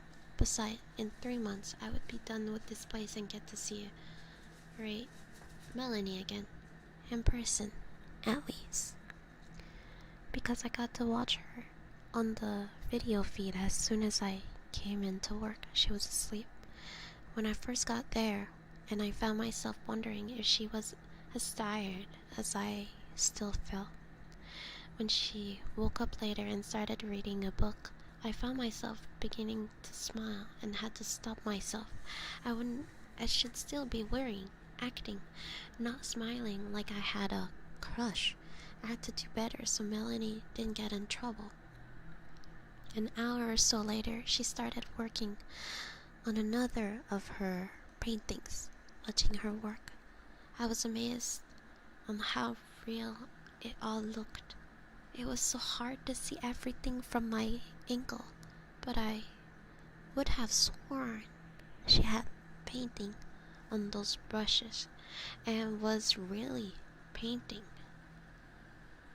Whatever was on the canvas, I felt myself feeling proud of her. She really was a great actress.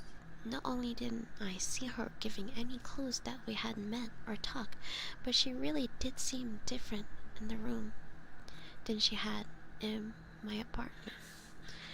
I suppose that was what she had meant by playing a role. I was almost at the end of my shift, and while I hated to leave her, I had to admit that I was ready for some more sleep.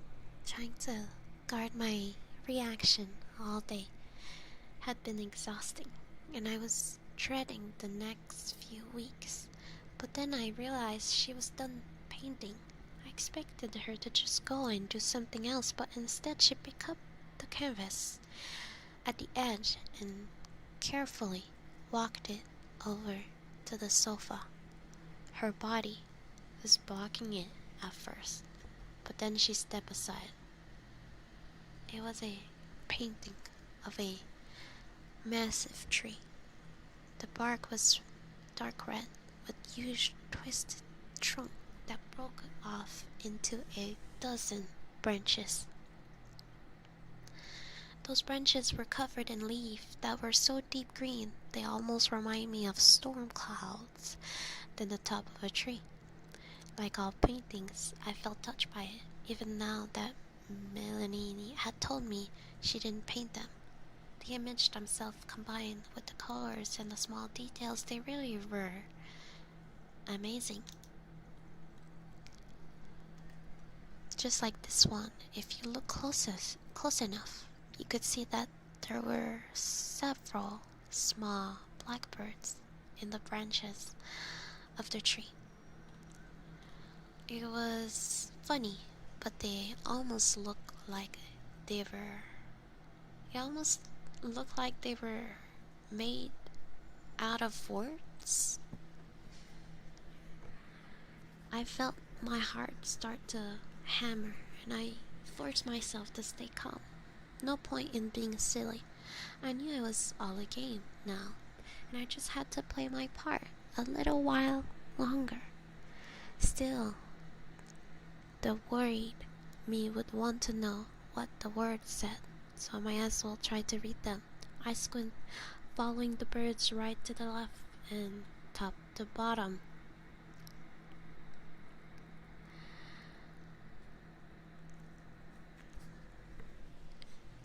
That girl isn't me. I looked away and awaiting to see Rachel staring up at me. She looked terrified. Oh no.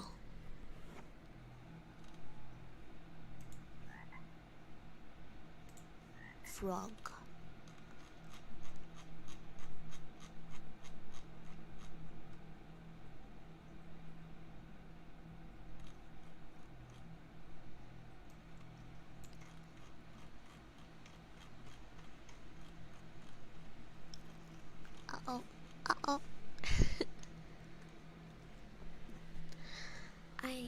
had to do something, and I had to do it right now. If Melanie was somehow a fake, that meant they must have sent her. And if they sent her, that meant they knew. They knew about the message in her painting. They knew about me asking questions, and they knew I didn't hit a button during any of it. I felt panic and fear crawling up my chest, making it hard to breathe. Standing up, I started pacing, periodically glancing back at the monitor to see if Rachel could help me, tell me what I need to do next, but she had laid down on her bed. It was hard to tell for sure with her back to the camera, but I think she was crying. No, I needed to fix this. Get her out of here. And if I didn't have a better plan, I'd just have to go with the one I already had. Feeling the hard eye of the ceiling camera on me, I went to the door and stepped back into the locker room. My phone was in my locker, and after messing up the combination the first time, I got the door open and I got it out, gripping it tightly. I tried to hold it by my side casually, but I knew there was a little point. If they knew everything, I wasn't going to be able to hide anything. I just had to try and be fast, get some kind of message out to people that could help Rachel before they got me. Good night. Good night. Don't scream. I've been trying. I'm sorry. I've been trying. Sorry for the police car.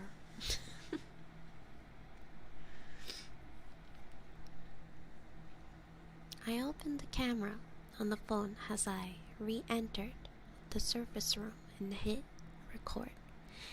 It made a small beeping noise, and once I was sure it was recording, I turned the camera on myself. My name is Thomas Calhoun, and my job is watching a woman. Okay, this is fake. I mean, it's obviously fake, but I kind of believe it. But now that you're saying your full name, unless this is like a placeholder, but and my job is watching a woman trapped in a room. This is not a joke or a movie or whatever. This is real. For 3 years, my job is to sit in this room. I move the camera slowly around the room, taking the door to the bathroom, the water cooler, the desk with the monitors, keyboard, and bottom box, and watch a video feed of a woman locked up in the bedroom somewhere. I step closer to the desk and make sure the monitor showing Rachel was clear and in focus. I didn't know this one woman was a prisoner at first, or I tricked myself into thinking she wasn't because the money was good. Either way, I know she is now. She's in danger, and so am I. After lingering on video of her for a few more seconds, to make sure every detail could be seen, I turned the camera back to myself. I had to hurry, or the video might be too big to send quickly.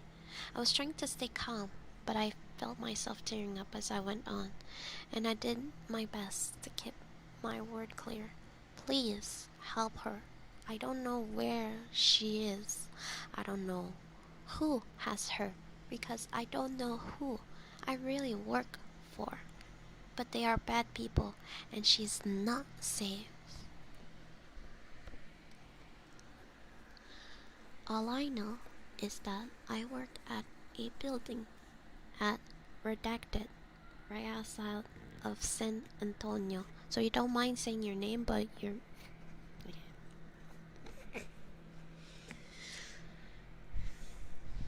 Per no sleep rule, to be clear, this address is not real. Okay. I only know the name of 2 other people connected to this place. The man who hired me, Mr. Solomon, and a man who might have a job like mine, Charlie Jeffer. No, Jefferies, I think. I don't know if they are real people. I mean, I don't know if that is real name. Please, I'm not crazy. I know how this sound. Just come here, see the room, figure out where she is and help her. And I heard the muffled sound of the outer door opening into the locker room, and I frantically fumble with the phone to stop the recording. How do I send? Oh no. How do I? There it is. I hit the button, the share, and felt a new panic rising. Who should I send it to? I had only a handful of contacts, and I just selected them all. Maybe at least one of them should take it seriously and get help. As if I heard the door to the surveillance room opening behind me, I had sent. Not connected to data services or Wi-Fi. Please send again when connected. What? No. I didn't see Mr. Solomon entering the room. He was flanked by two large men in dark suits that looked like bodyguards or something. Raising a finger, he wagged at me. No services in there. No service in here, Thomas, but then should never need service in here. So, as long as you follow the rules. You took me easily. I tried to make it to the bathroom and close the door, but the two guards stopped me and pulled me down. They put what do they call them? Zip ties on my hands and feet and pulled a black bag over my head. Then I was being carried out of the room, and it felt like they must have put me on the back of a van that was pulled right up to the building that was laying on what felt like a thin, weird smelling carpet that covered a hard metal layer underneath. I heard someone get into the van with me, and I asked where we're going. If they would just take me and let Rachel go. There was a short laugh overhead, and then Mr. Solomon voice has he told me that he would explain everything when we got here, when we got where we were going. For now, he said I needed to relax. It was a long drive, and I would need the rest. I went to say more, but then I felt a sharp pain in my neck. They had stabbed me? Or, no, they injected me with something? I was feeling so strange now, but I had to stay awake. I had to try and get away. I had to...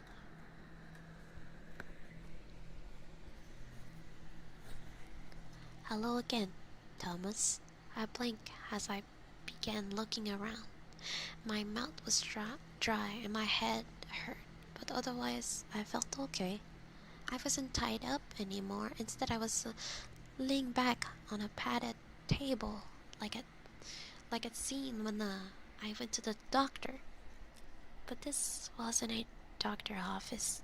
The room was large, and aside from the padded table, it held a small bed, a desk with a computer monitor on it, and a couple of chairs. Sitting in one of those chairs was Mr. Solomon. I raised up slowly, blinking at him. Where is she? Is Rachel okay? The man smiled. You really are something, Thomas. Trying to be the hero even if you don't quite know how. I respect that. Licking his lips, he leaned forward slightly. In fact, I respect that so much that I've decided to start a new relationship with as much honesty as I'm allowed. Some of my colleagues disagree with this approach, but you know what? Fuck them. This is my project, and I think you deserve to know what's going on. Looking more serious, he stood up, lifting the gun he had been holding casually in his lap. But before we get into the details, would you like to see Rachel? I slid off the table and nodded as I cuffed myself from falling. My legs were still wobbly from whatever they had given me, but I barely noticed. Yes, please. Let me see her. The real her. Mr. Solomon gave a small laugh and gestured toward a nearby door. Yes, reality is always best. She's just there in the next room. I stumbled my way forward, my legs getting better as I walked, and when I grabbed the doorknob, it turned easily. I expected the door to lead her bedroom, but instead it opened another room, a lot like the one I had been in, though the stuff in it was different. Strange machine filled the walls, and in the back of the room was a large, aquarium? I didn't know. It was a big cylinder, taller than I was, and it was filled with some kind of gray liquid. There was a shape in that liquid. Go ahead, Thomas. Feel free to go. Have a good look. You've earned it. I felt my stomach clenching tighter at Mr. Solomon's words, and the meanness in them. My leg felt heavy again now, but it wasn't from the drug this time. Shuffling forward, I could see the shape was a person. Oh no, or at least a body, because it was clear from just looking at it that the person was dead.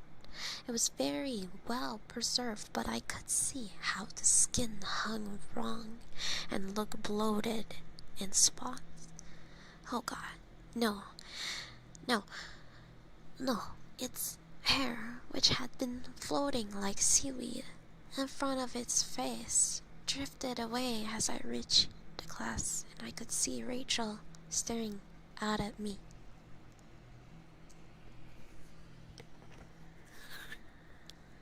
Murderer! I turned on Solomon and started to run towards him when he shot me. Suddenly I was on the ground, convulsing, and he stepped closer. Don't worry, Thomas. It won't kill you, just make you unable to move much for a bit. I heard more footfalls as my body began to still. Getting up, they came back to the other room. I could barely feel anything as I was carried back to the padded room and propped up into a sitting position. This time I was strapped down, but I guess it was more so I didn't fall off, because I couldn't move anything other than my head, and even that just a little. I could hardly see at all for crying, but I recognized the blurry shape of Solomon sitting back down in front of me. Before you ask, well, when you are able to ask anything again, yes, that is Rachel. Not a fake Rachel, not a dummy, and not some kind of tricks. As I said, the time for tricks is past. Now is the time for true. Is it really the time for truth? Because there's another part after this, apparently. So, frowning slightly, he went on. Thomas, I understand that showing you her body that way might seem very cruel. You may hate me for it right now. I would understand if you did. But you call me a murderer, and at least in this specific context, I think that is unfair, because I didn't kill Rachel. In truth, I've been with this aspect of the project for only 7 years. He gestured back to the door behind him, and Rachel has been dead for over 8. I felt my eyes widen as thought they belonged to someone else's body. It was more lies, more tricks, all of it. Oh God, it had to be. Do you know what remote viewing is? He rolled his eyes.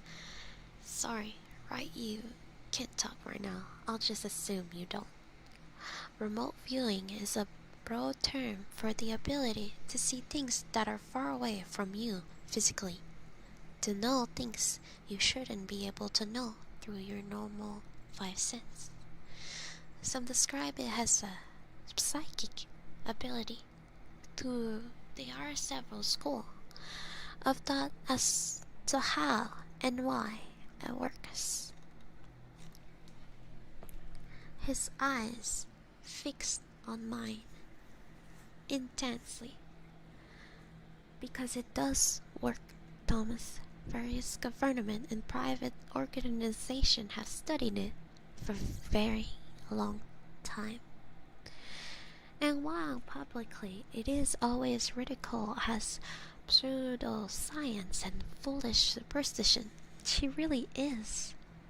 That some people have the innate ability. That means it comes naturally to somehow see other places. Rachel was one of those people.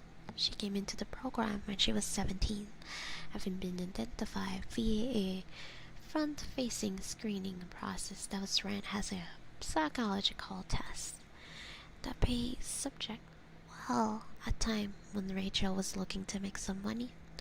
3 months after being identified as a good candidate, she was taken, and after the initial adjustment period, she became a largely compliant asset that quickly rose to the top of our talent pool. Solomon folded his hand and his knees. I know you're scared for her, Thomas, so I think this is worth sharing. Rachel was never treated badly, other than her confinement and the occasional test that was mildly unpleasant. No, we are treasured her.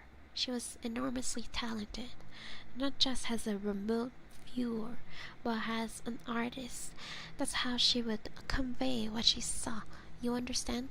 She would enter into an almost trance-like state when she painted, and when she was done, she would giving us a painting of image and words that provided, well, it was very valuable information. He chuckled. If you ever wondered, that's why there was always such care that the painting were never shown to the camera. Yeah, it's 5. This is the 4th one. Picking at his pants, he went on. Rachel was so talented. She was selected for a new program that we thought might greatly enhance or alter her ability. We introduced something foreign into her body. At first, nothing seemed to change. If anything, the accuracy of her remote viewing was declining, which was a problem for us and for her. But then we realized that we were reading the new painting wrong. She was able to see more clearly than ever. She just was no longer bound to only current events. Now her sight transcended time. He paused, and I realized he was enjoying telling the story. The bastard was having a good time, pausing to make it more dramatic. It would fucking kill him. I would fucking kill him. While this remained some of her painting less immediate useful, they became much more valuable as we were able to decipher them. For a time, it looked as though everything was working better than we had ever hoped. His lips tinted, and then, one day, she showed a painting to the camera.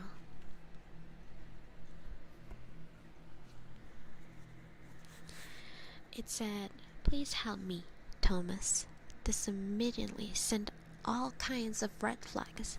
She knew not to show paintings to the camera, and now she was trying to communicate with someone. We didn't disrupt her routine, but an intensive investigation began into who was she talking to. Was it one of her handlers? One of the technician?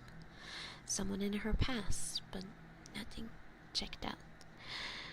Leaning back in his chair, he took a pride grew on Solomon's face as he continued. I was the one that first suggested the idea that she was intentionally or not, knowingly or not, seeing and talking to someone in the future.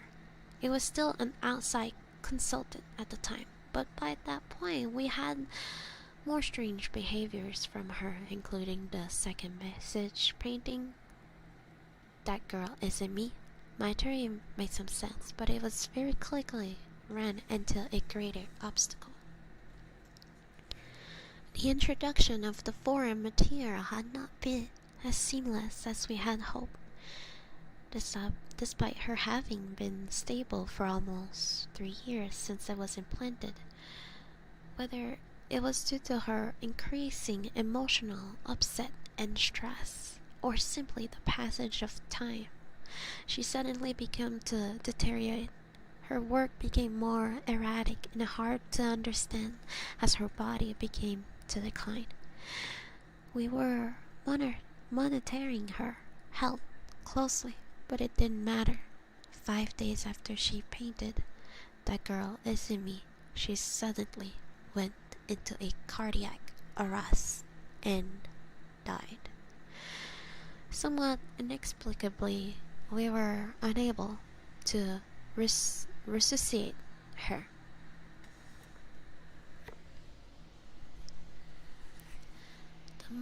The man's side, this was a great loss, and it required adjustment of my theory.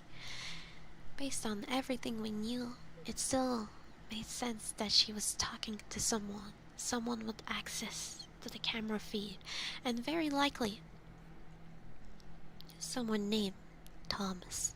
If Thomas was viewing the camera footage in the future, as I believe, then he must be working for us in the future. He gave me a thin smile, and then, whether you believe that the furniture is set in stone or not, I'm all giving a helping hand. 7 years ago, I became the Thomas Project. Over the course of that time, I have overseen the screening and hiring of 43 men named Thomas at several different sites, and with one very specific job: to watch the video of Rachel from just before her implant to the time of her death. I tried to speak, but my mouth still wouldn't work. I wanted to say he was lying, that it didn't make sense, that it was another trick, but I wanted to hear it more for myself, because I didn't think he was lying. I didn't think it was a trick, and I thought he was starting to understand.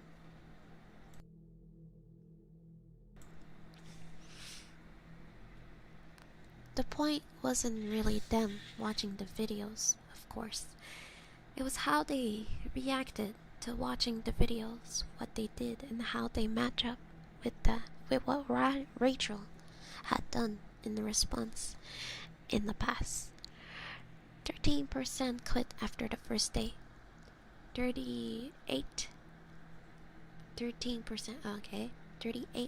hit either the red or the green button after the first message asking for help and saying their names. 22% attempted to contact the authorities before reaching the stage of where Melanie was introduced. He shook his head slightly. I wish I could take credit for her introduction, but it wasn't my suggestion. We assumed from the That Girl Isn't Me message that there was a double of Rachel introduced to you at some point, perhaps to kill you or to save you or find out what you knew. But I knew a few tries until we felt it was well refined, and as I've pointed out, only 27% made it that far, and all of them failed the next step test. He pointed at me. Her name You see, the girl you've been watching, that talented, wonderful girl whose body is preserved in the next room, her name was Rachel Donovan. I had always wondered if Rachel was merely seeing you or if there was some kind of connection between the two of you. When you called Melanie Rachel, I knew that we had finally fought the right Thomas, the distant point of light that our Rachel was looking at across space and time. I swallowed thickly and found I could feel my tongue, if only a little, slurring badly. I pushed out a single word. Oh, why?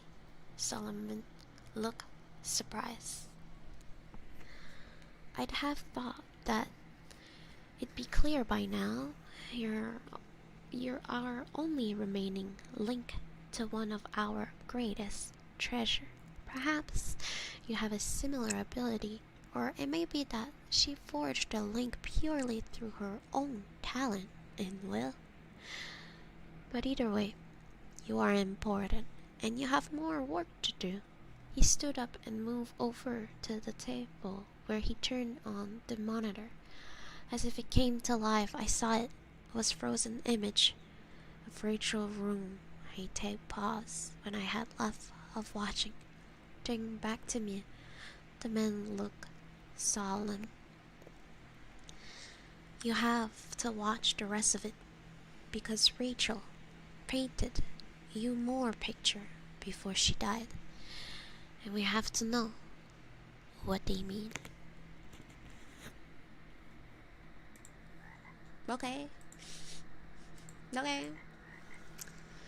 This is final part. Oh my god, it's so long. It's so fucking long. Oh my god. Am I fucking reading Harry Potter? But this is the last one. I can do it.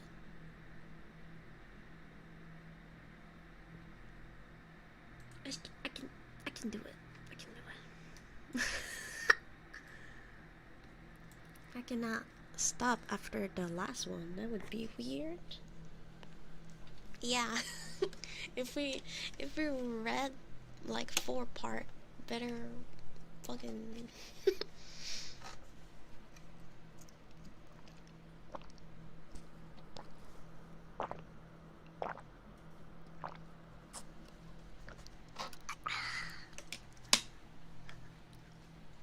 fucking crazy.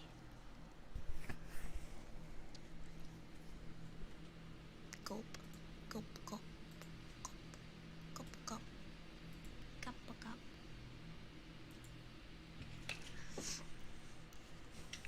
Oh, my butt hurt.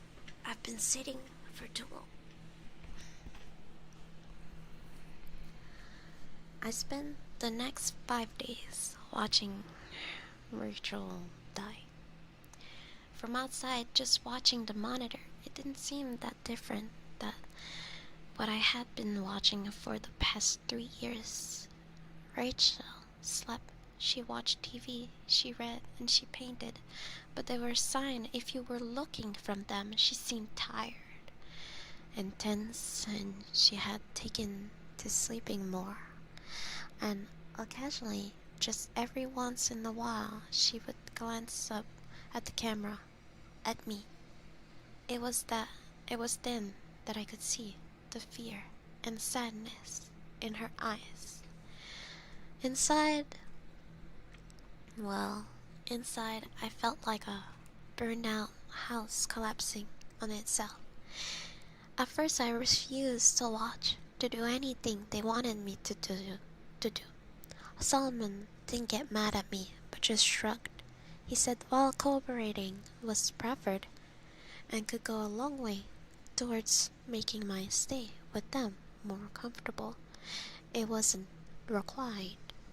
If he was right, Solomon said with a thin smile, things would play out as they were meant to, regardless of what I wanted or thought I'd choose. Either way, he added the video was about to start back playing and would stop for another 5 years. Whether I wanted to spend that time getting to see her again was entirely up to me. I tried to not watch, but a part of me knew from the start I was going to. Maybe I would find some clues that they were lying about her being dead, or Rachel could give me some advice or warning about what I needed to do next. I didn't know. What I did know is that I couldn't miss the chance to see her again, and despite knowing in my heart that she was dead and everything on the video had happened a long time ago, I still felt that by watching, I was with her somehow. She had been taken away from everything she knew when she was barely grown, trapped for years just for being special, experimented on, treated like property, kept from her having friends or family or a life, and yet through all that, she was still beautiful. Not just on the outside, but in the inside too. I had spent years watching her, getting to know her, and in thousand tiny ways that so few people ever truly know each other. I had seen her kindness and grace in her action, even when she was fighting against the people holding her. I had watched her strength when she woke up days after in her prison and never gave up. And I saw the beauty of her soul in her painting, full of swirling colors and what was the word? Wonder. She was able to paint these things. She was with such care and love despite living in a world that had abandoned her so competently. Well, I wasn't abandoning her. I would watch every bit of the video I could manage, tried to burn into my memory every frame of her I saw, not from them and their stupid project, but for me and for her. I may not have much left to do in my life before they lock me away somewhere or kill me, but I could do this one last thing. Rachel wouldn't die alone. I watched nearly all of it, stopping only to eat quickly and use the bathroom until the last 2 days. I would ask the guard to pause it, but they would only shake their head and say Solomon said it had to play normally until I was finished. By the 4th day, I was in stupor. I had already done some the first 3 days, but when I woke up on the 4th day, I could tell a few hours had passed. There were 2 trays of food on the bed, one breakfast and another lunch. I looked back at the screen in panic, worrying I had missed something, but Rachel seems to be just waking up too. I noticed her putting her head to her stomach as she got out of bed and felt my own stomach twist. She was already hurting. Rachel glanced at the camera and tried to smile before moving to step up a new canvas for painting. This was the second of 3 paintings she did in those last days. The first had been inside of an old-fashioned movie theater. From the viewpoint of someone sitting in the back row, on the movie screen was just an image of a sledgehammer propped against a brick wall. I didn't understand what it meant, and I found myself scanning the picture for some message or other clues. Eventually, I found what might be one, though I didn't understand it either. Rachel must have come to understand. They knew what she was doing with the painting and didn't want to stop her, because these last three she set up much closer to the camera. I was still squinting and studying the paintings closely when I realized the flip-up seats in the next row up had brass number plate along the front edge of the seat, though they were upside down. From the viewpoint to the painting, the angle was good enough that I once noticed them. I was able to read them. 2, 43, 26, 89. I didn't fully understand any of it, but I committed it all to memory, focusing all my attention on the painting until she finally took away. When that early on, I could tell painting was taking a lot out of her now, and like I had for so long, I found myself talking to her, telling her to go rest before I remembered her body in the next room. I almost stopped them, but no, maybe she couldn't tell I was talking to her, or maybe she could. Either way, me talking to her couldn't hurt, and it made me feel a little less lonely and sad as I watched her.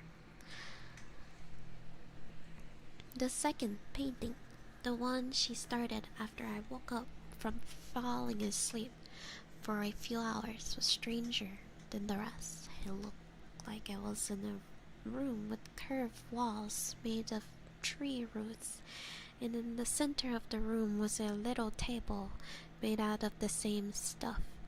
Some of the roots around the room were a deep red, but other parts, including the table thing, looked burned and black.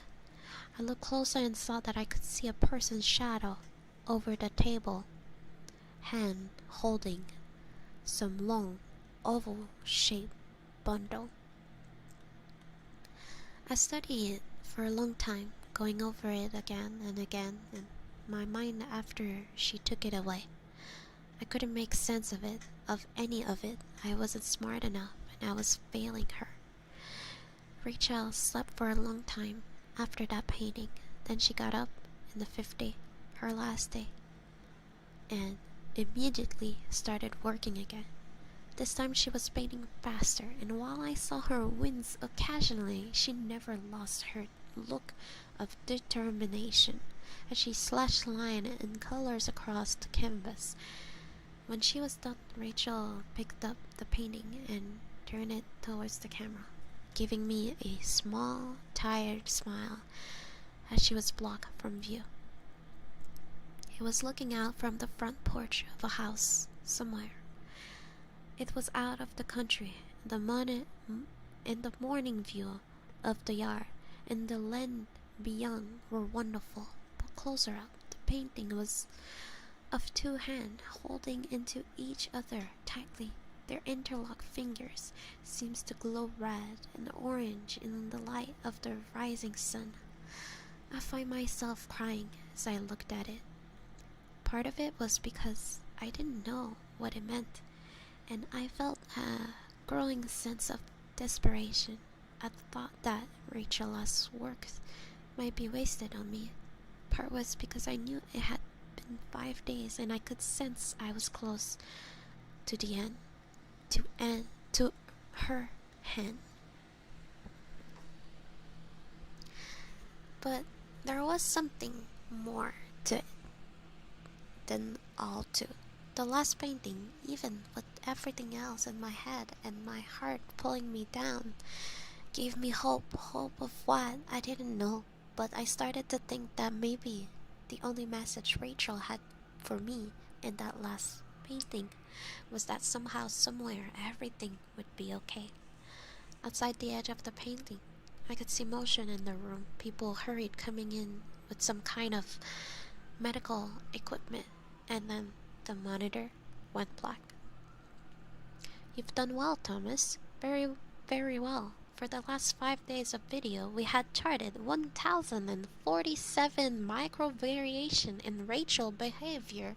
Now we believe might correspond to your behavior, your reaction, and your emotional state. While watching the video, Like before, the two of you remain in sync as thought you were in the same room.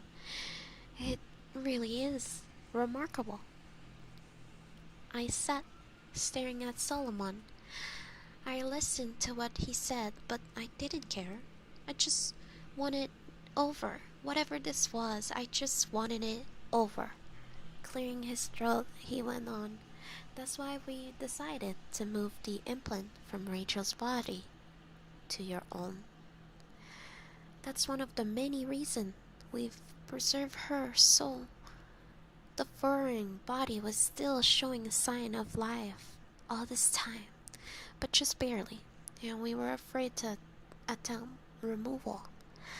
Our hope is that giving your connection to Rachel, it will accept you, perhaps even thrive you more than it ever did our girl. I was suddenly on my feet, and it was only the raising of Solomon's gun that stopped me from attacking him. Don't you fucking talk about her like that. Like any of you gave a shit about her, I'll fucking kill you.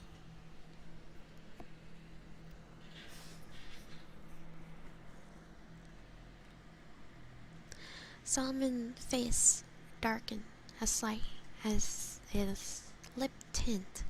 No, you won't. But if idle threat make you feel better, go ahead. I will only make things harder, not easier. Feeling a stab of panic fear, I sat back down. What is this thing you're going to put in me? The man looked at me for several seconds before responding. I'm tempted not to tell you after your stupid and, frankly, hurtful outburst. But I'll be the bigger person. Holding out a small sigh, he went on. Thomas, somewhere there is a tree, a very special tree. We suspect it is the same tree that Rachel painted for you that time. Though we cannot say for sure, as we have never been able to find it. It is either hidden away very well, or it is able to hide itself from those it wishes. I just look at him, trying to kill him by just wanting it to be so. In any case, we have the next best thing, an engine clipping from the trees, secured at great cost and sacrificed and studied for a long time without much success. We have, however, in recent years been given advice that this clipping could be grown in the right soil. We thought that soil was Rachel, but while it did develop further inside of her, she died before the necessary growth was finished. Leaning forward, he smiled at me. We have it on fairly good authorities. However, that you might succeed where she failed.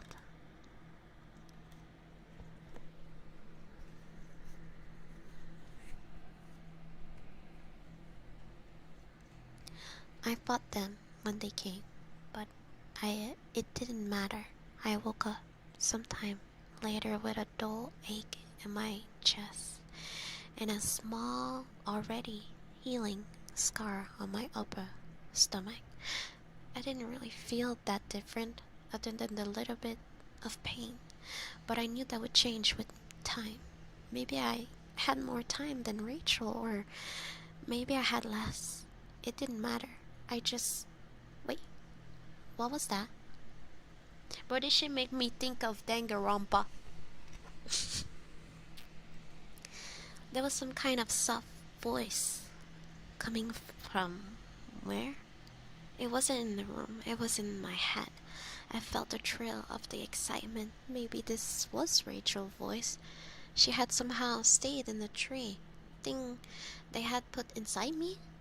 But no, I had never heard Rachel's voice. But I sensed this wasn't it.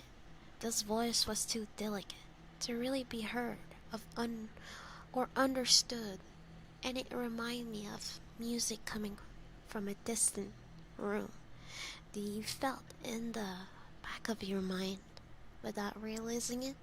It was a melody, a kind of song, but it wasn't Rachel's song.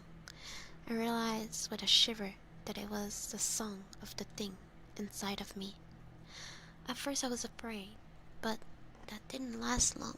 It wasn't trying to hurt me. I was trapped here, just like I was. But it started to sing. It was time for us to be free. I stood up and walked to the door, and as I did so, the light went on. The door in front of me clicked, and when I reached out and turned the knob in the dark, I opened easily. How was this possible? And if it could do this, why hadn't it helped Rachel get out? There was no answer, but there was also no time. I could already hear boots around the corners as the glow from flashlight began to light up the far end of the hall. They would drag me back in there, chain me up, or take this thing back out of me before we could get away. If I was ever going to get out, I had to be now. The voice was singing again, pushing me to go further into the dark, to run until we were safe. So I listened, and I ran. It makes me think of the end of Danganronpa 2. I don't want to say it too much because even though if you don't want to be spoiled for Danganronpa 2, bro, it's been out for years. Like bro, you're just asking for it, and like, but like using someone to put something in them.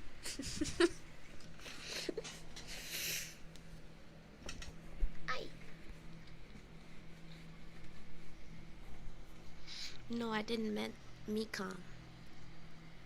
You where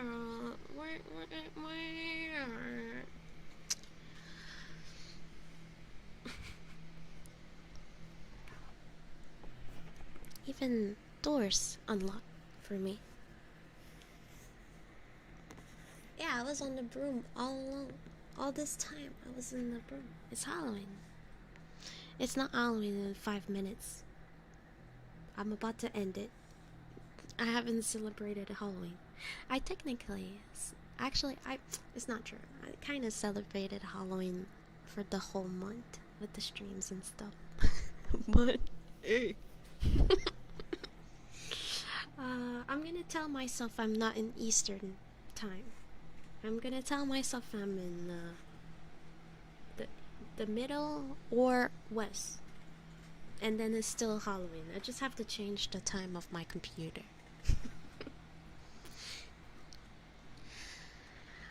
Alright, I'm gonna try to, even if you guys chat in the chat, I will try to read as much until I'm tired, then reply. I do really want to finish this story. And by looking the side, you know, like the thing that you see to like go down, it's still up there. It's not even at the middle of the page. Like I'm talking about the scrolling wheel. It's still not at the middle. So I'm gonna rush it a little bit.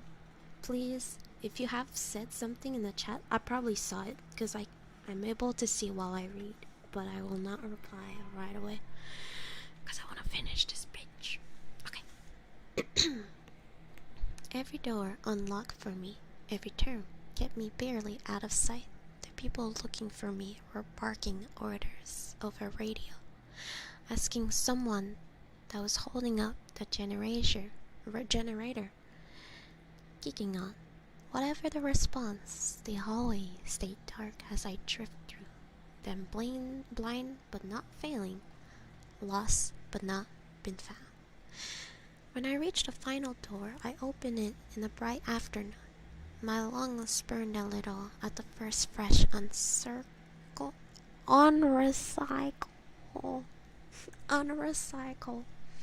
air. I had breath in a week. Blinking, I waited for the voice to tell me where to go, but it had fallen silent. I closed the door as I panic began to rise in my chest. All this, and I would get caught because I didn't know where to go. I was outside a plain brown building in the middle of nowhere.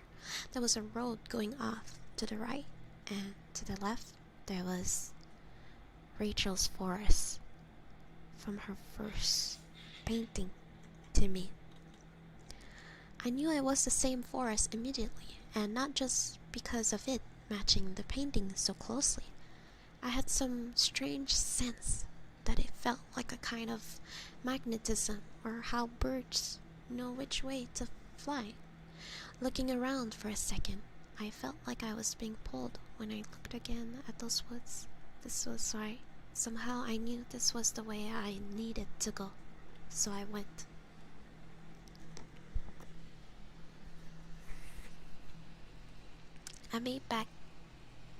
I had made it to the edge of the forest when I heard the noise of men coming outside the building.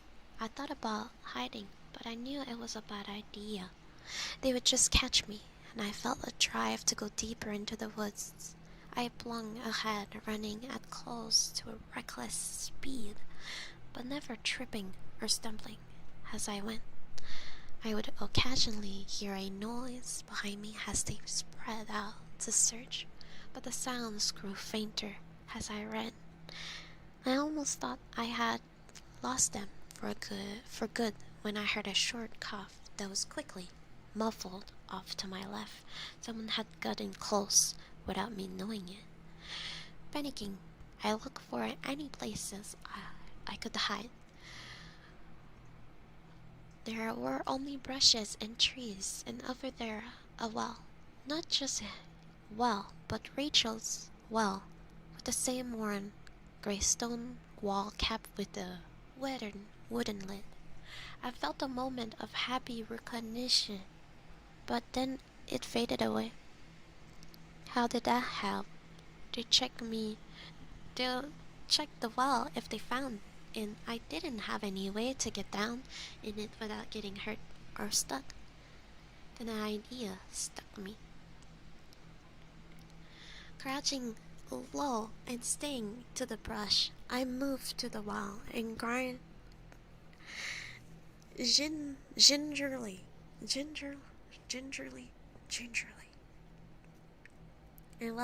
and gingerly push on the lid.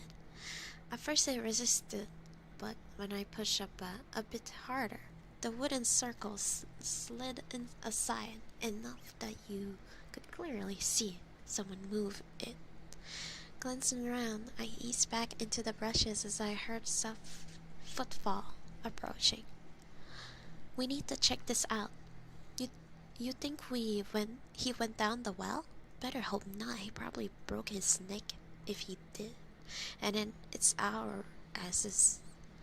I could see the two men approaching. Both of them were wearing dark body armor and carried assault rifle. The older of the two shrugged back at the other one. Better that than he was hiding in there, and we didn't check. Looking irritated, the younger man nodded. I'll look. He went over to the wall and shoved the wooden lid aside, causing it to clatter to the ground. Hitting a button on his rifle, a flashlight sprang to life on the barrel. He started to shine it down into the well as the other continued to look in other direction. I was worried he would see me if I moved, but I couldn't wait. I just had to stay calm, think slow, and move fast.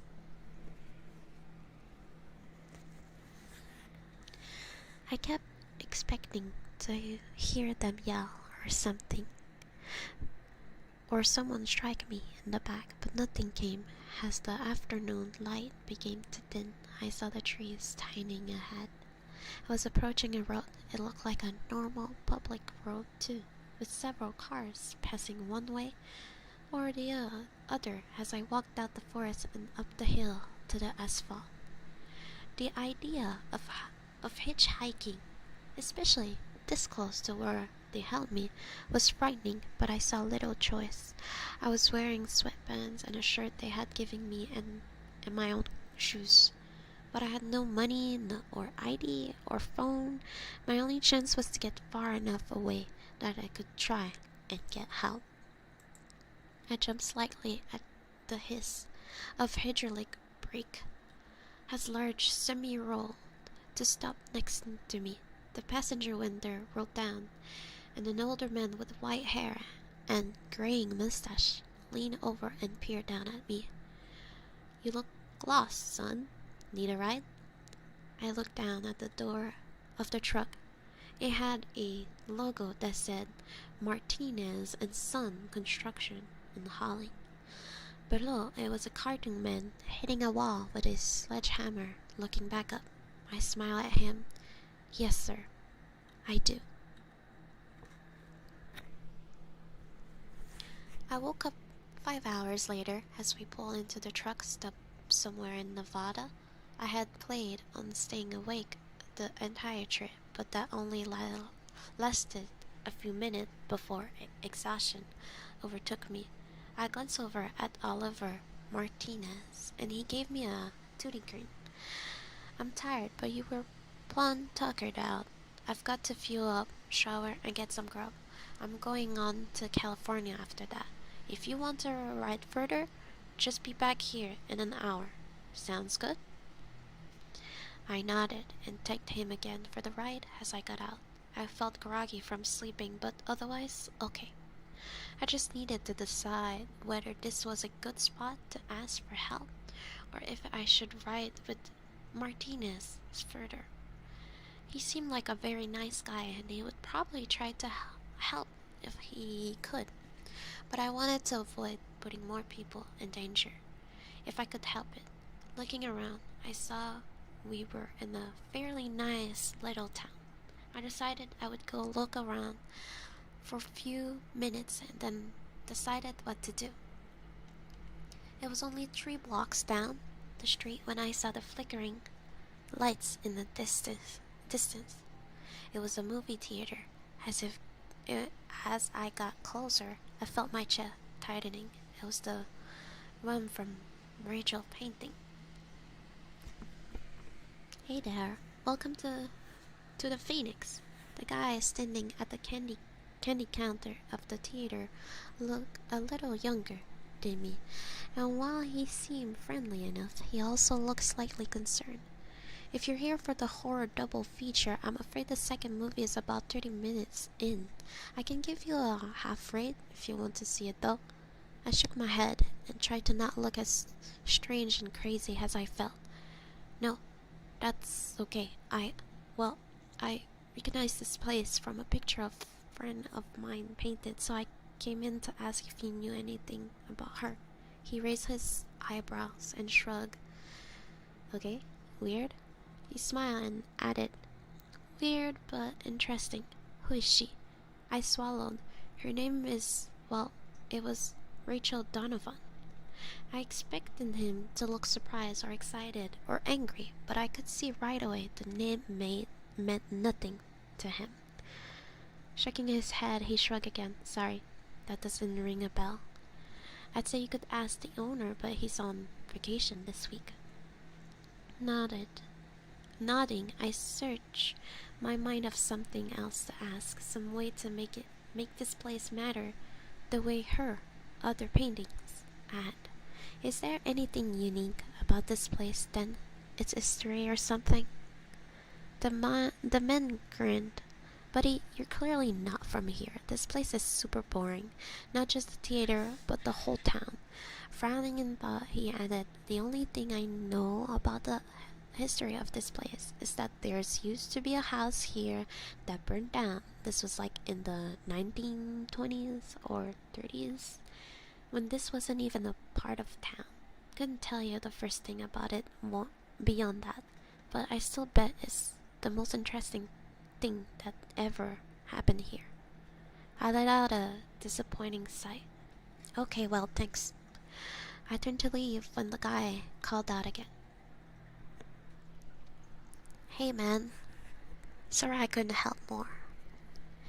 If you come back, I'll get you a discount on a movie. Half off. If I'm not working, then tell Marshall. I said it was okay. I waved and tried to smile as I head to the door with a heavy heart. Why did you lead me here, Rachel? What's here that will help? I was outside again, staring up at the theater's bright blinking sign as though they were going to give me some kind of secret signal. When I noticed movement out of the corner of my eye, there was an alley that ran alongside the theater and went behind it to something.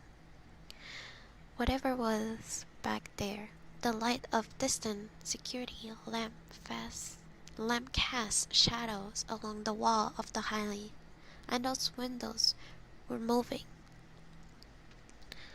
Instead of feeling afraid, I felt excited as I started down the alley. Rachel had led me here, and I just had to trust that there was a reason for it. Keep looking until the shadow were made by leaving blowing in some wind I couldn't feel. Is as if I got to the far end of the alley, I saw there was a small backyard behind the theater, surrounded by a chain link fence.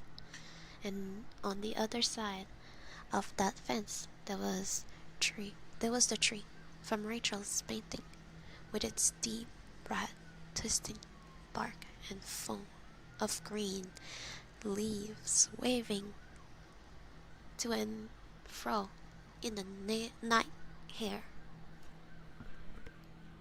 I felt a surge of warmth in my chest as this distant singing began again.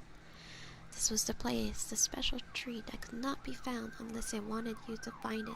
It sat at the edge of the small overground lot surrounded on all sides by buildings, and yards somehow forgotten, when whatever this land had once been was divided up, and despite... I'm sorry. People want to do crimes on Halloween.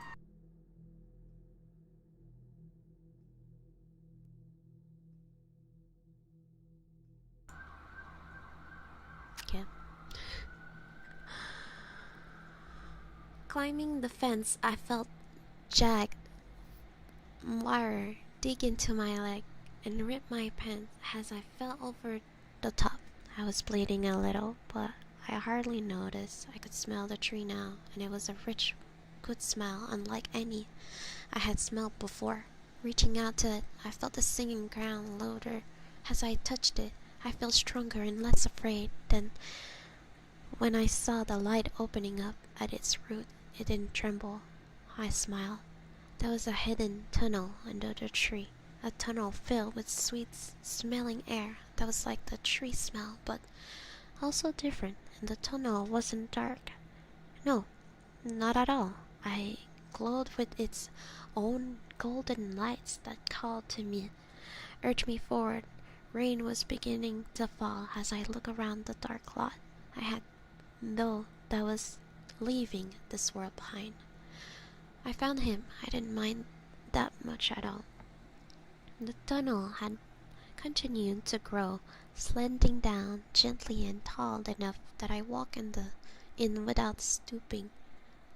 The roots of the tree went on and on, woven through the dirt walls as I went deeper. I looked back and saw the tunnel had closed behind me, but I wasn't surprised. The way forward was the only way that mattered. I walked for what might have been hours, but I never felt tired or hungry, and I never worried I was lost. Though I had no idea where I was or where I was going, still, I felt a surge of happiness and excitement when I turned a corner and saw something in the tunnel ahead. As I got closer, I realized it was a brick wall, but just as I began to think I had found a dead end, the wall faded away, revealing a dark room. I paused at the edge of the tunnel, looking out for the floor of what looked like a basement. It was empty, but in the light from the tree I could make out something scratching through the floor. It was a number 2.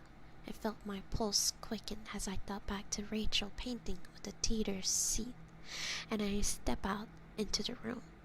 It was the empty basement of a house, and as I went up the stairs and opened the door, I saw that the rest of the house was empty as well. No light were on, but bright sunlight poured in through every window, and in the distance, I could hear what sounded like a small wave crashing on the beach. I wanted to go out and see where I was, but I forced myself to check the house first for any people or clues. But there were none. The house was utterly bare of any sign of people other than the numbered scratch into the floor below.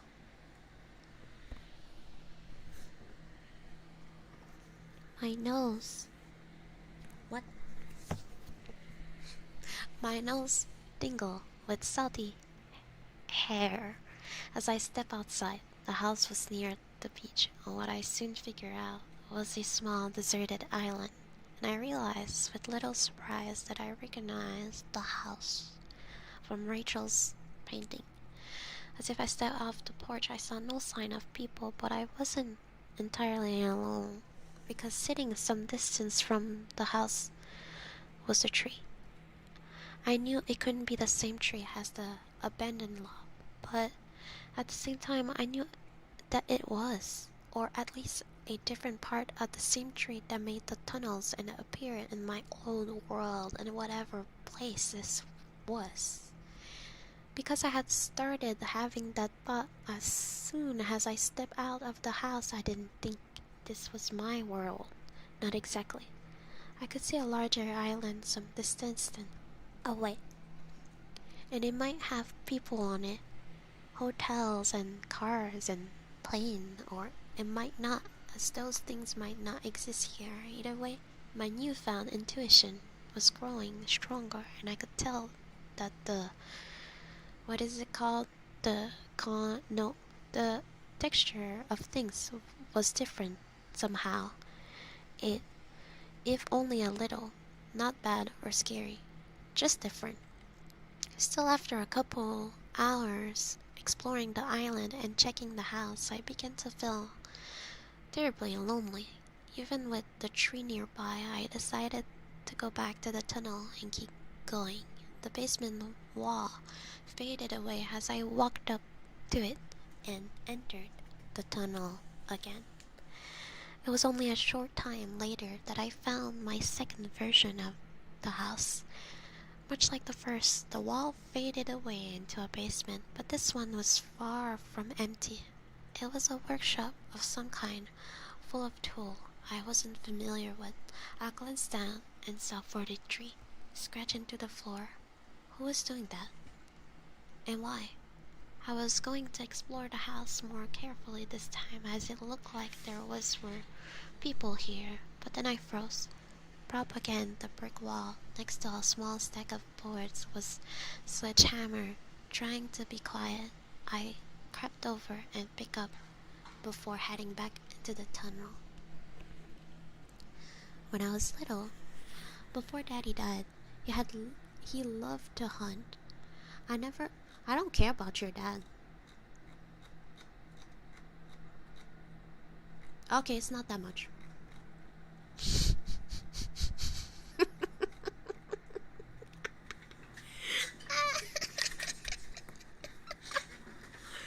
Okay, when I was little, before Daddy died, he had loved to hunt. I never went with him and didn't remember much of what he hunted. But I do know he had an old hound he'd had since before I was born. The dog had only loved him, him and being on the trail or something. When Rocker, his name was Rockefeller, got a scent, it was like he was in a trance. He would go and go this way and that, and to look at him, it looked like he was having a fit, both losses and certain at the same time. But whatever Rocker knew or didn't know, he always found what he was looking for. I felt like Rocker now. I was moving faster and faster, and I went down the stern, and that. I felt like I was on the trail of something or traveling on memories I didn't have. Gripping the sledgehammer tightly, I could hear the rising hum of the distance music in my head as I turned the last corner, and then it felt silent. There was another brick wall as I approached. It fell away. It was another basement room, but this one was much smaller. It contained a table, a cloth chest, and an old metal bed that had been broken apart. At the far brick wall, a woman was using one of the middle legs from the bed to attack the wall and whatever lay behind it. I felt my head begin to swim as I looked at her from behind, and as she turned to look at me, eyes widened with surprise and fear. I felt the sledgehammer slip into my grip as I stumbled back against the now solid wall. I could barely breathe at all, but I managed to get out a single word. Rachel? The woman looked at me, her expression less fearful, but still guarded. She had the bed leg partially raised in warning. Yeah? Do I know you? Why can I click on this?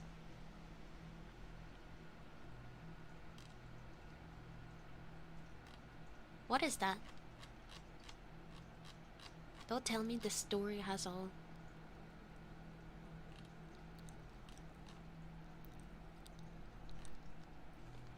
I don't know what that is.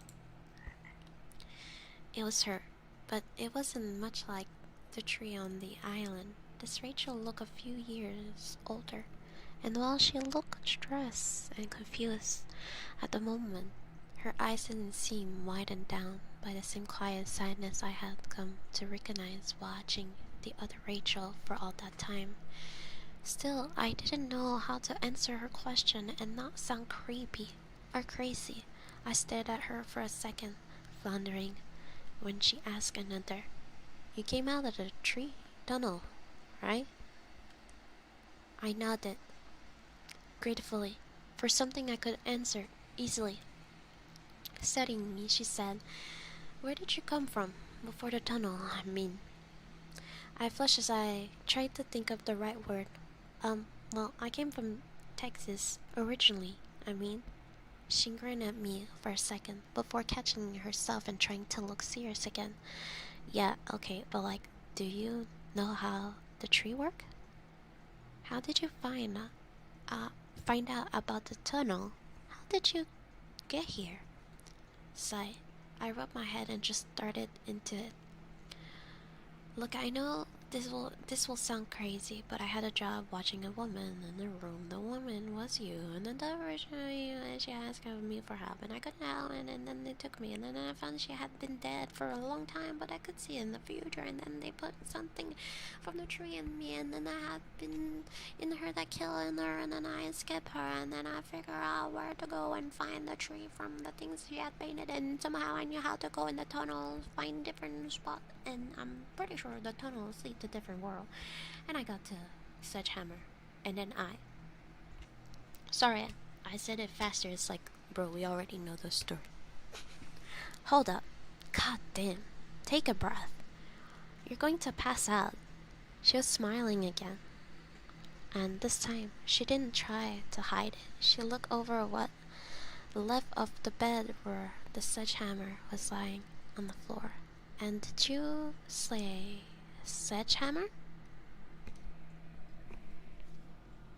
Whack. So yeah, I believe you. Whack. I've been in those tunnels too. My ex-boyfriend tricked me into moving here so he could tie me to the tree in his place. Whack. Well, not tie me to the tree directly. Take his place as what? The tree's buddy or something? I don't really know. It's all pretty fucked up and I don't understand all of it. Whack. But what I do understand is that the fucker walled me up in here. At first I thought I could just pry loose some bricks over time, but nope. He put a layer of concrete on the outside this time. Good old Phil or Justin or whatever. I mainly think of him as a fuckface now. Whack. This is taking forever. I step up and put my hand on the sledgehammer. Let me do it for a bit. We can take turns.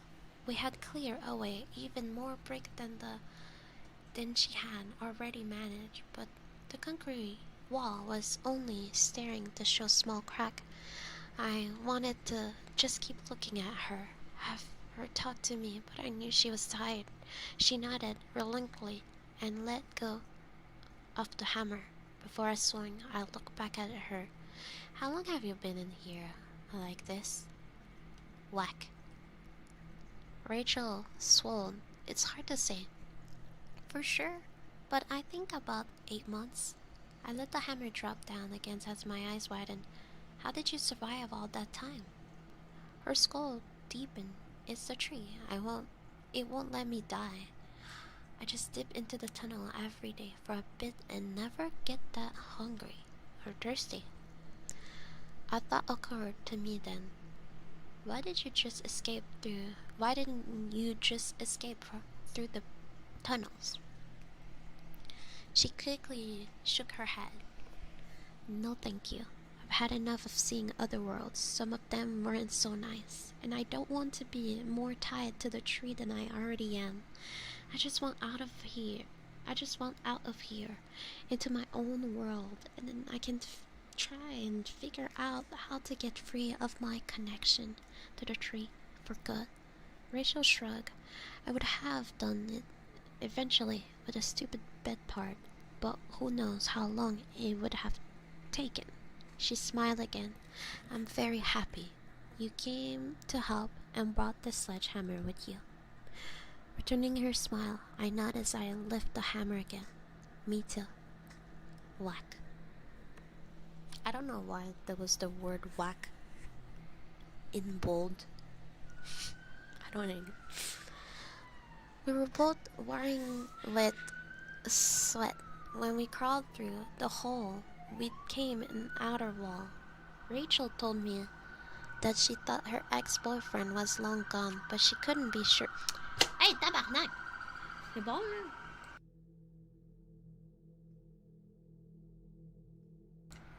Why people like to do crimes on Halloween? I don't think it ever been this bad. Like, bro, come on, stop that shit.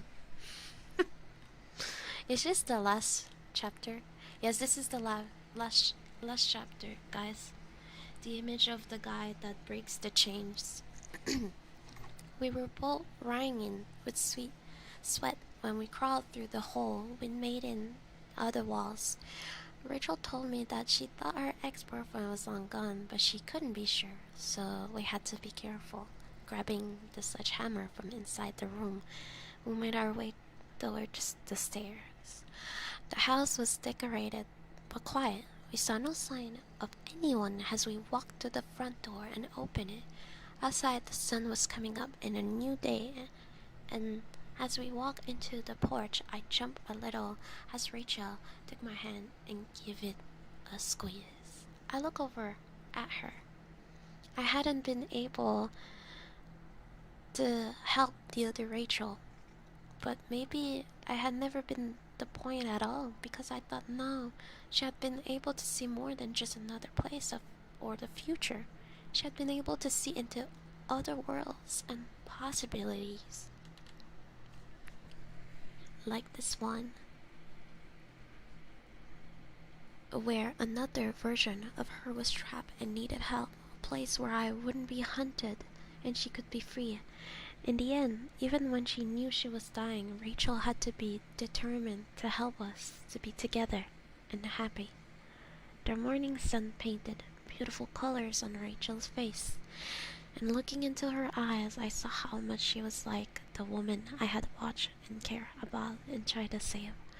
The woman who, in the end, had saved me instead. I wanted to tell Rachel so many things, ask her so many questions, but all that could come later, squeezing her hand back. I walked with her away from this house.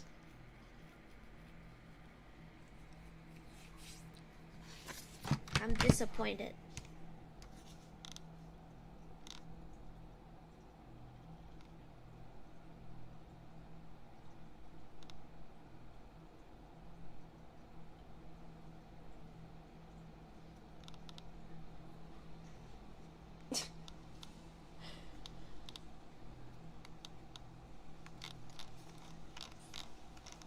before. This was too long.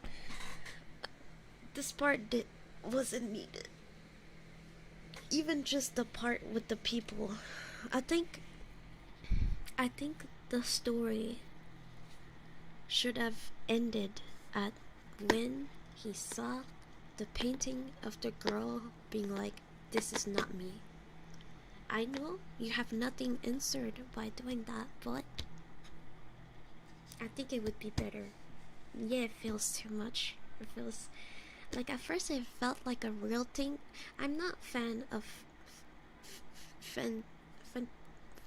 how do you say that in English? Fantasy. I'm not fan of fantasy. I like fantasy if it's well written.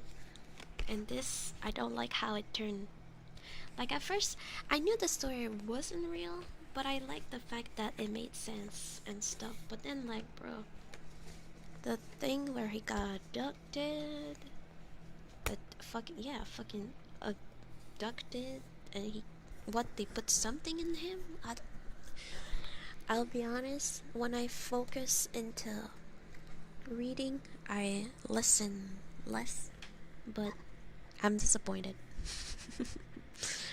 At least I definitely think the final part should not have exist. And actually, look, when I started to read it, at midnight 38.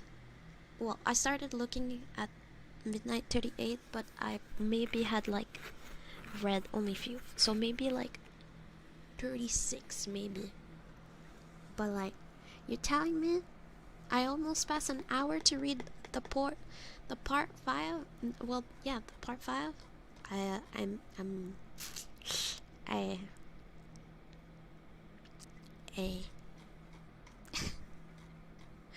like, I like the I like the beginning of everything. That one was cool. Like, where they were like nobody wanted to talk to him. There was this intrigue that was interesting, and now it just became this weird sci-fi. I don't like sci-fi. Well, it's not that I don't like, but it's rare for me to enjoy sci-fi. Let's say it that way. I think overall it's just a universe that I'm not too much into it. I'm not too much into like technology.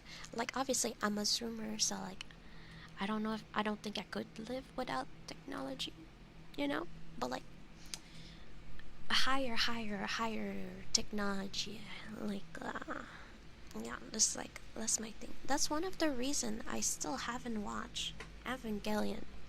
I know parts of it. I'm fine. I know parts of it. I don't need a reminder. But I don't know. I'm scared that I won't like it just because of the whole mech thing. Like, it's just not my cup of tea. Cup of tea. Cup of tea. Cup of tea. Okay.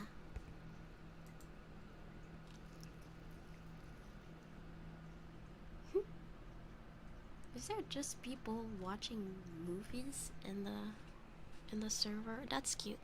I like when people hang out together. But yeah, that was definitely a story. That's something we can say. That is a story. That was definitely a story.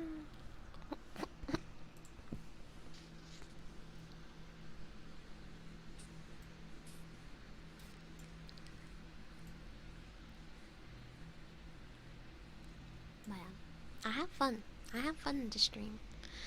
I'm happy because I was somewhat scared. Cause I think last year I did ASMR on Halloween or close to it, and it did not. I wasn't proud of this one. I maybe drank a little bit too much, and let others mislead me a little too much. And I knew this wouldn't happen tonight, because I am so different. People don't want to believe it. they think I'm the same person as a year ago. If I told you everything that happened this year, there's no way for me to be the same. It's impossible. I am the new person. So yeah, I knew it wouldn't happen, but I was like scared a little bit that maybe some people would be joining the stream requesting for that. And you know what? When I look at my numbers, well, there's moments where I had numbers that I usually do, but if I look a little bit, it was more chill. There was less people than before, and I understand that. I was not expecting, but I hope that no one was expecting that of me to do something similar as last year. And I'm happy because it was a way for me to see my relation with, I guess, ASMR, because the other ASMR stream that I had wasn't something that I'm proud of at all. And I didn't mind it. If I stopped completely ASMR, I didn't mind it. And when I did the schedule today, it was definitely like a part of my brain was like, really, we're putting ASMR? But you know how I joke all the time about how I hate it, and I think what I hate is just how overly sexual it is. And not just because you're doing mouth sounds. Sometimes you're just doing something super chill, and there's still gonna have someone that's gonna, I don't know, have their dick out. No, but I had in my past some experience, and I swear some of those ASMR enjoyer, they get excited for really anything. Really, I'm sure it's a thing. I'm sure it's a thing. Okay, I'll give an example. One time, before I was active, I guess I was acty, but I was a young acty. I had a ASMR video, and the ASMR video had like glass tapping. It was a tapping video. I was just tapping a bunch of stuff. So glass tapping, hair tapping, and just tapping ASMR. And the reason why I say there's fucking people into anything is that I understand the people who are getting excited with mouth sounds and stuff like that. Obviously, if someone make a mouth sound really close to you, I see it why some people would be turned on or whatever. But on that tapping video, someone commented in Russian. I don't know if I needed to say that, but it was in Russian. I don't know exactly how it said it, but they were basically saying that they finished. And I was like, wow. To the glass tapping? Or like the book tapping? Which tapping did you like? Was it the ear tapping, right? Or the hair? Was it the little toy tapping? Is that the thing that made you finish? No, I'm serious. I think there's really some hardcore ASMR fan. Like, I think it might be like one of their fetish. I think it might be something. Cause like I said, mouth sounds and everything. I understand. I can hear it. Everybody hear it. When even people who doesn't know anything about ASMR, they hear it. They're uncomfortable. We all know. But we gotta stop acting like this shit isn't sexual. Like, we all know. But like the tapping, like this, like doing like that made you finish? Okay, that's a whole level, a whole different level. Anyway, I'm saying a silly story, but reason, yeah, that's one of the reasons. I just didn't want to have that, and I was having a risk, especially on my favorite day, because at that point I didn't know what to do for Halloween. I'm sorry, and it is my favorite day, and it is weird that I know I didn't know what to do on my favorite day. But yeah, I didn't know exactly what to do on my favorite day, and I felt like I really tossed a coin by ASMR. Obviously, it's not hardcore ASMR. People who are really fan of ASMR, they would be like, "Why are you speaking so loud?"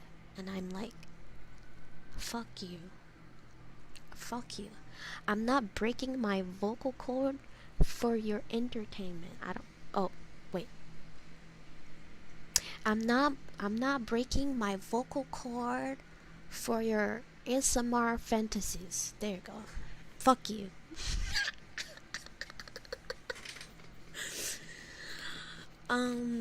So yeah, anyway, I know this wasn't so ASMR, but the fact that I had the mic and everything kinda like put me back into it. I'm not saying that there's gonna have more ASMR, but I do wanna try to have a ASMR again. And obviously it being forward with I'm just doing triggers, because when I was trying to see like what sounds make, it's true, I'm not a ASMR fan. I don't listen to ASMR on my free time at all. I don't. I'm a fucking grifter. Say it. I don't care. That's why I don't do it anymore, because I know I don't.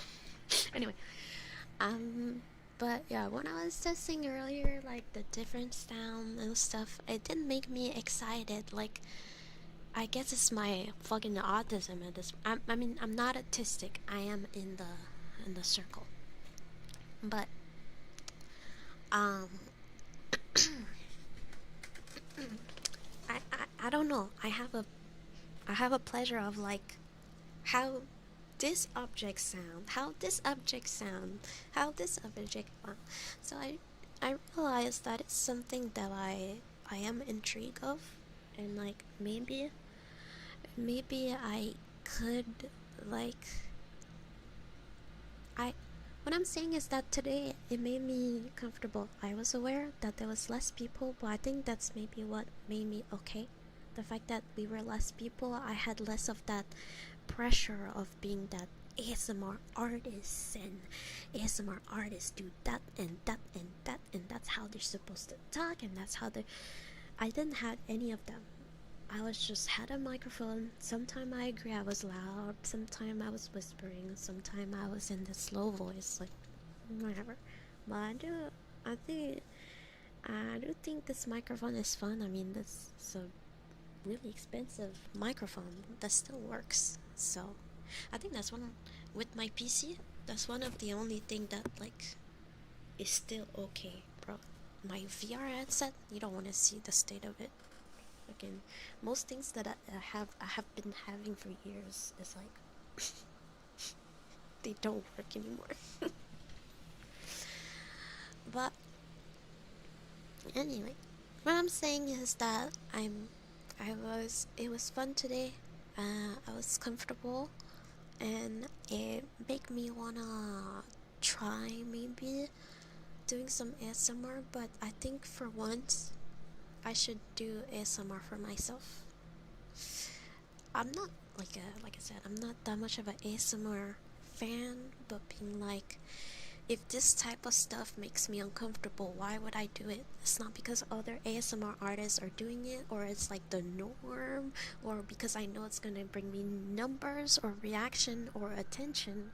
It's not because it's the way it is that I have to do it this way. And I think that this thing of I don't know. I have lived a lot of stuff, and I think my brain was like maybe too serious about it, cause I did ASMR not often, but every time I did it, I was planning, so it's something that is like, I wouldn't say clickbaity, but like interesting, like that is like, ooh, that like this special aura, which I feel like I should just do like what I like.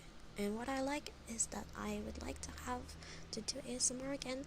I don't know when. it's not gonna.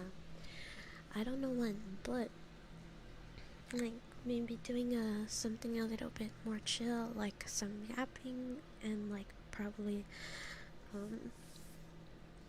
like objects and stuff, and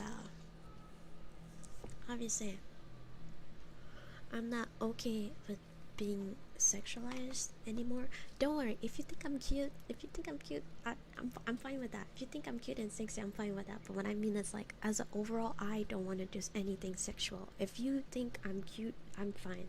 Like, it's not me having, you know. So I would like to have like streams that doesn't feel like I'm sexualizing myself, that I would like.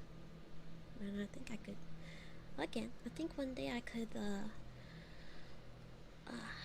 I would do it again. I would definitely try it again, and I don't mind. I shouldn't mind actually if there's less people, if it's not a popular stream. I should, and actually, the type of ASMR that I'm thinking about, I know it's not the one that is the most searched for, so if there's less people, I'm not really gonna.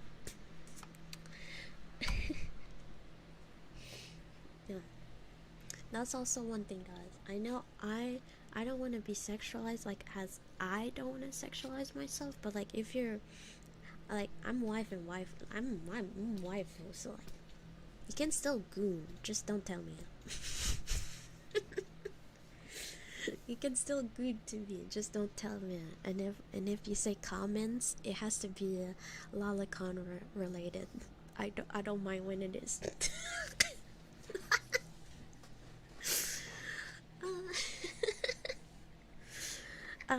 But no, no, this stream was fun. This stream was fun. I liked it. I like reading stories, and I think I got better at reading. I think I got like some type of trick to read. I've been reading less fast. Reading less fast allows me to see the sentence ahead before I say it, so it's way much more easier for me, because I can see the phrases ahead, and I can like plan on saying something or something. And yeah, that's it. I don't think there's more trick. I'm just talking slower.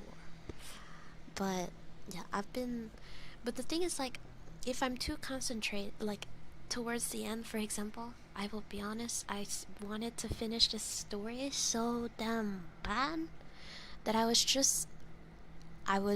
in the zone out and reading, and then at some point my brain was like, wait, I'm like reading without even like tongue twister or like which happen often to me.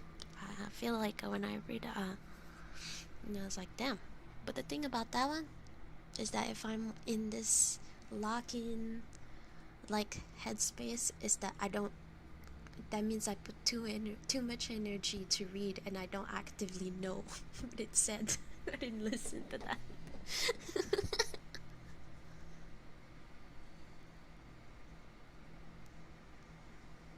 Yeah, and past member reading stream was fun.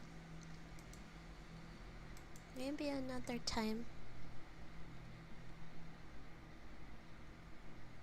I'm happy you guys like my voice. I'm sorry if there was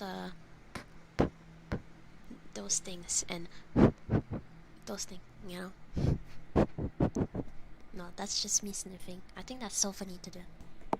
I think that's one of the funniest things.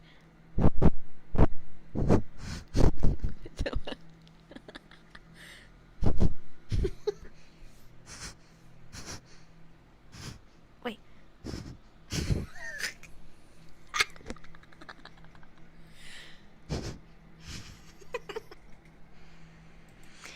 But yeah, anyway, I just wanted to open up because I just feel like I've been seeing often how I'm not interested in ASMR, and I think mostly it's just like I'm not interested because I had this whole vision of ASMR has to be like that's what the ASMR artists do, and that's how they speak, and they're like super sexually and whatever, and it feels like, oh, that's how ASMR gotta be. Well, I don't want to be that. And then I know it's not hard to realize, but sometimes when you're in the content area, your brain even though you want to stay to your values, your brain's still gonna be like, oh, this could bring views, and it's like, oh, whoa, whoa, whoa.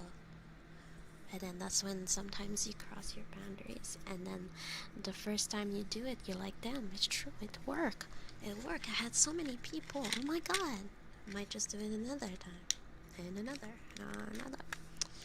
But I think if I just focus on what I want to do, which would probably be yapping and like objects tapping, and like I like phones, like, oh no, glasses. Did you have glasses ASMR? Glasses ASMR is like the best. I cut my nails yesterday, guys, by the way. But wait,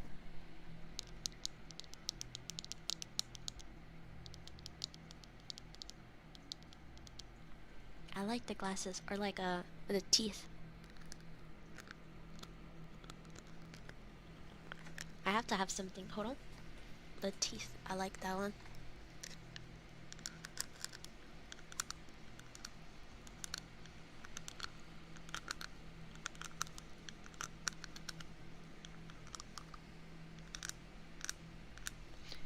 There's plenty of things you can do.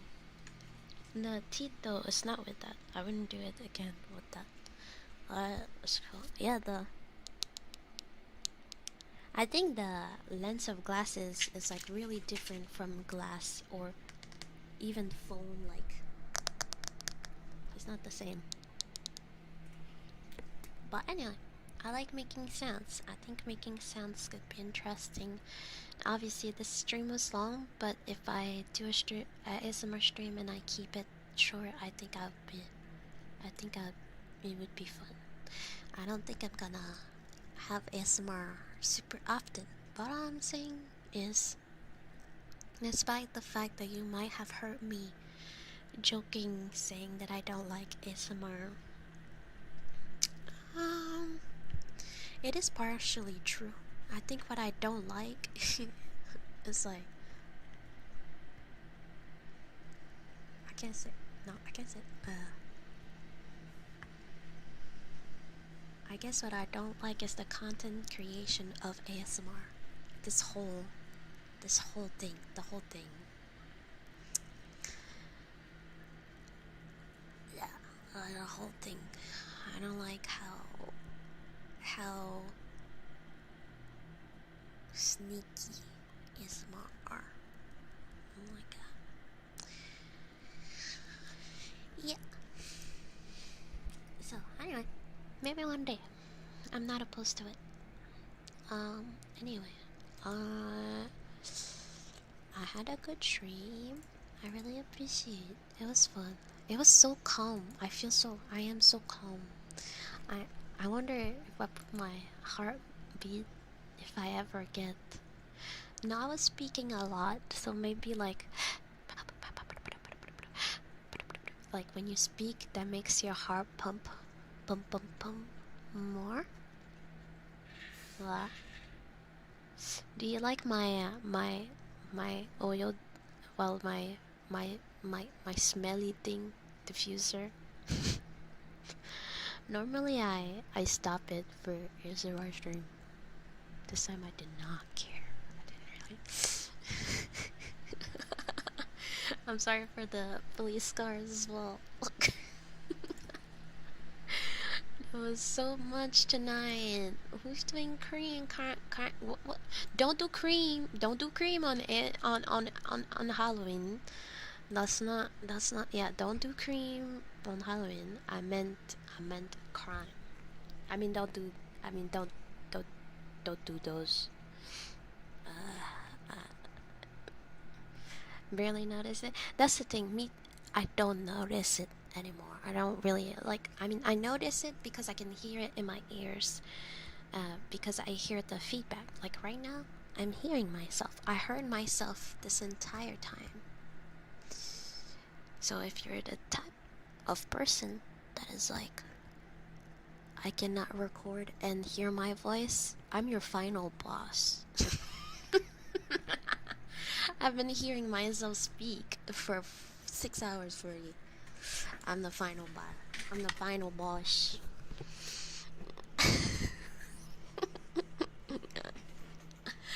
Like that? Like close? Like really?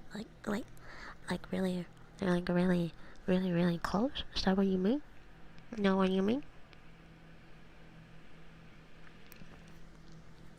Yeah.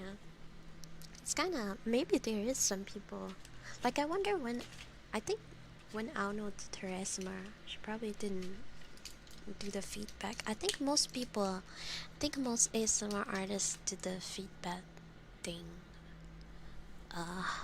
I know when I first did that, it was hard because it's really hard to speak when you hear your voice for like 0.5 second after. I wouldn't be able, and right now, I'm able to speak, but like music, don't ask me to sing a song. I will be able. That's something I know I have a hard time because I can hear myself. But yeah.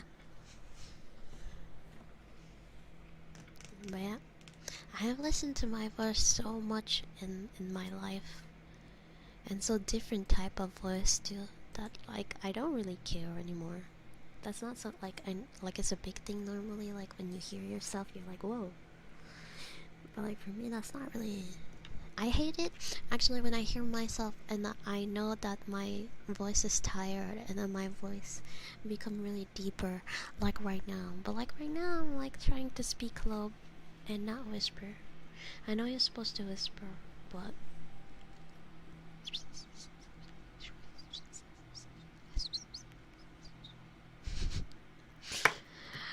I cannot whisper for too long. I cannot whisper for too long. Because when I whisper for too long, well, it hurts my throat. I have nothing to tell you. That's something I wish I could have done. I wish I could, but I'm not able to do it a long time. It hurts. Yeah, the thing with whispering is like sometimes it goes like, and like there's no pop filter in this bitch, so.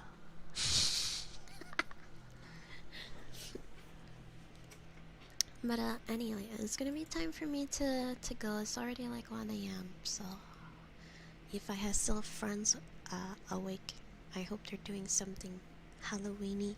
If they're not, you know what? I'm gonna go play Dead by Daylight or something. Don't care. I do wanted to get myself food, so maybe I should get food. Maybe I could do that too. I'm gonna do something spooky. A spooky night. It's still Halloween for me. I don't care that we're November. We're not even November. What the fuck? Damn.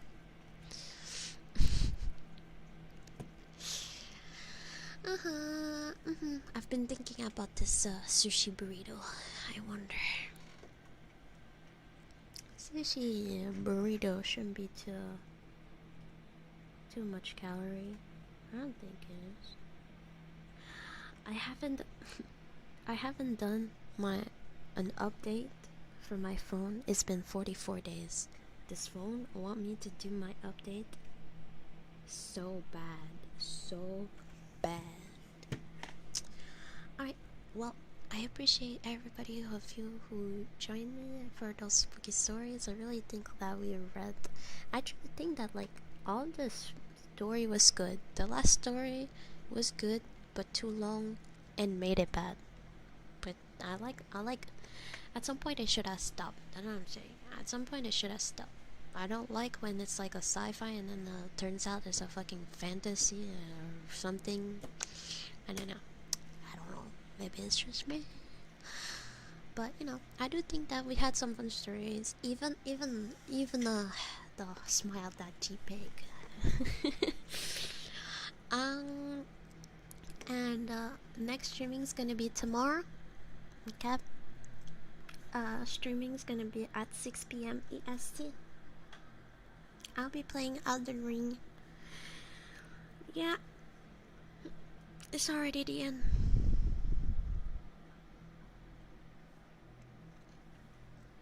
Can you believe it?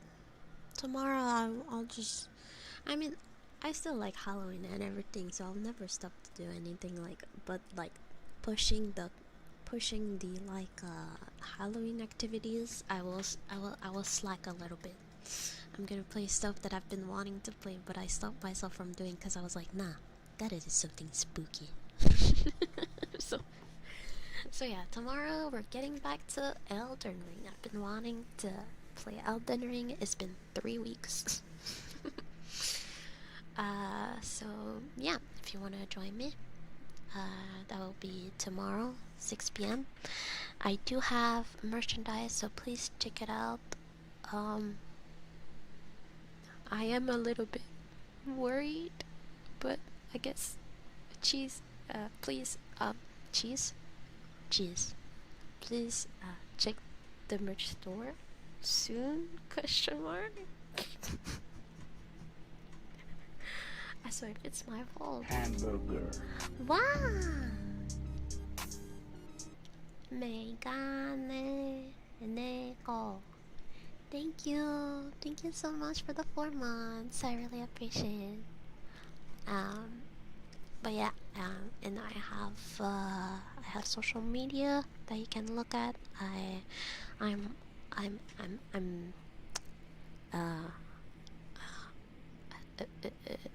active.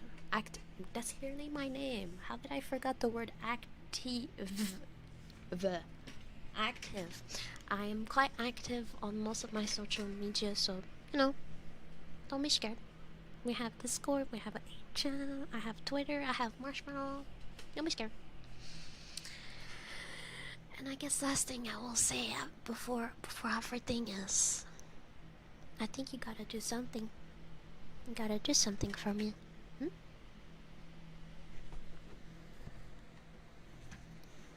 Hmm?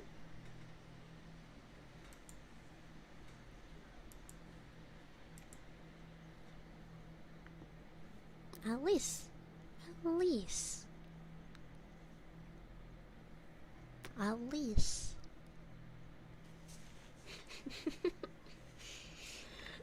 least.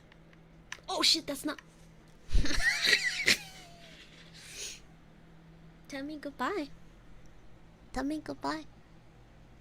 Say, goodbye. Acty Halloween acty. Because I want to stay true to I said this is for Halloween. We're no longer Halloween. So tomorrow, I won't be there. Hmm? You're supposed to say bye. You're supposed to say bye to me forever. You're supposed to say bye. Forever.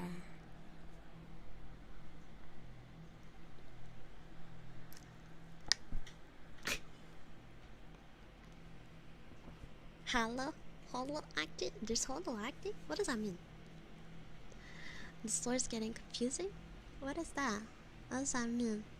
No, I'm just saying I won't use this Halloween model ever again. Like, you guys should say bye or something? Like, no? You guys didn't like it? Like, what we had this month?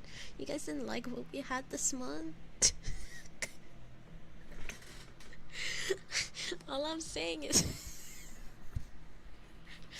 I'm giving you some... Oh yeah, oh yes. Ah yes, my failed experiment. I mean, I'm doing this for you guys so you can have like a last look or a last goodbye. Because if it was just me, I would already be gone. Literally, I'm buying some time so you guys get it. This bottle will not exist forever, ever. Forever, ever. I'm not gonna...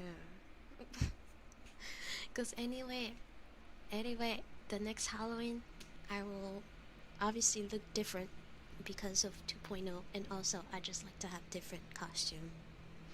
That's why I wasn't in Jiangxi this year. So yeah, I'm gonna say goodbye.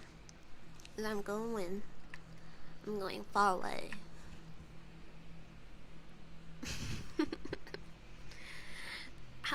this model definitely helped me with I don't know, like with the whole process. So I will probably update my current 3D model to have expression, at least now that I figure out how to do it properly. And like, you know. So OG, well, OG, like 3D OG, quote unquote, the one with the rendoresu. If I do 3D, that will be her, but that won't be me. It won't be me.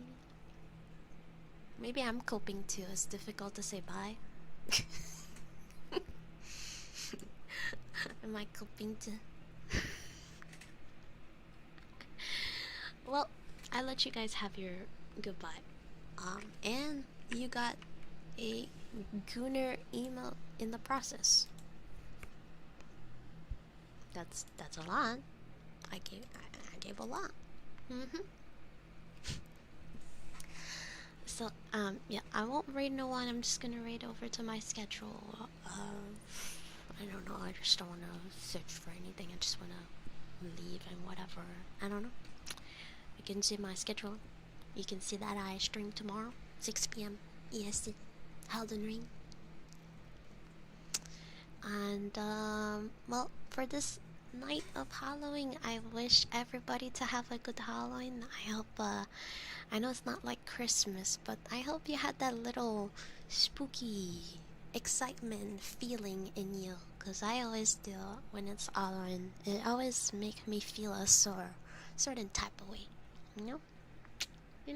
So I hope if you didn't do anything for Halloween, that's okay. Me too, except the stream, I guess. It's okay. You just gotta have that spirit in you, and it's fine.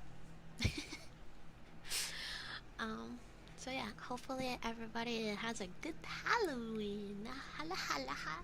Halloween. And I'll see you guys tomorrow.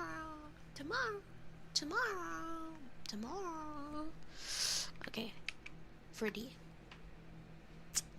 I'm gonna miss. I didn't use it often because I most of the time I was using this model on my second laptop, and since I don't have the keyboard, it wouldn't do the expression. But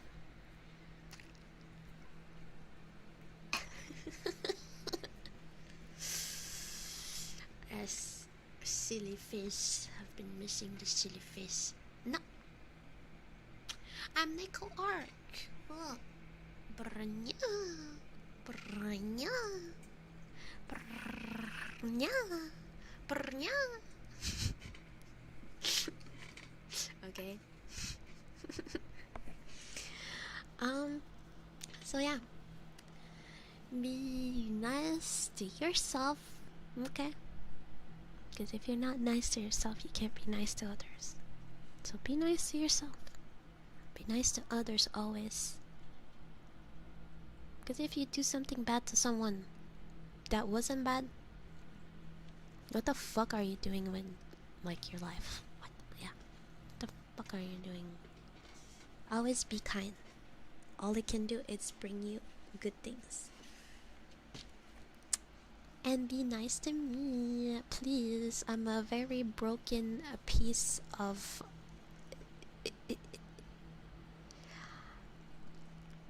a cell. Yeah, a piece of cell, flesh, blood.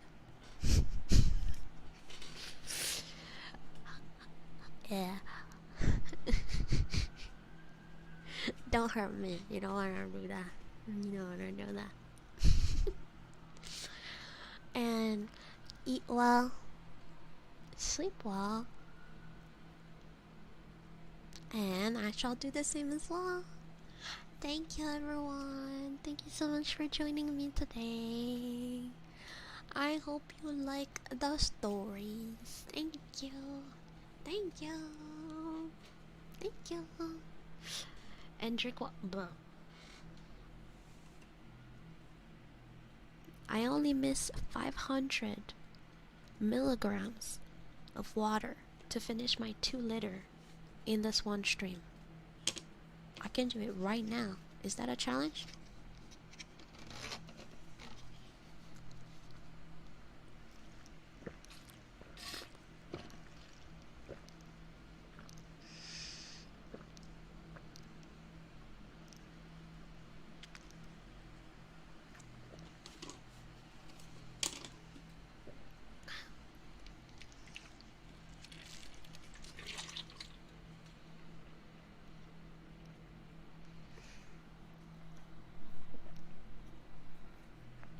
Waterboarding is the way to live.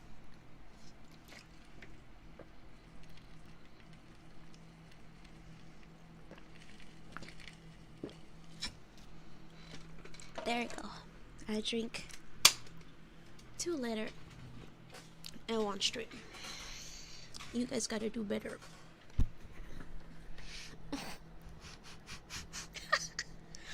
Okay, that was okay. Bye.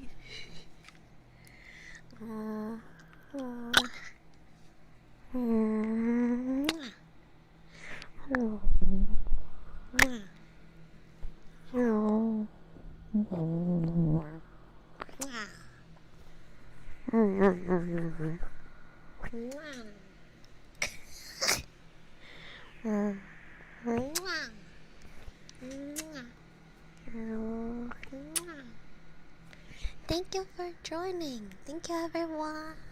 See you tomorrow for the Elden Ring. And if you have stuff to share for Halloween, I saw so many. Well, I don't know so many, but I saw many pictures on Discord about people's Halloween. So feel free to share. I love that. I love Halloween. I love.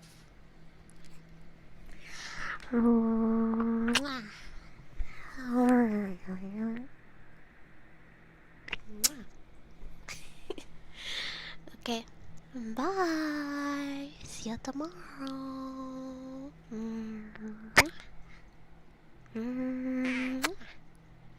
Bye.